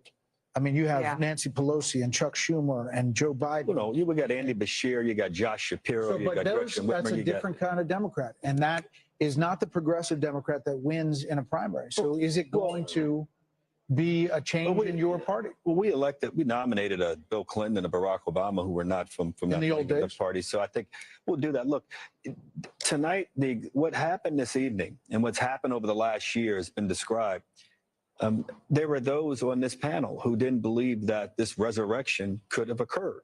So if this can happen, things are possible in politics if you're willing to change and willing to have courage and determination. And whatever Democrats or anybody want to say about this guy who's been elected our president, he personifies that courage and determination and persistence. So I think Trey, you were asking a serious question, and Britt gave a very serious answer. I think that's going to be part of the answer. And we've got to look long and hard about whether or not the way we campaign sometimes with identity politics at the end, is that the right way to do it? But before you get there, you got to get a purpose and a message. And we'll get there. We've got a long history of figuring these things out as a nation, as a party, and we'll figure it out this time. So the carnage speech got a lot of attention at the inauguration. Do we think that? Oh yeah. This speech. I was going way back. We're actually told that the teleprompters have been removed from the stage, so we could be in for a long haul here. We don't know. But what do you think? He's coming, but there may not be teleprompters. I'm saying he goes off the teleprompter anyway. But he, the other night at the Al Smith dinner, he was upset that there were teleprompters, because he doesn't want to use them. So. Right. So Dana, what does this speech look like? This one right now? Yeah. I think look, I don't know. He's one of the most unpredictable people, too. So I think that's why we're all here. And I'm wide awake, and I've been awake for almost 24 hours now. And I am curious to see. I think I wasn't just thinking about this speech. I'm thinking about the inauguration speech, which would be 8 years since Carnage speech. He has a wide range of the types of speeches that he can give. If you think even within a speech, there's range. If you think about the RNC convention, it started off with like, oh, wow, yeah. And then after a while, it was like, wow, he's still talking. And it was like so long, and it kind of got off script, and people thought, oh, he kind of lost opportunity. But he didn't. I think if you look at these people who would take off work, drive somewhere in the middle of the night to go and get in line to wait for hours, to then stay at a rally for hours. And part of the things he has done as well is created this camaraderie amongst people, so that you could go to a place where you're not afraid to wear your red MAGA hat, and you could say, I'm not the crazy one. I'm not the only one who thinks the way that I do. I can actually have friends. And that doesn't mean that there shouldn't be outreach to the other side. I believe in love thy neighbor. I love all of that. But he has created something special here. So I kind of want him to take a victory lap tonight. I don't think this is necessarily the moment for unity, especially when she won't even concede and give him the night to celebrate. Kellyanne, you were looking at the popular vote. he's still up and could finish up. And part of that is because he did run up the totals in places I was looking at, even the rural counties in Pennsylvania. He was going to win them by significant double digits, but he won them that much more. I think running up the totals in Florida, which was a swing state not that long ago, over 1.1 million votes or so. Kaylee, right, your home state. And this is, look, I think that when the Democrats take a look at this candidacy, it's not going to be, did she have too much time, not enough time? She's just a flawed candidate. She doesn't speak well. She doesn't work hard. I'm not being mean or partisan. I don't know why the country would have rewarded this candidate with the big job when she couldn't make the case what she does as vice president that affects our lives in a positive way. She was given that opportunity. I personally like to thank the women of The View tonight. Yeah. For asking this question, for having her on. Oprah, we see you, and so on and so forth. People who thought they were doing her a favor because they made her something she's not. It's the opposite for Trump. They make him something he's not. Take that one word, take that one line, take that cherry pick this, that, the other. You never get the essence. I go back, does everybody remember 5 years ago, so Laurel and Yanny, or what color dress? You hear Laurel, I hear Yanny. You see a blue dress, I see a yellow dress. We were all looking at the same thing. That's the way Donald Trump is in this country. There are people who look exactly the same person and they see two different vistas. I think it's time that we try to see one. Look, I don't know who said it earlier. I'm a little worried about the reaction of the Democrats and the Kamala people here. I'm very worried. I think that there are a lot of unhinged people across the political spectrum. And we gave very little quarter to how many anti-Kamala voters are out there. I don't want to hear the words racism and sexism. It's eyesight and hearing. We were listening and watching her. And I'm very worried that we've not talked a lot about how violent people may be and angry because she lost. Right. I'm afraid of that. Right. I mean, I can just imagine thinking about The View, and a week or so ago, they were saying, what is wrong with someone who would vote for him? Michelle Obama said. And Joe Scarborough saying, we weren't raised like this. Who raised these people? So I can only imagine what tomorrow is going to look like. Yeah. I will say when we talk about The View, what comes to mind is we mentioned the carnage speech that President Trump gave at his inauguration. And my mind automatically went to the unity speech that Biden gave. And he mentioned unity a half dozen times. But when you think about what we got over 4 years, there was the garbage comment that didn't come in isolation. There were all kinds of comments. Neanderthal was one of the first words he used to describe those who opposed his COVID edicts. The Mark Cuban comment, he was an official surrogate of the Kamala campaign. And for, as mean as some of President Donald Trump's tweets have been and people have problems with it, one thing I've challenged Democrats to find is one example of him disparaging the country, half of the country, and that's something he has not done. And so I expect you'll hear a unifying tone, and I expect you're going to see a very successful presidency and one untethered maybe from some of the things that were holding him back. What comes to mind is an Oval Office meeting that we had where Dr. Fauci was urging him not to open the country. And I watched President Trump fight vociferously, saying people are losing their jobs. We must open the country. He wanted to do it sooner than he did. I think a Donald Trump who goes with his instincts is going to be a Trump that ultimately leads a very successful country in second term. Martha, Joe Biden mentioned the word unity more in his inaugural address than any president, I think, except one. If he's serious about that, he'll pardon Donald Trump. He'll also pardon his son. And then he'll put pressure on Georgia and New York to end this lawfare. If there is any silver lining tonight, it is that lawfare actually helps the person that you are trying to go after. We need a justice system. The lady needs to wear a blindfold for a reason. We got to stop this prosecution of our political enemies. I mean, literally, his polls went up. Will be the Attorney General. Absolutely. We need a really solid Attorney General. John Ratcliffe. You can do it. Sorry, John. Sorry, John. I apologize. Sorry. There will be a lot of talk about cabinet members, Treasury Secretary, Secretary of State, Secretary of Defense. You've got Tom Cotton, Mike Pompeo. You have. Well, you also have a Republican bench. And sometimes, like you were saying, that the Democratic Party is quite old right now. There's not a great bench, although there are some, and especially, but when you take governors out of states, then you leave a hole. and then you have to build up that bench back up. But the Republican bench is pretty strong right now. There you see Doug Burgum and Vivek Ramaswamy, Steve Wynn, and his lovely wife Andrea.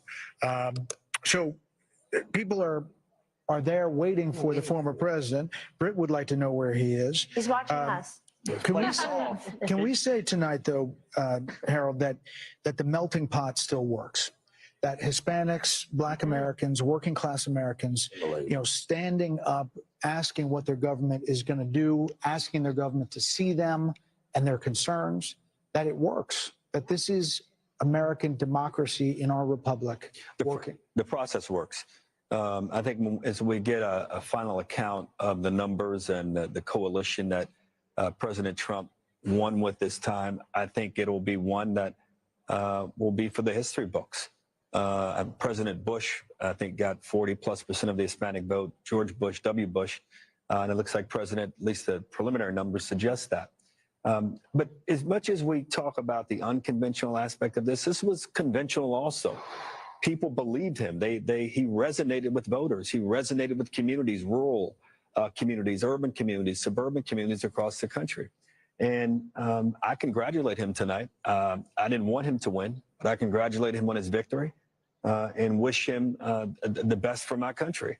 And I can only hope that the concerns that are articulated by my dear friend Kellyanne, that they're not realized. I hope that my party and my friends, and for that matter, Republicans alike, that we're all able, once we get past the moment here, the 24 hours of excitement and joy and celebration, to understand that what we're really celebrating is the greatest experiment to have ever come to existence. It'll celebrate 250 years of its own existence in 2026. So those are my thoughts, Brett. I'm struck by the issue of abortion, because it was talked about so much, and it was presented as if, you're a woman and you are not going to support her, then you hate all women. They said that husbands, were hateful towards their wives and the women in their lives if they didn't support this candidate. And I think it just goes to show that kind of, manipulating, it doesn't win. And narrow casting us based on our gender. I think Kamala Harris was talking to us from the waist down. And I think Donald Trump was talking to us from the waist up as well. That's where my eyes, my ears, my heart, my brain, and my big mouth are. So, I mean, you got to talk to the woman in full. It's as if she doesn't know anything about the economy, or she doesn't care about what's going on in Ukraine or Israel or with Iran, or can't do the math on her grocery bill. It's an insult. Of course people care, but we care about many things. Just as we are not monolithic in life, we're not monolithic thinkers politically. But Martha, something else happened. They put these ballot initiatives on to try to gin up turnout for the Democrat. And they did that, and it kind of backfired. Look at this popular vote, and it backfired. The other thing is, if you've got 10 abortion ballot initiatives, you can vote your conscience on abortion, and you can vote separately or similarly for president. The presidential race was not a proxy for your position on abortion. By the way, somebody sent me the statistics. Over $500 million spent on ads about abortion. $500 million in this country out of the $16 billion Brett is talking about. $37 million for pro-lifers. The rest was the pro-choicers. I mean, it's just insane amount of money. So we've spent a lot of time talking about markets tonight and with the betting markets. Trey, at this point, it's at about 66% that Republicans hold on to the House as they're ticking down the possibilities, and they look at these coattails with not only the popular vote, but what could be and is shaping up to be an electoral college landslide. Should he control the White House, the Senate, and the House, like he did at the beginning of 2016, the possibilities open to a lot of things. Yeah, I was there in 2016, and we had everything but an agenda.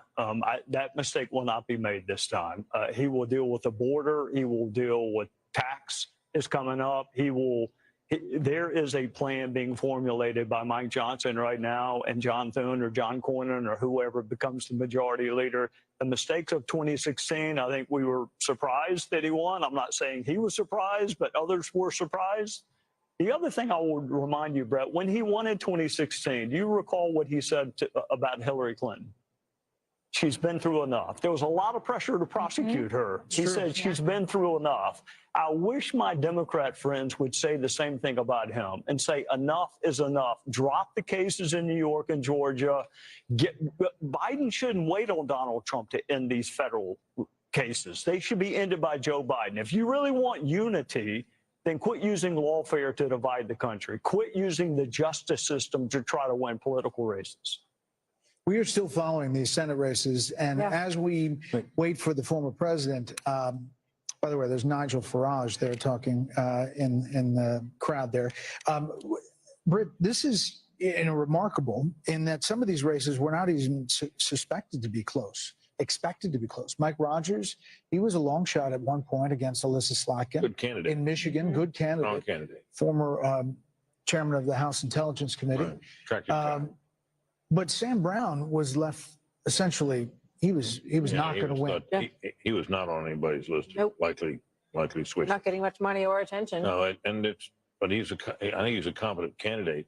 Once again, we have. By the way, there's Sam Brown right there, 48.1 to 47.2, 80% in over Jackie Rosen. How much? It renews our understanding that candidate quality matters. Yep. In this cycle, Republicans in the Senate races in particular fielded some pretty darn good candidates that gave them a shot in states where Republicans often face an uphill battle. And the fact that, it looks like it won't be just a squeaker, there might be a little margin there for Republicans in the Senate is testament to that. Let's see what Wisconsin is, guys. Can we put up Havdi in Wisconsin? Standing. Ladies and gentlemen, please welcome President-elect Donald J. Trump, First Lady Melania Trump, and the Trump family, accompanied by Vice President-elect JD Vance, Second Lady Usha Vance, along with friends and campaign staff. And I'm proud to be an American, where at least I know I'm free. And I won't forget the men who died, who gave that right to me. And I gladly stand up next to you and defend her still today. 'Cause there ain't no doubt I love this land. God bless the USA.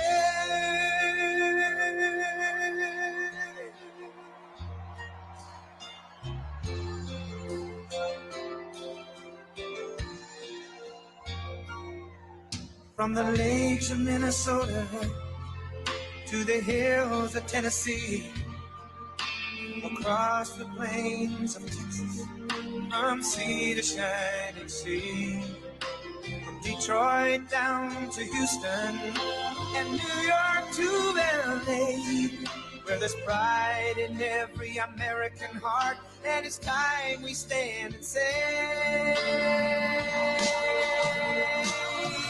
that I'm proud to be an American, where at least I know I'm free. And I won't forget the men who died, who gave that right to me. And I gladly stand up next to you and defend her still today. 'Cause there ain't no doubt I love this land. God bless the USA.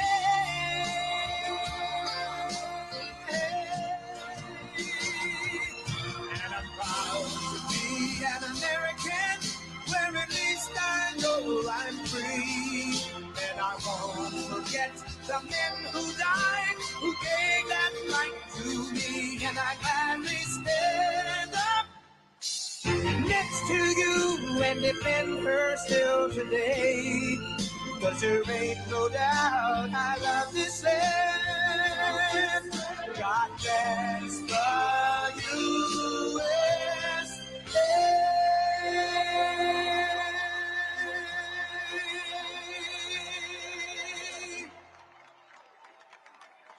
Thank you very much. Wow.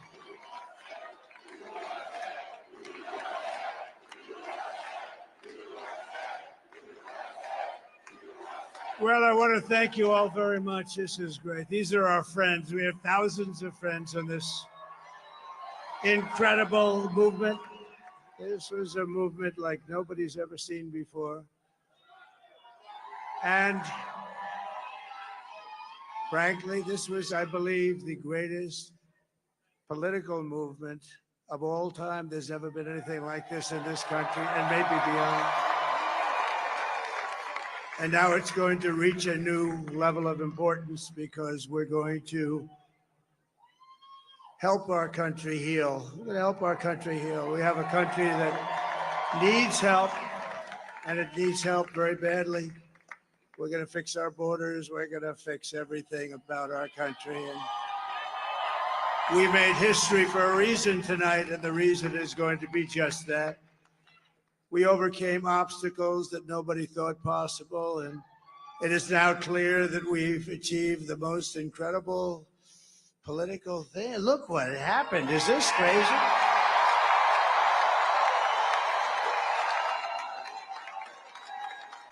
But it's a political victory that our country has never seen before, nothing like this. I want to thank the American people for the extraordinary honor of being elected your 47th president and your 45th president. And every citizen, I will fight for you, for your family, and your future. Every single day, I will be fighting for you, and with every breath in my body, I will not rest until we have delivered the strong, safe, and prosperous America that our children deserve and that you deserve. This will truly be the golden age of America. That's what we have to have. This is a magnificent victory for the American people that will allow us to make America great again. And in addition to having won the battleground states of North Carolina, I love these places, Georgia, Pennsylvania, and Wisconsin, we are now winning in Michigan, Arizona, Nevada, and Alaska, which would result in us carrying at least 315 electoral votes. But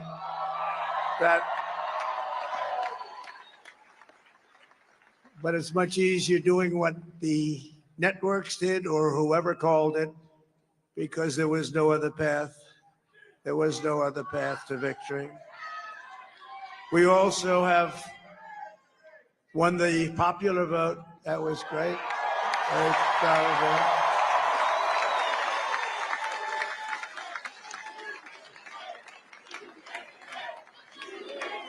Thank you.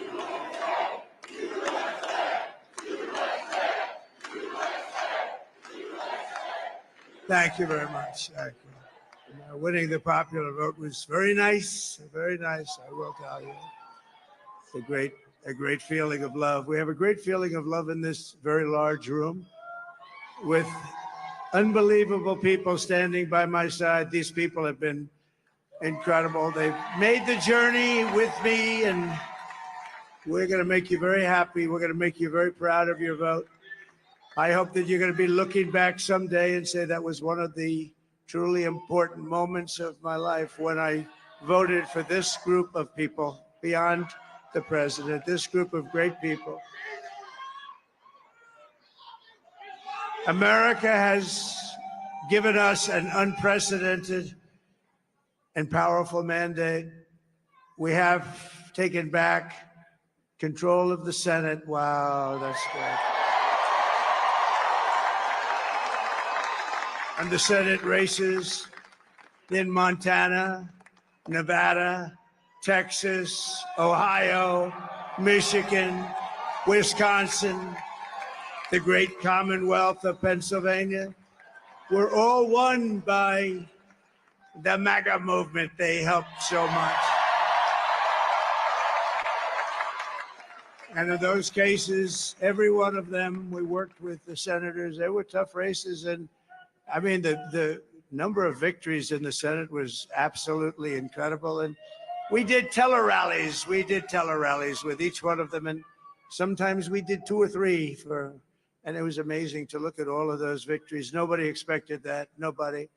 So I just wanted to thank you very much for that. And we have You have some great senators and some great new senators.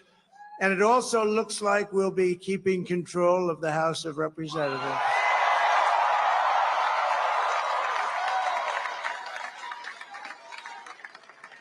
And I want to thank Mike Johnson. I think he's doing a terrific job.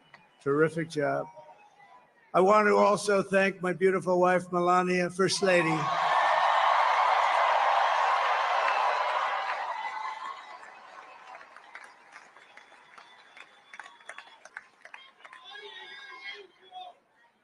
Who has the #1 best-selling book in the country. Can you believe that?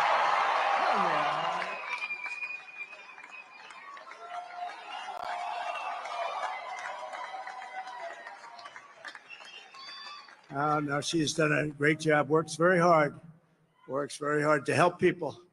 So I just want to thank her. But I want to thank my whole family, my amazing children, and they are amazing children. Now, we all think our children are amazing. Everybody here thinks their children are amazing, but that's a good thing when you think they are. But Don, Eric, Ivanka, Tiffany, Barron, Laura, Jared, Kimberly, Michael, thank you all. What a help. What a great.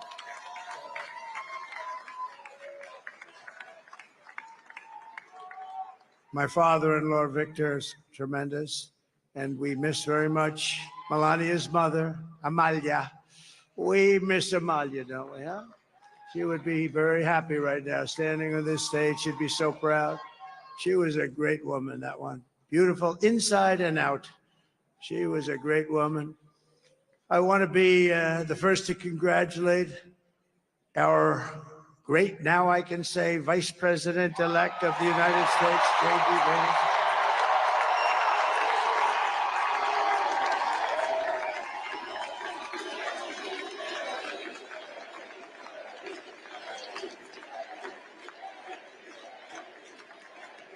And his absolutely remarkable and beautiful wife, Usha Vance.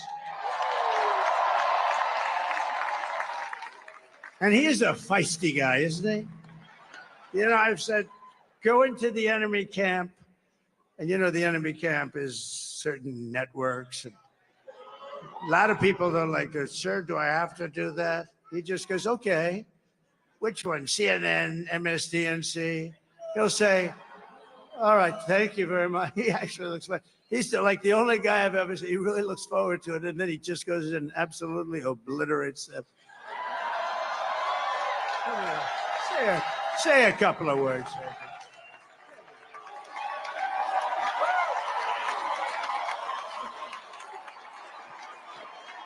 Wild.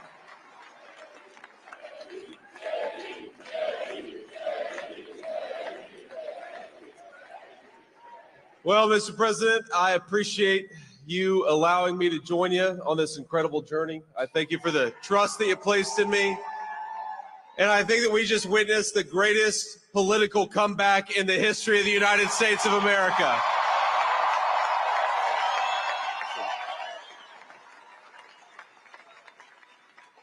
And under President Trump's leadership, we're never going to stop fighting for you, for your dreams, for the future of your children. And after the greatest political comeback in American history, we're going to lead the greatest economic comeback in American history under Donald Trump's leadership.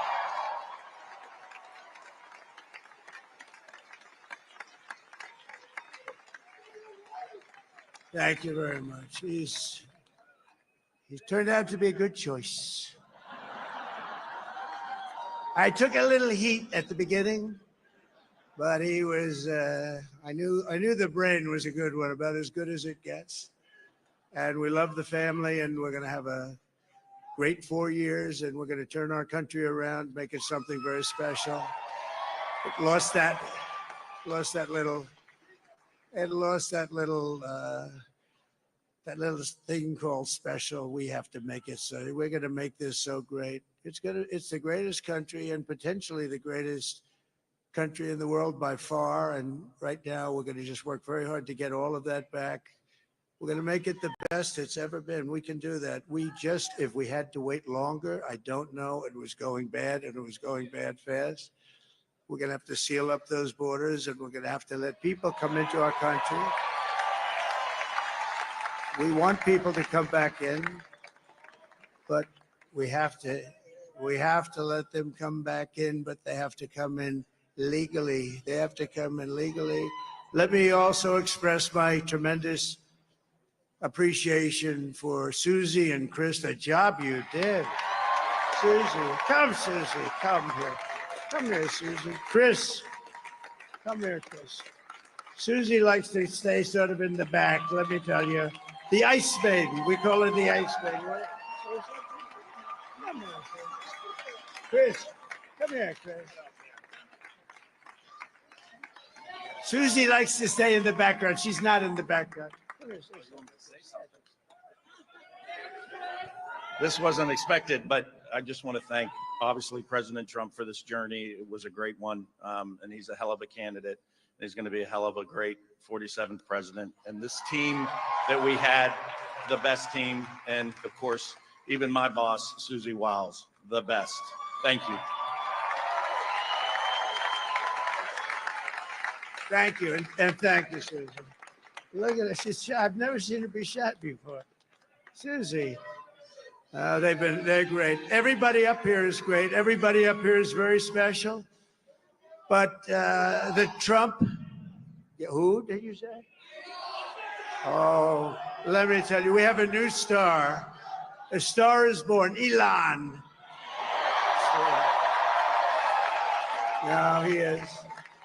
Now he's an amazing guy. We were sitting together tonight. You know, he spent 2 weeks in Philadelphia and different parts of Pennsylvania campaigning. You know, he sent the rocket up 2 weeks ago, and I saw that rocket, and I saw it coming down. I saw it. It was, when it left, it was beautiful, shiny white. When it came down, it didn't look so pretty. It was going 10,000 miles an hour, and it was burning like hell. I said, what happened to your paint job? He said, we've never made a paint that could withstand that kind of heat. And, but I saw it come down and turn around.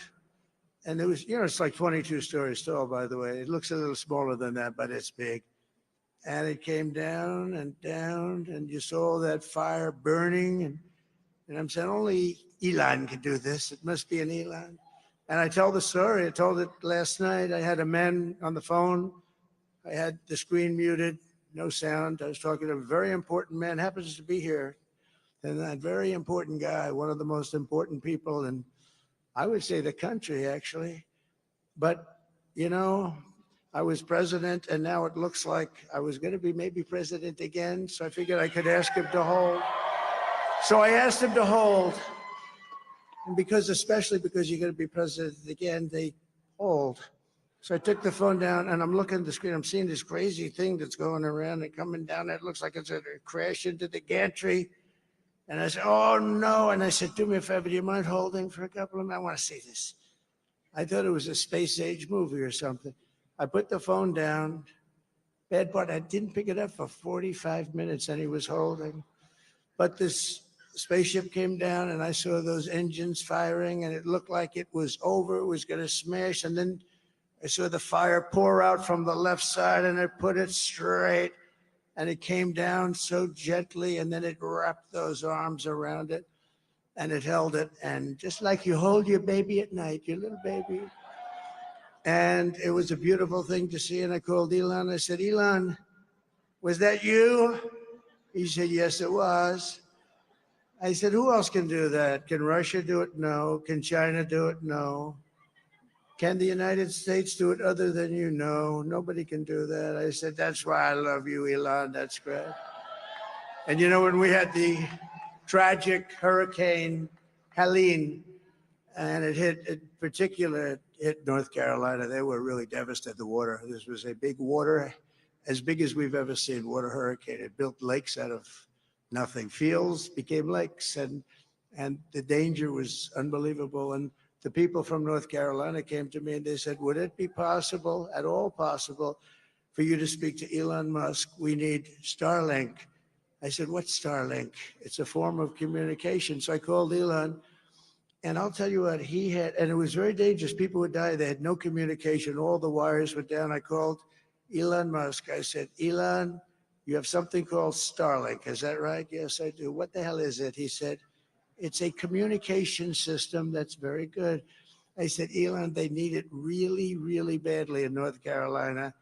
Can you get it? He had that there so fast. It was incredible. So, and it was great. It saved a lot of lives. He saved a lot of lives. But he's a character. He's a special guy. He's a super genius. We have to protect our geniuses. We don't have that many of them. We have to protect our super geniuses. I want to thank some of the guys. You know, we have up here today the U.S. Open champion. He's a fantastic golfer, slightly longer than me. It's a ball, a little bit longer than me. Just a little bit. Bryson DeChambeau is up here someplace. What happened to Bryson? Where is he? Bryson. Oh, he was shot. He's hitting balls. Oh, he's on the way. He's hitting balls. Bryson. Oh, look at him.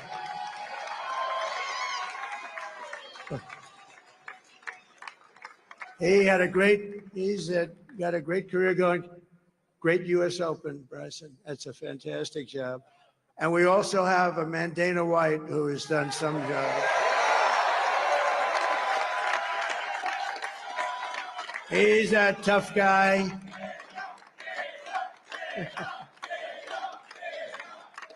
So Dana started UFC and came to me, do you mind if I use your, nobody wanted to give him a rinse because they said it's a rough sport, a little rough. And I helped him out a little bit, and I went, and they said, this is the roughest sport I've ever seen, but I began to like it, and he loved it, and nobody's done a better job in sports. And you know, he's a very motivational kind of a guy, what he does. He gets these fighters, and they really go at it, and it's become one of the most successful sports enterprises anywhere at any time.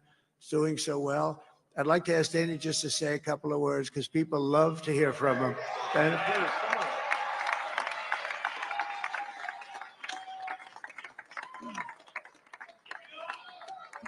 on. Nobody deserves this more than him, and nobody deserves this more than his family does.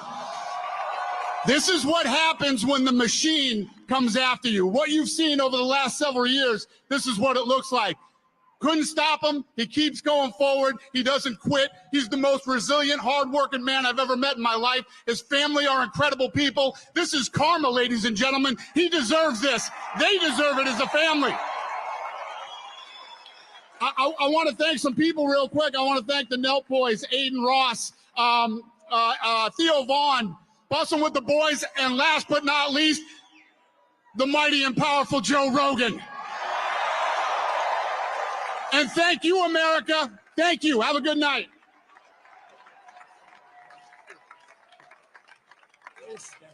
That is a piece of work. No, he's really an amazing guy. But most of all, I want to thank the millions of hardworking Americans across the nation who have always been the heart and soul of this really great movement. We've been through so much together, and today you showed up in record numbers to deliver a victory like really, I probably like no other. This was something special, and we're gonna pay you back. We're gonna do the best job. We're gonna turn it around. It's got to be turned around. It's got to be turned around fast, and we're gonna turn it around. We're gonna do it in every way, with so many ways, but we're gonna do it in every way. This will forever be remembered as the day the American people regained control of their country.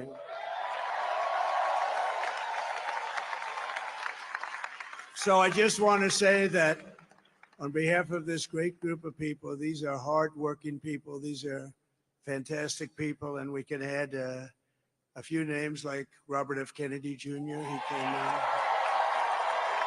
and he's going to help make America healthy again.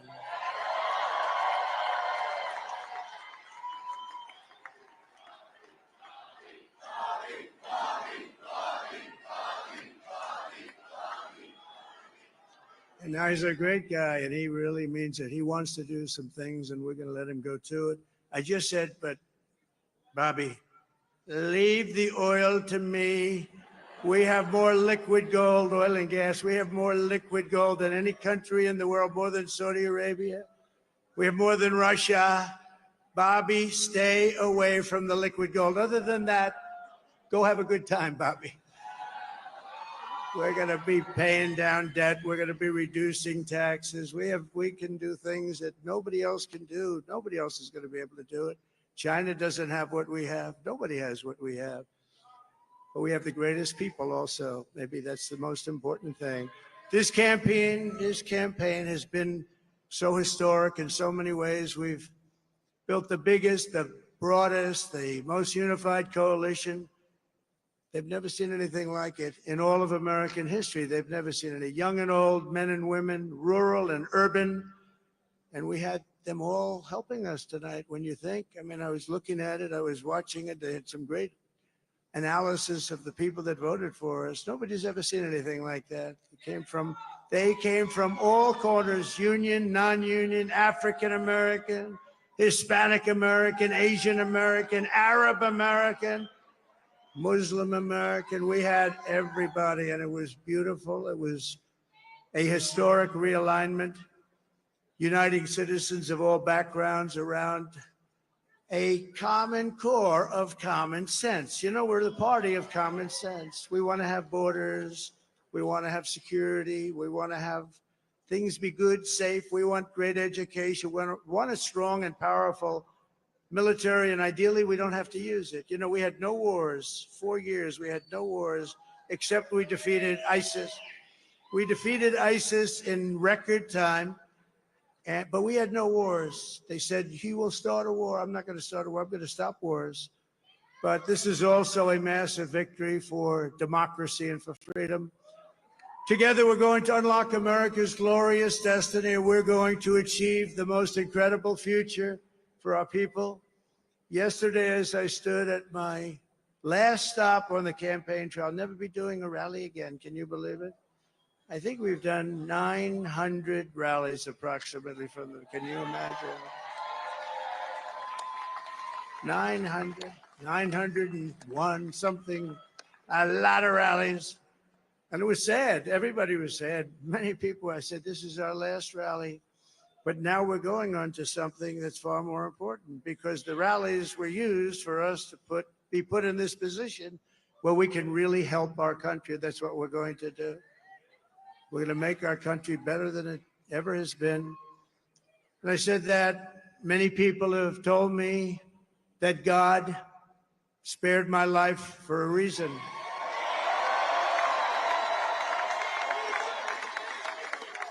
And that reason was to save our country and to restore America to greatness. And now we are going to fulfill that mission together. We're going to fulfill that mission. The task before us will not be easy, but I will bring every ounce of energy, spirit, and fight that I have in my soul to the job that you've entrusted to me. This is a great job. There's no job like this. This is the most important job in the world. Just as I did in my first term, we had a great first term, a great first term.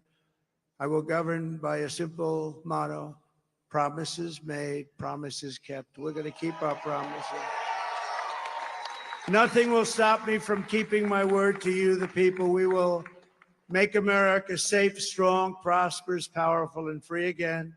And I'm asking every citizen all across our land to join me in this noble and righteous endeavor. That's what it is.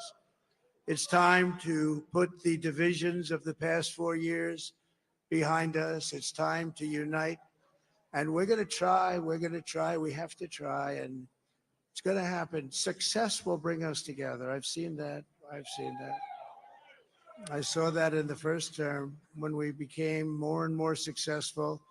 People started coming together. Success is going to bring us together, and we are going to start by all putting America first. We have to put our country first for at least a period of time. We have to fix it, because together we can truly make America great again for all Americans. So I want to just tell you what a great honor this is. I want to thank you. I will not let you down. America's future will be bigger, better, bolder, richer, safer, and stronger than it has ever been before. God bless you, and God bless America. Thank you very much. Thank you. Thank you very much.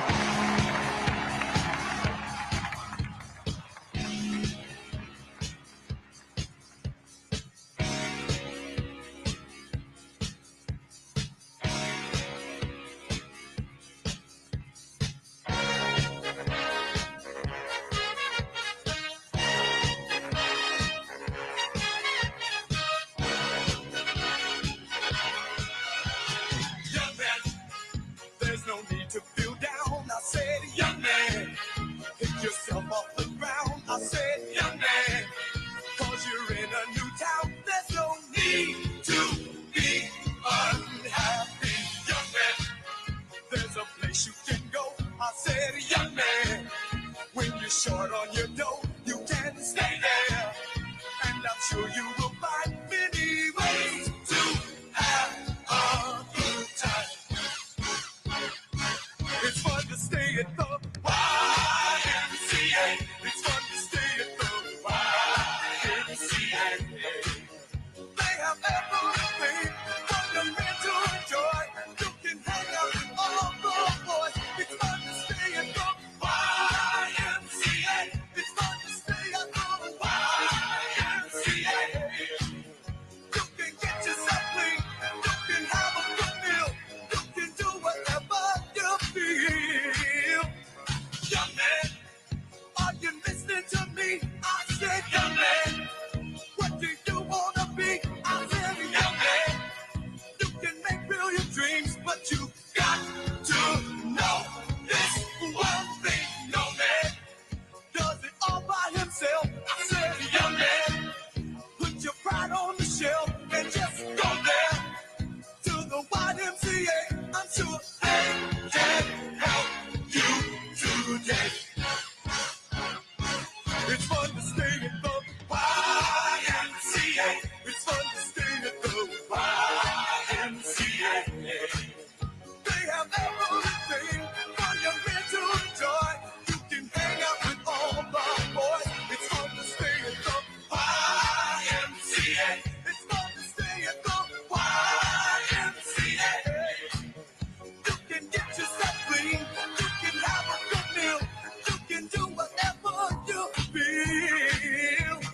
Young man, I was once in your shoes. I said I was down and out with the blues. I felt no man cared if I were alive. I felt the whole world was so tired. That's when someone came up to me and said, young man, take a walk up the street. It's a place there called the YMCA. They can start you back on your way. It's fun to stay at the